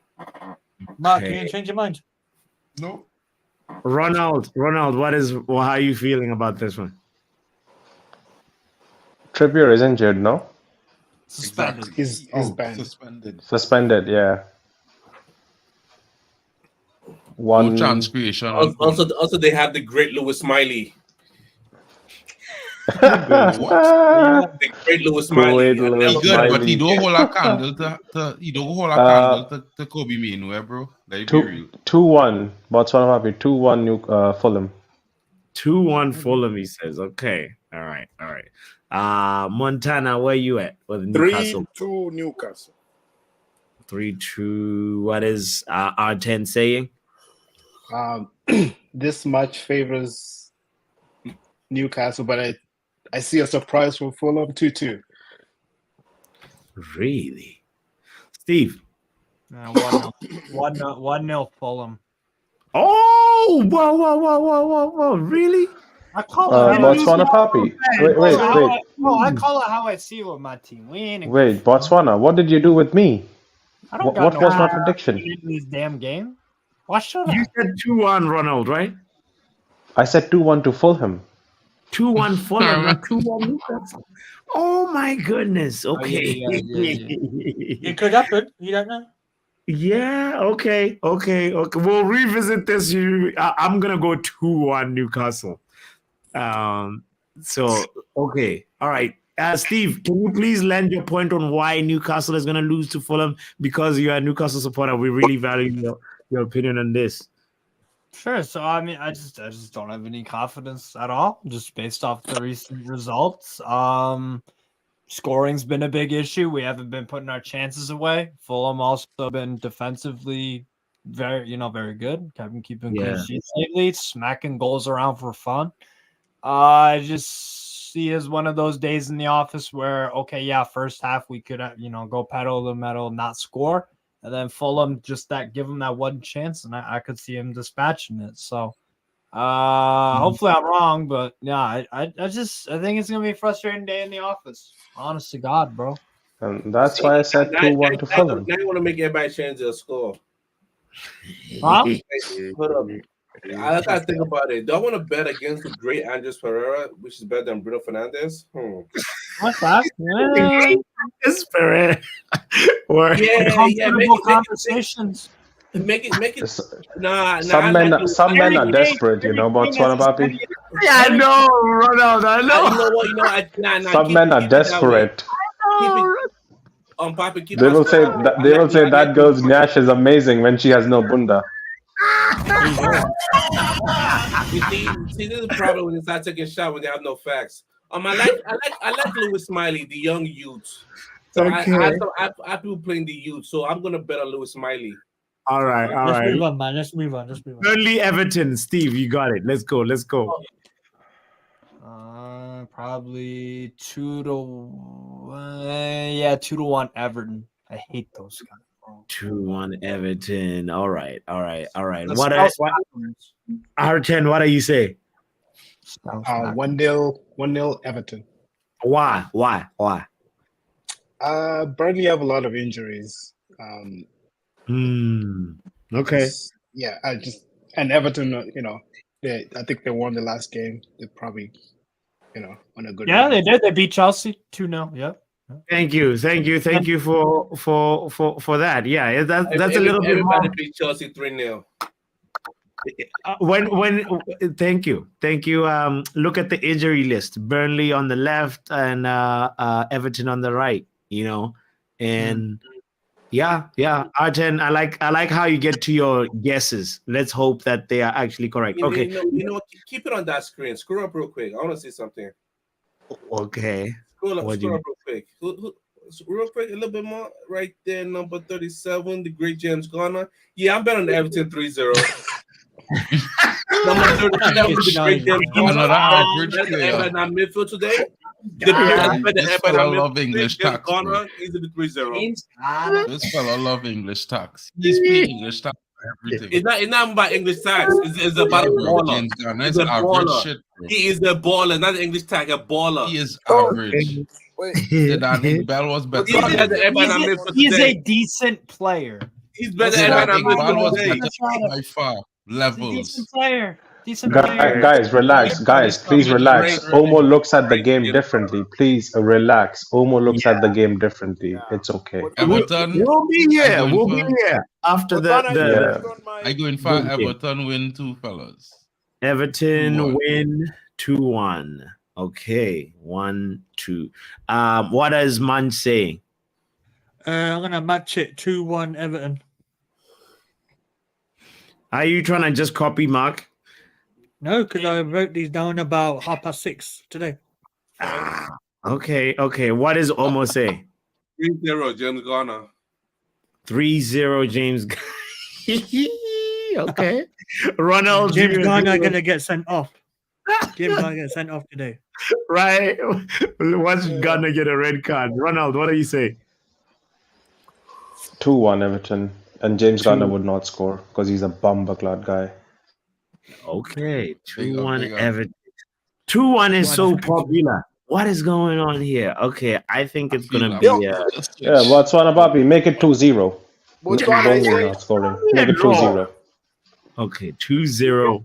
Botswana, you kept the wrong results on me. I didn't say that. Okay. What did you say? 2-1. What do you mean 2-1. 2-1 Burnley? 2-1 Everton. How did I write 3-0? You're half asleep, man. I think you wrote almost score everywhere. I wrote Okay, everybody, please double check to make sure I wrote the right score properly. Luan said 4-2, make that 1 Burnley, 4-1 Burnley. All right. Let's move on to West Ham versus Wolves. Luan says 2 West Ham, Wolves 1. What does Mark say? Wolves 2-1. Wolves 2-1. Okay.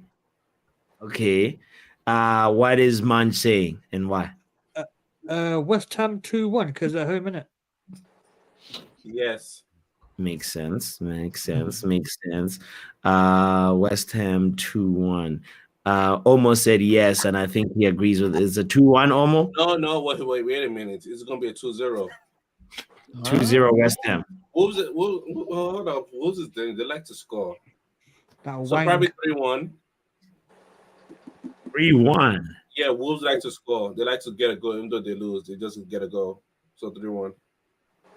My prediction is actually it's gonna be a win for Wolves. It's a 1-0 win. And also my reason is just James Ward-Prowse. James Okay. Ward-Prowse. Better set piece taker than anybody in Manchester United. Better set piece taker than anybody in Manchester United. Average at best. True. Okay. Average at best. 1-1. I'll go 1-1.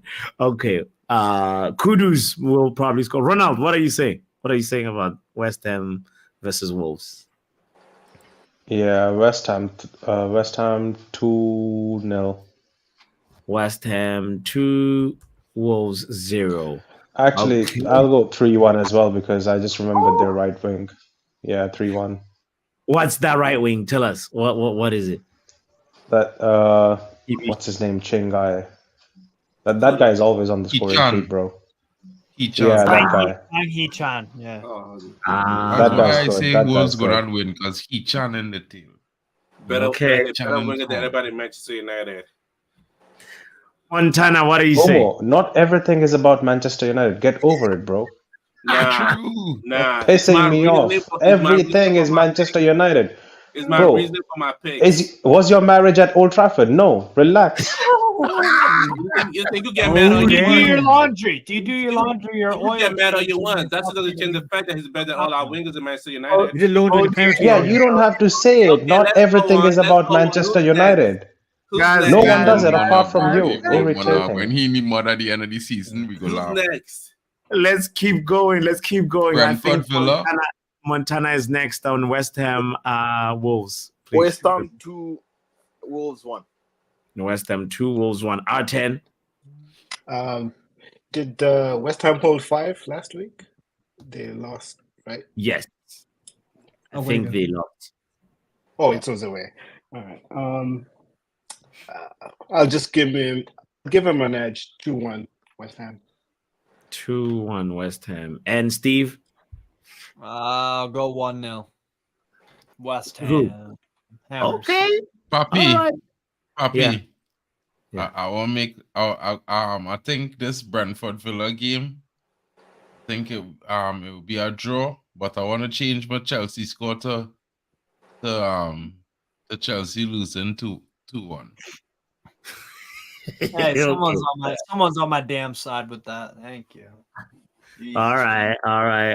Chelsea. It only took 15 minutes. I feel I might change that game before they get the thing done because I somehow feel Chelsea ain't gonna do much. Okay. So Brentford Villa, what did you say was the score, Mark? So that I a draw. A draw. Deuces. 2-2.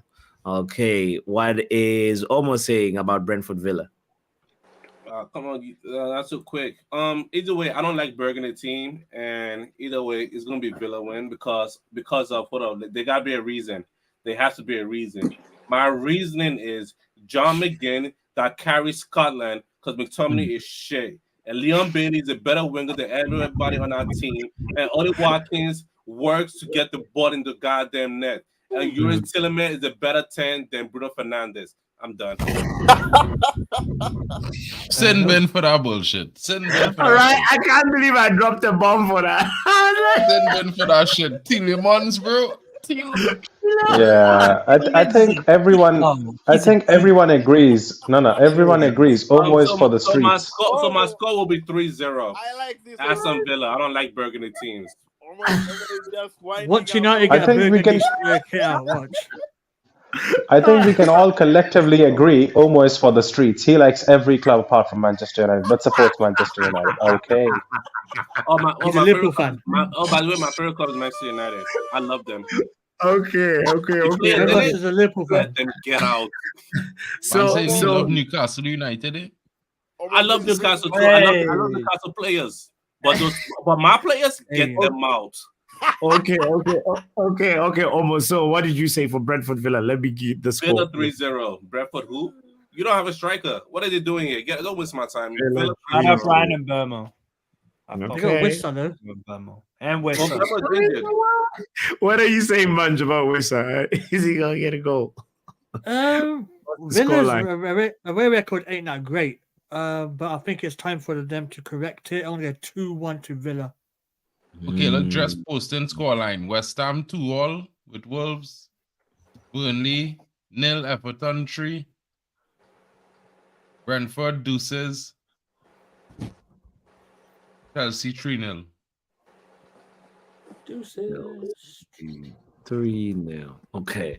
What is Ronald saying about Brentford Villa? Yeah, Villa will win, bro. I'll go 2-0. 2-0 Villa. I'm going with 1-0 Villa. I feel like it's gonna be another squeaky bum. Good Drex performance. say 3-0 City Palace. 3-0 City. Right. 3-0 City. Okay, and then Montana. Villa 1, Brentford 0. All right. R10. 1-0 Villa. 1-0 Villa. There's a lot of 1-0s. Steve, are you going with 1-0 too? No, I'm going 2-1 Brentford. Villa deuces. Look at Brentford's record versus Villa all-time meetings. 4 Brentford wins, 6 draws, 1 Villa win. No, but Brentford do not have an attack. Yeah, they do. And Villa are not good away, so that's the problem. There you go. Them fellas not Steve. Leave them not Steve. I'm looking at the master class of Emery ball. Mbeumo is hurt and Tony is suspended. Wissa cannot do by himself. That's the problem. Watch him score twice. Brentford don't have an attack, but have 5 more goals than Man United in the Premier That's League. good. But Rex. that was before. When did Wissa pick up his injury? Rex said deuces for the Brentford game. Jarvis, there you go. Okay. And hold on. I was looking at Drex's Newcastle Fulham. Emery ball. Bournemouth deuces. Newcastle 3-2. 3-2. Arsenal Brighton 1-1. Brighton going to get smashed up, Luan. I don't know why people rate De Zerbi, De Zerbi holding real goals this season. Where I'm in 10th. He's a mid-table man them this season. All kind of clubs in Europe smacking him up all over the place. It's so funny, right? Because that mid-table team. Wait, which club smacked Brighton? Some club had Brighton 6 this season. 6-1, I think. That was Villa. Wasn't Villa? Yeah. Yeah, Villa away. But in Europe, they have beat Marseille, they have beat Ajax twice. AEK They're good. And they qualified for AEK the Athens beat beat They Brighton drew 2-2 twice. with Liverpool as well. Drew 2-2. Did they beat Marseille? AEK Athens beat Brighton 2 games in a row. At home, No, 2-1 one and game. in One AEK game. 3-1. No. One game. So Villa as away stats is 3 wins, 2 draws, and 3 losses. And Brentford have a very good record versus Villa. Very good record. Okay. Emery ball. I'll risk it. 11 Arsenal games. going on win this game 3-1. I'll risk it. Okay. 2-1. So you said And you know I 3-1, go back Mark? Arsenal. Okay. Yeah, and All you know right, I don't see Arsenal winning anything, but they're gonna beat Brighton real bad because De Zerbi. They just say De Zerbi ball not working right now. R10, what Yeah, Arsenal? deflated. 2-2. Why is it going to be a draw at the Emirates, bro? You sure? I think this is more just me guessing. Okay, all right. Emotional guess is fine too. Happy Steve, already I might score for the last game. Which one? What do you mean the last United, game? you already have my score for that. Yeah, that's the last one. That's the last one I'm gonna put in. We'll get there. We'll get there. We're almost there. One more game. Come on. Okay, let's finish this this Arsenal Brighton. Steve, what do you say? 2-1 Arsenal. 2-1 to the Gunners. Montana, what do you say? I think 2-2. Hey, okay. Ronald, what do you say? 4-2 the Arsenal. The Arsenal. Yeah, they're gonna score. Omo. Arsenal will win because they started most of their main players versus Marcel. Most of their starters. They played versus Marcel.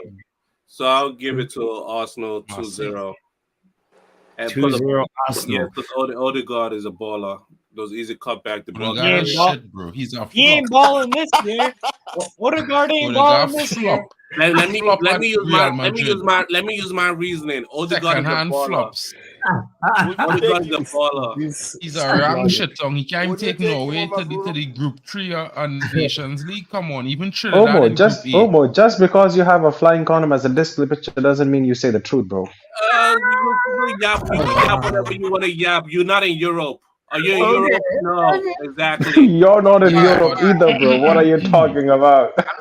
Watch me, right? I'm appreciating You're a prisoner. Norway will You're never a see prisoner. Euros. Norway will never see a I World Cup. could enjoy And some Haaland Arteta ball. And I could Odegaard enjoy will some retire Arteta ball. average players at the end of their career. Never make a World Cup. Average player, yet they beat us. Let me enjoy some Big Arteta players ball. just play on the world stage, Let me bro. enjoy Just some remember Arteta that. ball. Yeah, Some go big drink your players just play on the Cosmopolitan world and cry stage. somewhere else. Let me enjoy some Declan Rice, some rice. Declan Rice is You average can't afford shit. rice. You can't afford rice. Guys. Hold on, guys. Hold on. All right, let's try Botswana and losing again. keep the stream moving. Mark, what's your score prediction for Arsenal Brighton? And you said it, but I didn't. The Arsenal Brighton game? Yeah. I already give it, bro. Oh, you gave it 3-1. Munch, what is it? What is yours, Munch? Arsenal 3, Brighton 1. 3-1. I actually agree with that so much. I was thinking about 3 because Brighton is gonna score, but Arsenal We're at the gonna end. be in the yellow. Are Three you yellows sure in a about row that? there. Bang, bang, bang. Yeah. Yeah. Okay. If Luen and Drex say something in the chat, let me know. Let's go to the big one. R10. We're Rex gonna say start. 2-all. Deuces. I give my score since yesterday, so you should already have my score since yesterday. Says Drex. 2-all to Arsenal Brighton, right? No. Drex, that's for Liverpool United. For Oh, yeah, Arsenal, yeah. he say 3-1. Drex, bro. I know you need points, Drex. I know you need points. Okay. All right. R10, what are you saying? Liverpool versus United. Start us off, bro. 2-1 Liverpool. Get out of here, man. 2-1 United. 2-1 United, Mark, you said? You know our aggregate score in the last game is what? Is a derby. Them thing don't matter. They thought we was going to get smacked 12 when City play we at home, and we beat City 3-1. Okay. What is Munch thinking about Liverpool United? What are you thinking, bro, and why? Liverpool 5-0. Okay. You think we're gonna capitulate again? Mm-hmm. Like that's a surprise. Like that's a shocking. I know. guess. Tell me about it. 5-0. All right. Let's capitulate. Luan say 1-0 Arsenal.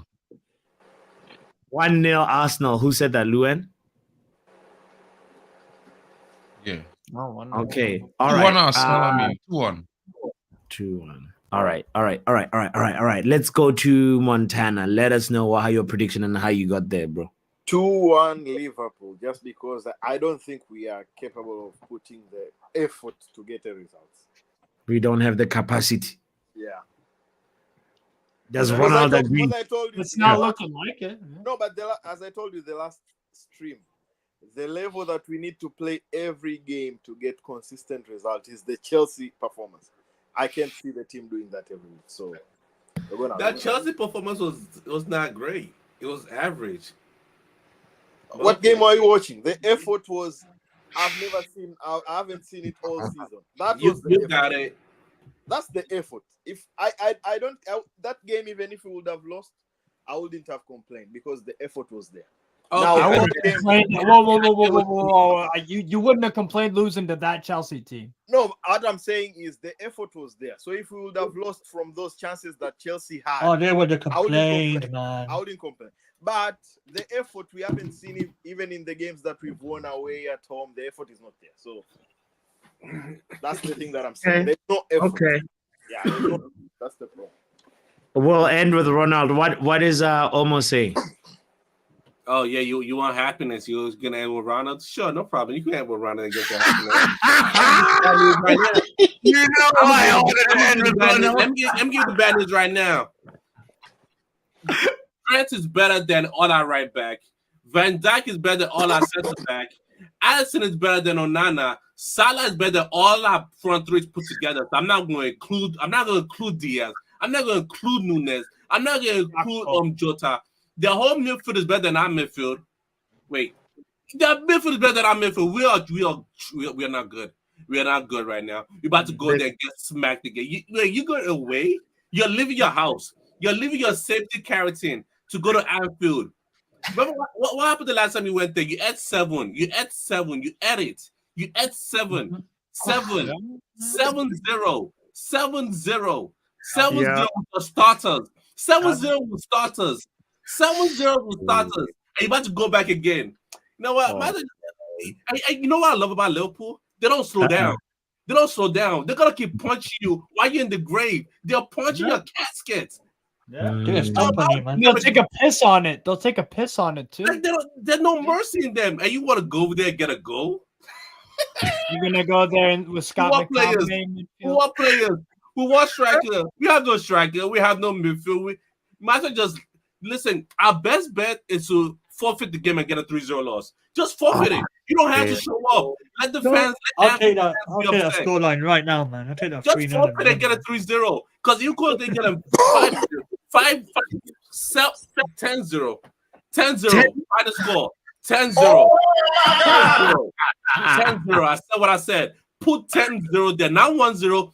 10-0. Thank you very All much. right, so let's say the score happens. What are we all doing? Are we all giving y'all $50 a person if that happens? Bro, I'll give you bro. $50 if that happens. We have to. $50. If All of 10-0 us happens.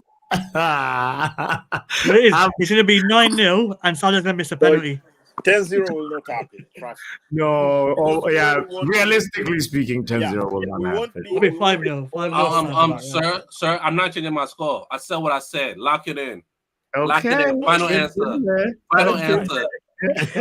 It's in there. All right. Let's go to Steve. Let's go to Steve. What are you saying, Steve? 3-0 Liverpool. I'd be shocked if you had more than 2 shots on target. I'd be shocked. I don't think you'll have more than 2 shots on target. So there you go. Sheesh. Okay. So 3-1 Liverpool. 3-0. 3-0. Yeah. Yeah, Okay. See, that's a cute score. You know, it's cute. Because I don't think it's gonna be 10, but I don't think it's gonna be 1. I think when you have Darwin Nunez, I like Nunez, right? But when you have Nunez in your team, you gotta subtract -2 immediately. Not today. Today's a special day. Today is a special day. Sunday could be special. Yeah. Could be for that. All right. Ronald, I went with 0 Liverpool. We're gonna have a clean sheet and score 1 goal. What are you going with, bro? Oh damn! I'll give you $50 if you keep a clean sheet. I'm the only one with a clean sheet. 1,000%. Clean sheet. 1,000%. Clean sheet with Onana and Trent Alexander just shoot from outside. You know, just shoot from outside the box now, right? How many expected long shots are we? Somebody mentioned it earlier in the conversation that Trent Alexander-Arnold is going to be. I did. Well, no, exactly. How many expected? He'll be like little fucking John. Shot. It would be. No, Steve, I hope you're wrong. Ronald, take us home, bro. What are you saying? Bro, I think it's 3-2 United. Oh damn. 3-0 United. Nah, 3-2. 3-2. 3-2. Okay, that's more realistic. If United win, I'll give. Who's predicting 3-2 Man United? How many people? Or how many people are picking Man United wins? Ronald, I'll give you 25, Ronald, if you win. I'll give you I'll give you 25. Donated, bro. Donated. And Mark. Super chat. Yeah.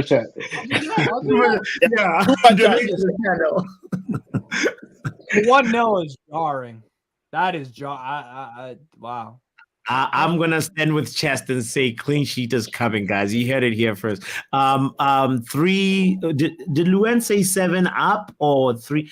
Can you clarify your score, Luen, so that I put it in and then we shut up shop because I am not. Yes, I am not British.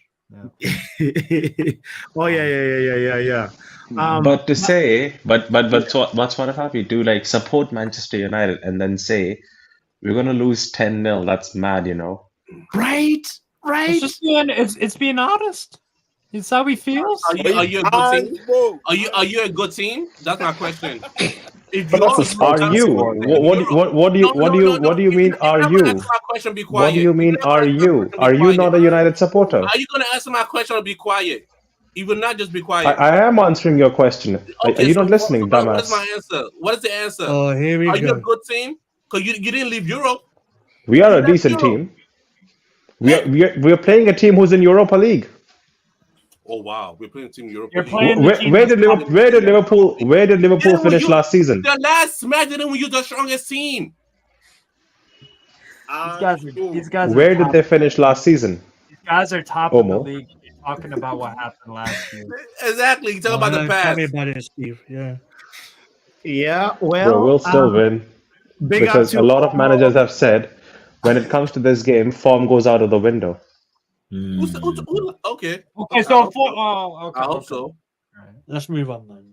Nah, don't hope, bro. Don't hope.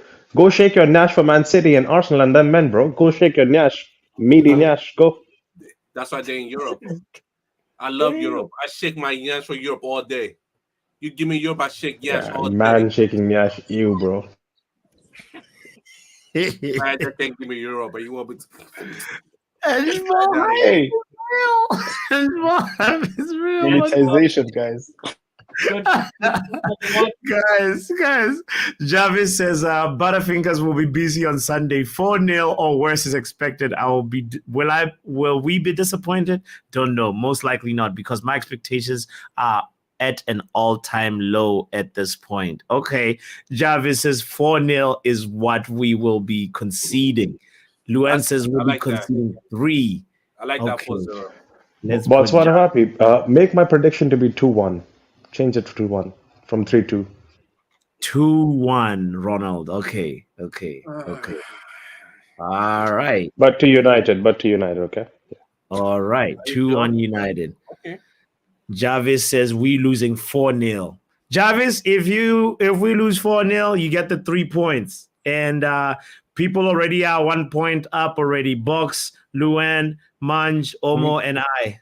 We put in our prediction for today's game, Nottingham versus Newcastle versus Spurs, and it ended 2-0 Spurs. So we got at least the outcome correct. So Papi, I'll give you another prediction after the lineup. But that just for this one sticks. This one stays. The one after the lineup will be Jarvis different. said 4-0. Jarvis says we're losing 4-0. Yeah. Yes, but you said 4-0 to United. Oh, thank you for I'm tired. It's been a long stream, guys. It's been a Lord of the Rings stream. Yo. So yes, Luan, that's the prediction. And Jarvis, if you want to give me your predictions for the other games too, please go ahead, brother. I will put them in. You can put them in a comment or send them to me, whatever. Guys, what a marathon of a stream. 3 hours, 35 minutes, pretty much. Yeah. I don't know. Happy hours. Steve, this was not the intention, bro. When I invited you, I was hoping it's gonna be 1 hour, 30 minutes. You know. So good. But I had a fun time. But yes, such a pleasure to have you. Such a pleasure to have you here. R10 as always, Ronald as always, Manj, Omo, Mark. Guys, Lil Yo, we gotta say Lil Yo, congratulations to you for winning. Big up, everyone. Yeah. Papi, did you add the points for today's game when the week is over? Can you stop crying? At the end of the week, at the end of the match day 17. Yeah. Can this old man stop crying? He's always crying. Omo wants to take a sneak peek at the table again. He wants to climb up. Look. Man's not climbing anywhere. Man's at the bottom. He's like, add my 1 point so I can catch up with Mark. Mark, you're talking and you're muted, bro. I see you're talking. I can't even hear you. Bro, shameless. I am shameless. I'm just shaking his Nash for everything, and he below me on every table. UCL. Listen. I could have added. I could have below me as well. Fought for my 1 point. So far, you have 1 point over from that 1 point. Don't worry yourself. That 1 point, you will stay on that 1 point this entire game week, bro. You understand? All right. You know what? I'm gonna get 3 points for the Liverpool match. Jarvis says it's not flip-flopping. 2-0 Liverpool. Okay, all right, cool. There we go. All right. When United win on Sunday, I will be here. Papi, you know I show up and take my licks like a man. But yes. This weekend, yeah. When the bookie run start and it flip on Liverpool, I will be here. Let me go bet money. Mark, you and I are the only ones who've bet that. Do you know that? Bro, you, me, and Botswana. Yeah, you, me, and Bots. We're the only ones. Because I watching Liverpool whole season and I watching United, bro. And I'm being real honest. Yeah, Liverpool in good form, but their defense real susceptible. Van Dijk giving away red cards this season just as much as Bissouma and Romero. And let me tell you something. Højlund against Van Dijk. You just hope Van Dijk stay on the field for the first half. That's what I had. I don't think you're directing Hoyland, bro. Hoyland in that Bayern game was playing left fucking wing and was Forget getting Hoyland, fucking. bro. It Listen, was forget the Bayern goofball. game. It In the was first Bayern game, Hoyland scored double, right? no. I'm talking about the one now. Hoyland had I'm talking about more the one goals now. than any two players you combine on your team in the Champions League. So maybe he didn't do well in some games. He's a young striker. He will have up No, I'm games, not he will have criticizing down him. games, I'm and saying he'll have that's on games the. in I'm saying between. I'm saying that's on your manager for. No. That was. I don't think that was on the manager. I think that the game was tactical. The 1-0 Bayern loss the other day, Yeah. like a few days ago. Hoyland was receiving the ball in terrible positions on the left where he would just get doubled up on it and just get dispossessed. I'm not saying I think that's that on was him. based on what's happening with the Bayern defense. I think the tactical game between the two managers, I think they study Hoyland and they push Hoyland more left, more to his left than anything than through the middle. Because if you let Hoyland through the middle, he's dangerous. So they build the defense around putting him off. I don't think your team set up well to create for him either. No, well, okay, well, I'm not saying. Listen, I'm not saying that United in the best form or in the best situations, right? But what I'm saying is, from watching football, watching Liverpool all season, the defense they have a lot of weaknesses, and their weaknesses is United strengths. So even if United terrible, in a way, playing against the Liverpool defense But Mark, is a positive. what are Liverpool weaknesses? Like, as per you, what are the Liverpool Trent weaknesses? Alexander is terrible at defending, and he loves to but then bomb I forward. told you he can take a And long either shot, wing and he playing Onana is on, not but- saving that. Huh? Okay, well, possibly not. But what I'm saying is that's if he get his shot off, because Trent is Who's one of the stopping him? players who lose the McTominay. ball the most this season in the Premier League. Trent has lost the ball the most this season in the Premier League, and Van Dijk, right? So if you're watching football, watch it fairly. Liverpool defense concede the most turnovers in the league this season.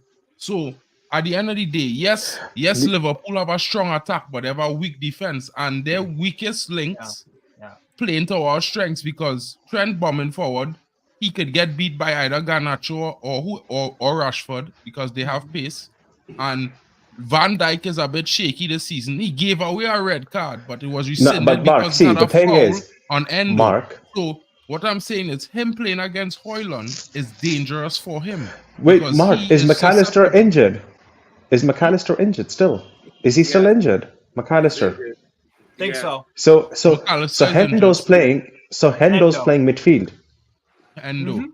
That old guy is not doing anything, bro. That old man is getting spun tomorrow. He ain't doing nothing, bro. It's gonna be slow but like Trent in that Curtis Jones. Nah, Szoboszlai is gonna cover for Trent. If Trent has to go out, Szoboszlai has to cover for him. That's how they play. They also have Gravenberch, so yeah. Yeah. Anyway, You can't play everyone in the midfield, all I'm can you? saying is this. I was just saying that the defense, when I focus on Trent, who's the starting right back, and I focus on the starting centre back and captain Van Dijk, and I was just saying that. And now, if United was to be on the game, the strikers, because Garnacho was on his form a few games back. The last 3 games, he's been off it. If he happened to have a great game tomorrow on Sunday, and let's just say Hoyland on it on Sunday, then Liverpool could be in trouble. I'm not saying that they're not. We have to defend very Mark, well. if Garnacho's having a good game, if Garnacho's having a good game and Hoyland's having a good game, where's Rashford? On the bench where he's supposed to be. Yeah. Wow, you're benching Rashford for Liverpool. I'm benching Rashford because he's garbage. He hasn't done anything for how many games this season? 19? Why would you start a player who has in 19 games this season played rubbish, absolute rubbish? The worst player on the field every So single he game. has not done anything for 19. So has Hoyland not done anything for 19. Hoyland has 5 goals and is the top scorer in the group stage In the of the Champions League, buddy. where we are not so we're anymore. talking So about let's both stop talking Champions about League that. So and let's both stop Premier talking League, about right? something we're not in Hoyland is a anymore, striker. Mark. Rashford is a senior player, 10 years in the team. He have a different Let's come back to responsibility Premier Hoyland. League. Don't Let's come compare the back to two. Premier You're League. conflating things, bro. You're conflating things, Ronald. A senior player has a different responsibility than a new player. And while Hoyland may not have scored much goals. He's brand new to the Premier League and he's young, 20 years old. Rashford is 26 this year. He was 26 Yeah, he's not this year. 27. Yeah, he's Right? 26. He's 26 and he's Mhm. played for Manchester United for 9 seasons. He's a leader, a senior 8, no? figure. 9. 9. This is He his started at 9th season. 17. He is the second most senior player in the squad after Luke Shaw. No one else Okay, more Luke senior Shaw's than the first, two of those yeah. players. Right? So Both we're are, talking both about are a not player captain material. who has done it for years. He knows what he should be doing, and he's not doing it. 19 games What is if he way does too tomorrow? long, bro. Huh? What if he does tomorrow? What if he does tomorrow? I don't live on hope and dreams. Right? I just live on reality. You don't live on hope on... Oh, bro, you're a 19 United fan. You games, should live on that. 19 games, bro, is hoping. You see, this is the reason why United in this situation, because there are fans like you that will hope every other year Wait, for what? Rashford Who to are be fans good. like me? Whoa, stop No, bro, attacking. Hello. you're hoping for Rashford to be good tomorrow. He hasn't been good for No, 19 I just said, games. what if? I'm not What saying I'm if? hoping. Well, I just saying, for the 19 games this season, every single I thought game you he has might be played, starting him on the right. I just asked bro, you I that don't question because start I him thought you might nowhere. start him on the Start him right. off the bench. He could start off the So bench, and that's who's playing perfectly right? fine. Anthony. Anthony's played better than him in the last 3 games than Rashford played all season. The goal he have is a I gift. agree. I don't know why you think I disagree, but okay.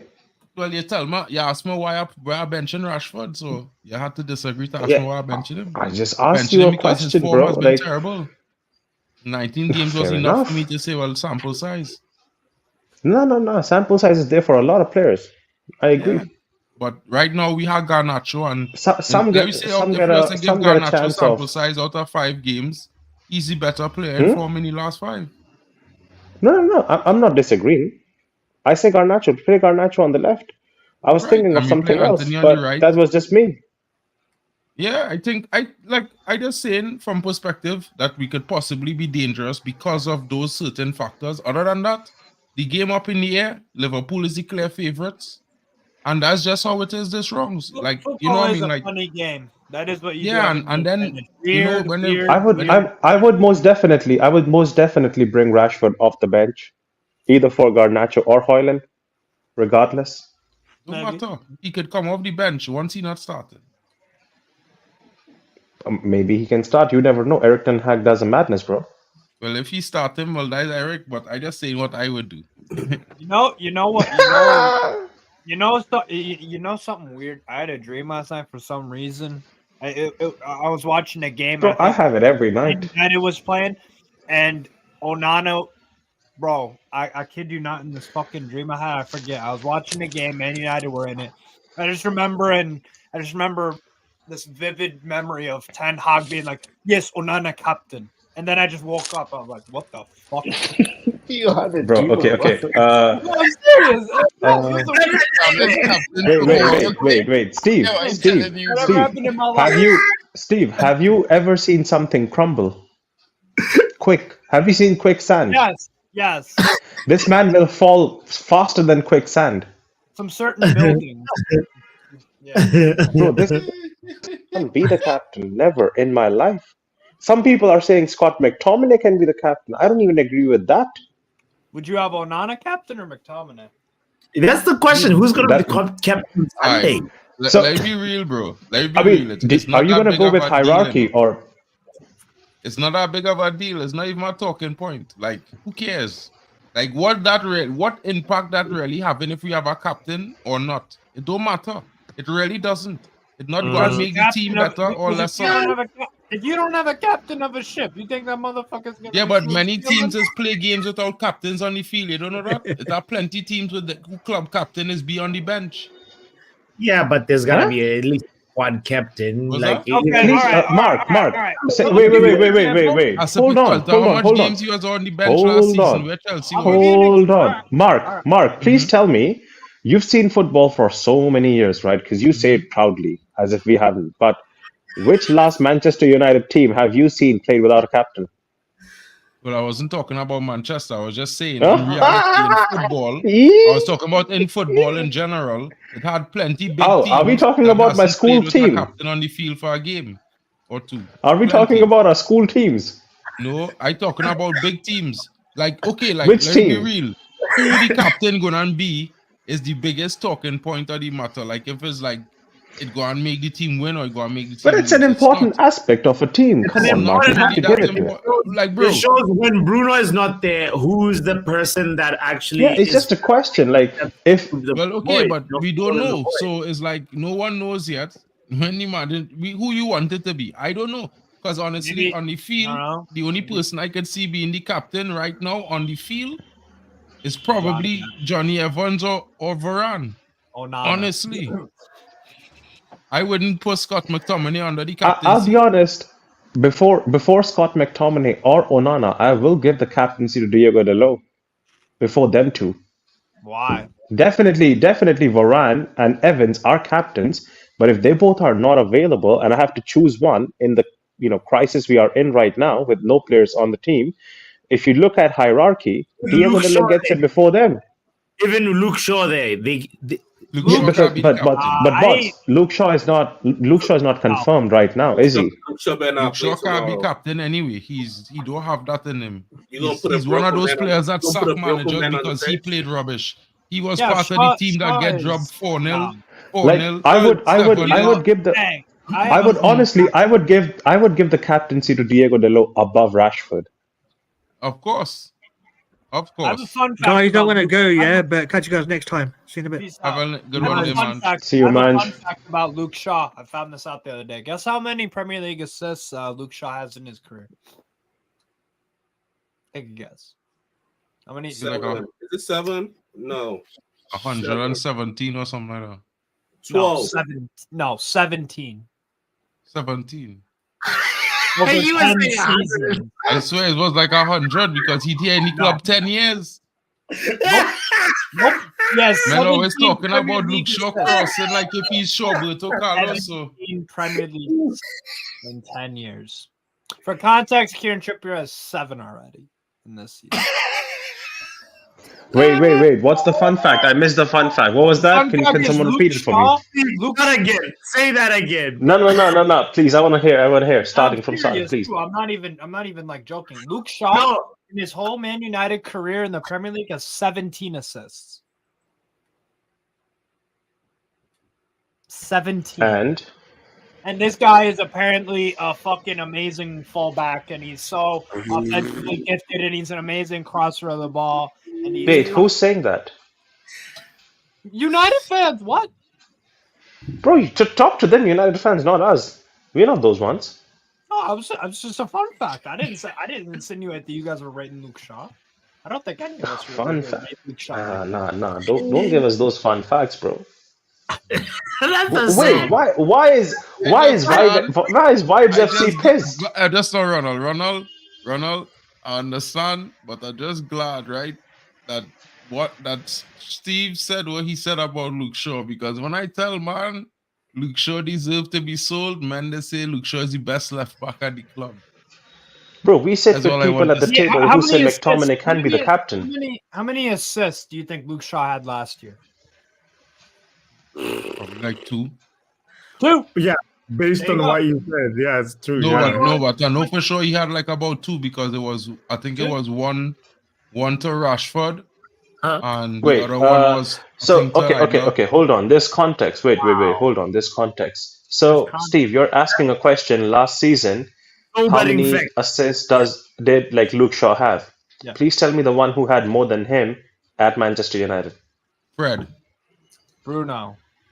Is he a left back? Come on, guys. Are you listening to the What do question? you mean he's a left back? What are you talking? Fullbacks are. Bro, I'm asking you a left back who has given more assists than Shaw. And you're saying Bruno and Fred. Dalot had Are they more left assists backs? than Shaw I'm last sorry. season. I'm sorry. No, I misunderstood your question. Dalot had more assists than Shaw last season. Oh, Jesus, bro. He just started playing left back this season. Mark, what are you doing, bro? Oh, you want a specific left back? Okay, cool. Left back. I asked you a left back. I bet Andy Robertson had more than 2 assists last season. I think that's it.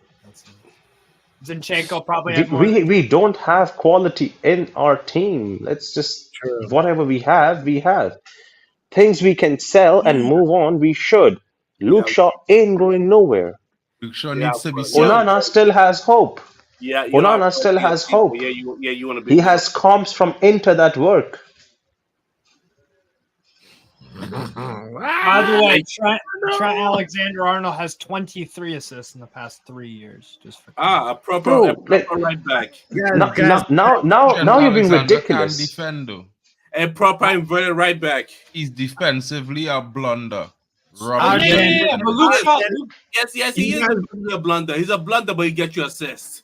Yeah, we want a defender who can defend and get assists. Like Wan-Bissaka have more assists than Luke Shaw had last season already. This season. I like Wan-Bissaka shout. I like that shot. Now we talk. Dalot as well. Dalot has more assists than Luke Shaw last season. Now I'll be honest. Whenever this fan base, I've noticed whenever this fan base starts giving our players ridiculous names for Manchester, whoever plays manages for whenever this fan base starts giving them weird names, that player just dies out in performance. Roberto Carlos. What was Harry Maguire? Harry Beckenbauer, Den Heisenberg, Anthony Neymar. Bro, they start dying. Stop doing that, people. Anthony Neymar. I never heard guys, that one. Thanks for having me, guys. But I have to go right now. Hope Mark. you guys enjoy the rest of the stream. Big up football. Mark quickly remembered he has a life. Ronald Wolmo. I'll see you, Mark. Building R10. You know it is. Big up, bro. Shit. But R10 had a point about Luke Shaw. Like we were harsh on Luke Shaw, rightfully so, but he missed a long time through injury. We have to remember that. Bro, you have to also You have to also at the same time understand Ronaldo had one injury.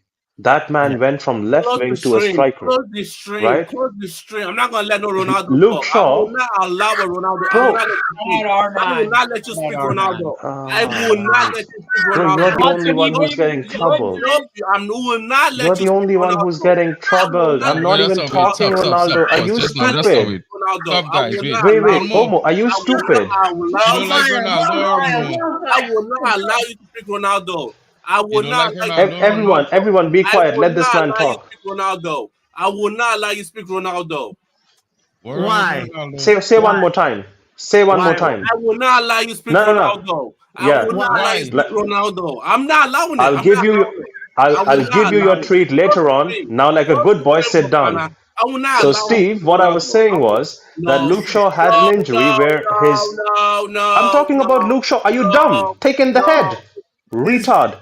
Calm down, the two of y'all. Calm down. No, but man's not listening. I said Luke Shaw. I moved on. Yeah. I'm just saying Luke Shaw had an injury with his leg that some people could not even recover from it, bro. This man still recovered and came back, and he did not change his position or style of play. He still plays the same thing. Is he a tiny bit slower? Yes. And I agree, he's tiny bit slower, but that's not what we're saying about Luke Shaw, bro. We're just saying that, like that, basically, he's not really there in his performances. Like, if you look at Luke Shaw performances over last season, some of the worst defeats start with mistakes from Luke Shaw at the back. Especially the game against Liverpool, like ball watching. Sometimes he's literally watching defenders score goals. Mark, when someone attacks him, he actually takes a step back instead of going towards them. If you notice, even Saka, Saka also troubles him a lot. Maybe maybe it's time to change him. It's just that's just what it is. And We so just no signed one him is for 5 attacking years. nobody, but No like changing. this is just my belief, right, bro? Unless like you are a world-class player like Ronaldo, you don't need to spend 10 years. Don't say that name. Don't say that name. Right? So if I it's not have that a kind of man cry me a level, river. 10 years is 5 years is your limit at a club. 5 years should be. Yeah, it's just like Messi got injured, did not change his style of play. Like he still played the game like he did, right? Yeah. I'm not comparing the two, but I'm just saying like injuries. Sometimes, like, do you remember that guy who was playing for? I think he was playing for Everton, and Son tackled him, and that guy lost. I think his left leg. I guess. Leighton Baines? No, not Baines, not Baines. The young one who actually got injured because of Son's tackle, and I haven't heard of him till now. He had pretty much had the same injury as Luke Shaw, I guess.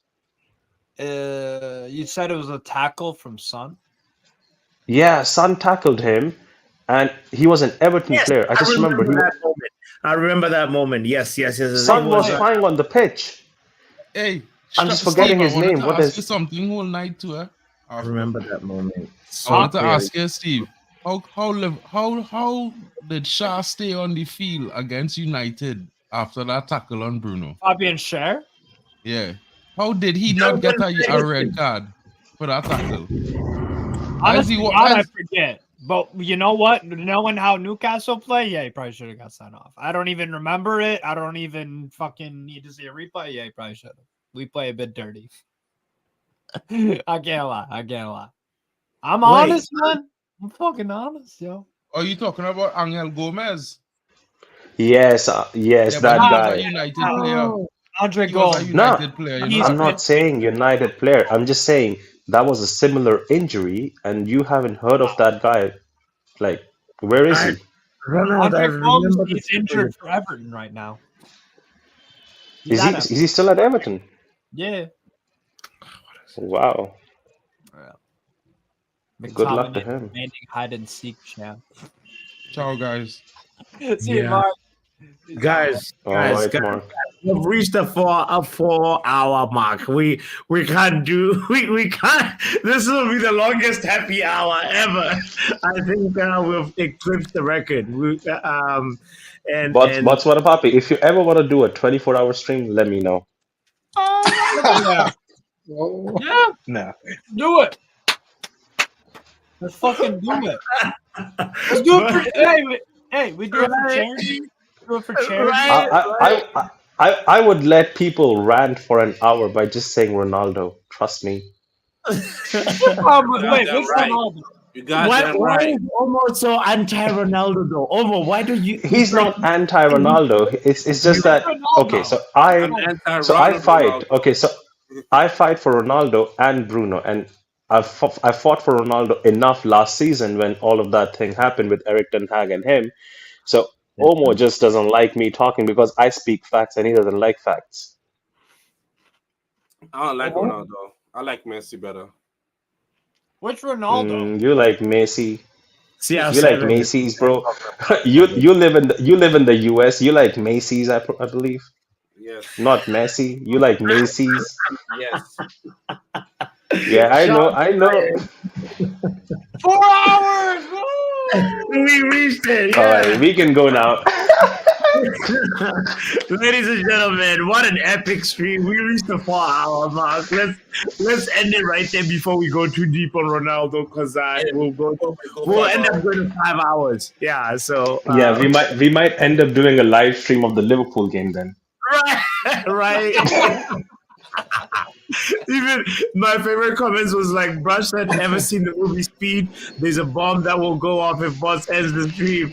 If you pay attention, you can see Boss blink help in Morse code.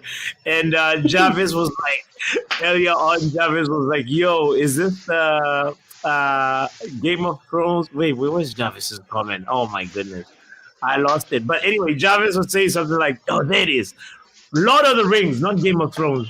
This stream is like Lord of the Rings 1, 2, and 3 marathon stream, Peter Jackson style. My goodness, wow, yeah, guys, what a fun therapy session. Luen went to bed, woke up, and we were still here, guys. If you haven't hit the like button, I don't know what you're doing with your life. You'll never hit the like button ever. You'll never do something positive or nice. Like Luke Shaw. Right, you end up like Luke Shaw. Oh my God. I liked it from my main account and my burner account. Right? Oh Lord, Jarvis played the quiz with us, went and did a 2-hour stream with Legend and came back. Oh Lord. Our 10. Ronald, Steve, Omo, the last one standing, the champions. Yo, big up yourselves, man. For real. Big up, everyone. Big up, Steve. Nice to meet you, man. Big up, everyone. Absolutely. Big up, Steve. Absolutely. Yeah, man. Steve, you're a champion, bro. To come here, this is your debut on this channel, and you come through and put in a 4-hour performance, bro. I've been Respect. streaming since 12 o'clock today. So. Oh, respect. Yo, guys, you gotta support Steve's channel. Please plug it, Yeah, bro. what's your channel? Strasbourg, Steve. I'm doing Valencia, Barcelona watch along tomorrow. So. Come on. That's my bro. That's how it's spelled right there. Look at the name, Strasbourg Steve. Go support him. He also is not just Newcastle content. He also like supports other teams and many. Bro, yeah, Okay, yeah, good. guys. Follow somebody that watch. Next time you might watch me somebody cooking that watch as well. other games, except for the Premier League alone. About time, Right? I cover a lot of leagues, bro. I like watching Yes. it all. Fuck yeah. Yes. Yo, one more time, big up, one love, Omo. You'll find him here, Ronald. You'll find him here, R10 as well, and everybody else that was part of this epic long conversation therapy session. We appreciate you so much. Luan, you're a champ. Jarvis, you're a champ for coming back too. And Vibes, and also Lil Yo-Yo, you the true champ for winning today's quiz. Big up to Yo-Yo! Oh, we out of here. Ladies and gentlemen, don't forget to hit the like button one more time. We appreciate you. Yo. What a stream. What's his name? I want to say to my boy Mark. Tomorrow, on Sunday, we're definitely gonna give Liverpool a game of their lives. I think I really go back to how we started the show and say, listen to both managers' press conferences, and I think something positive is gonna happen tomorrow. Oh, on Sunday, our season starts. Now.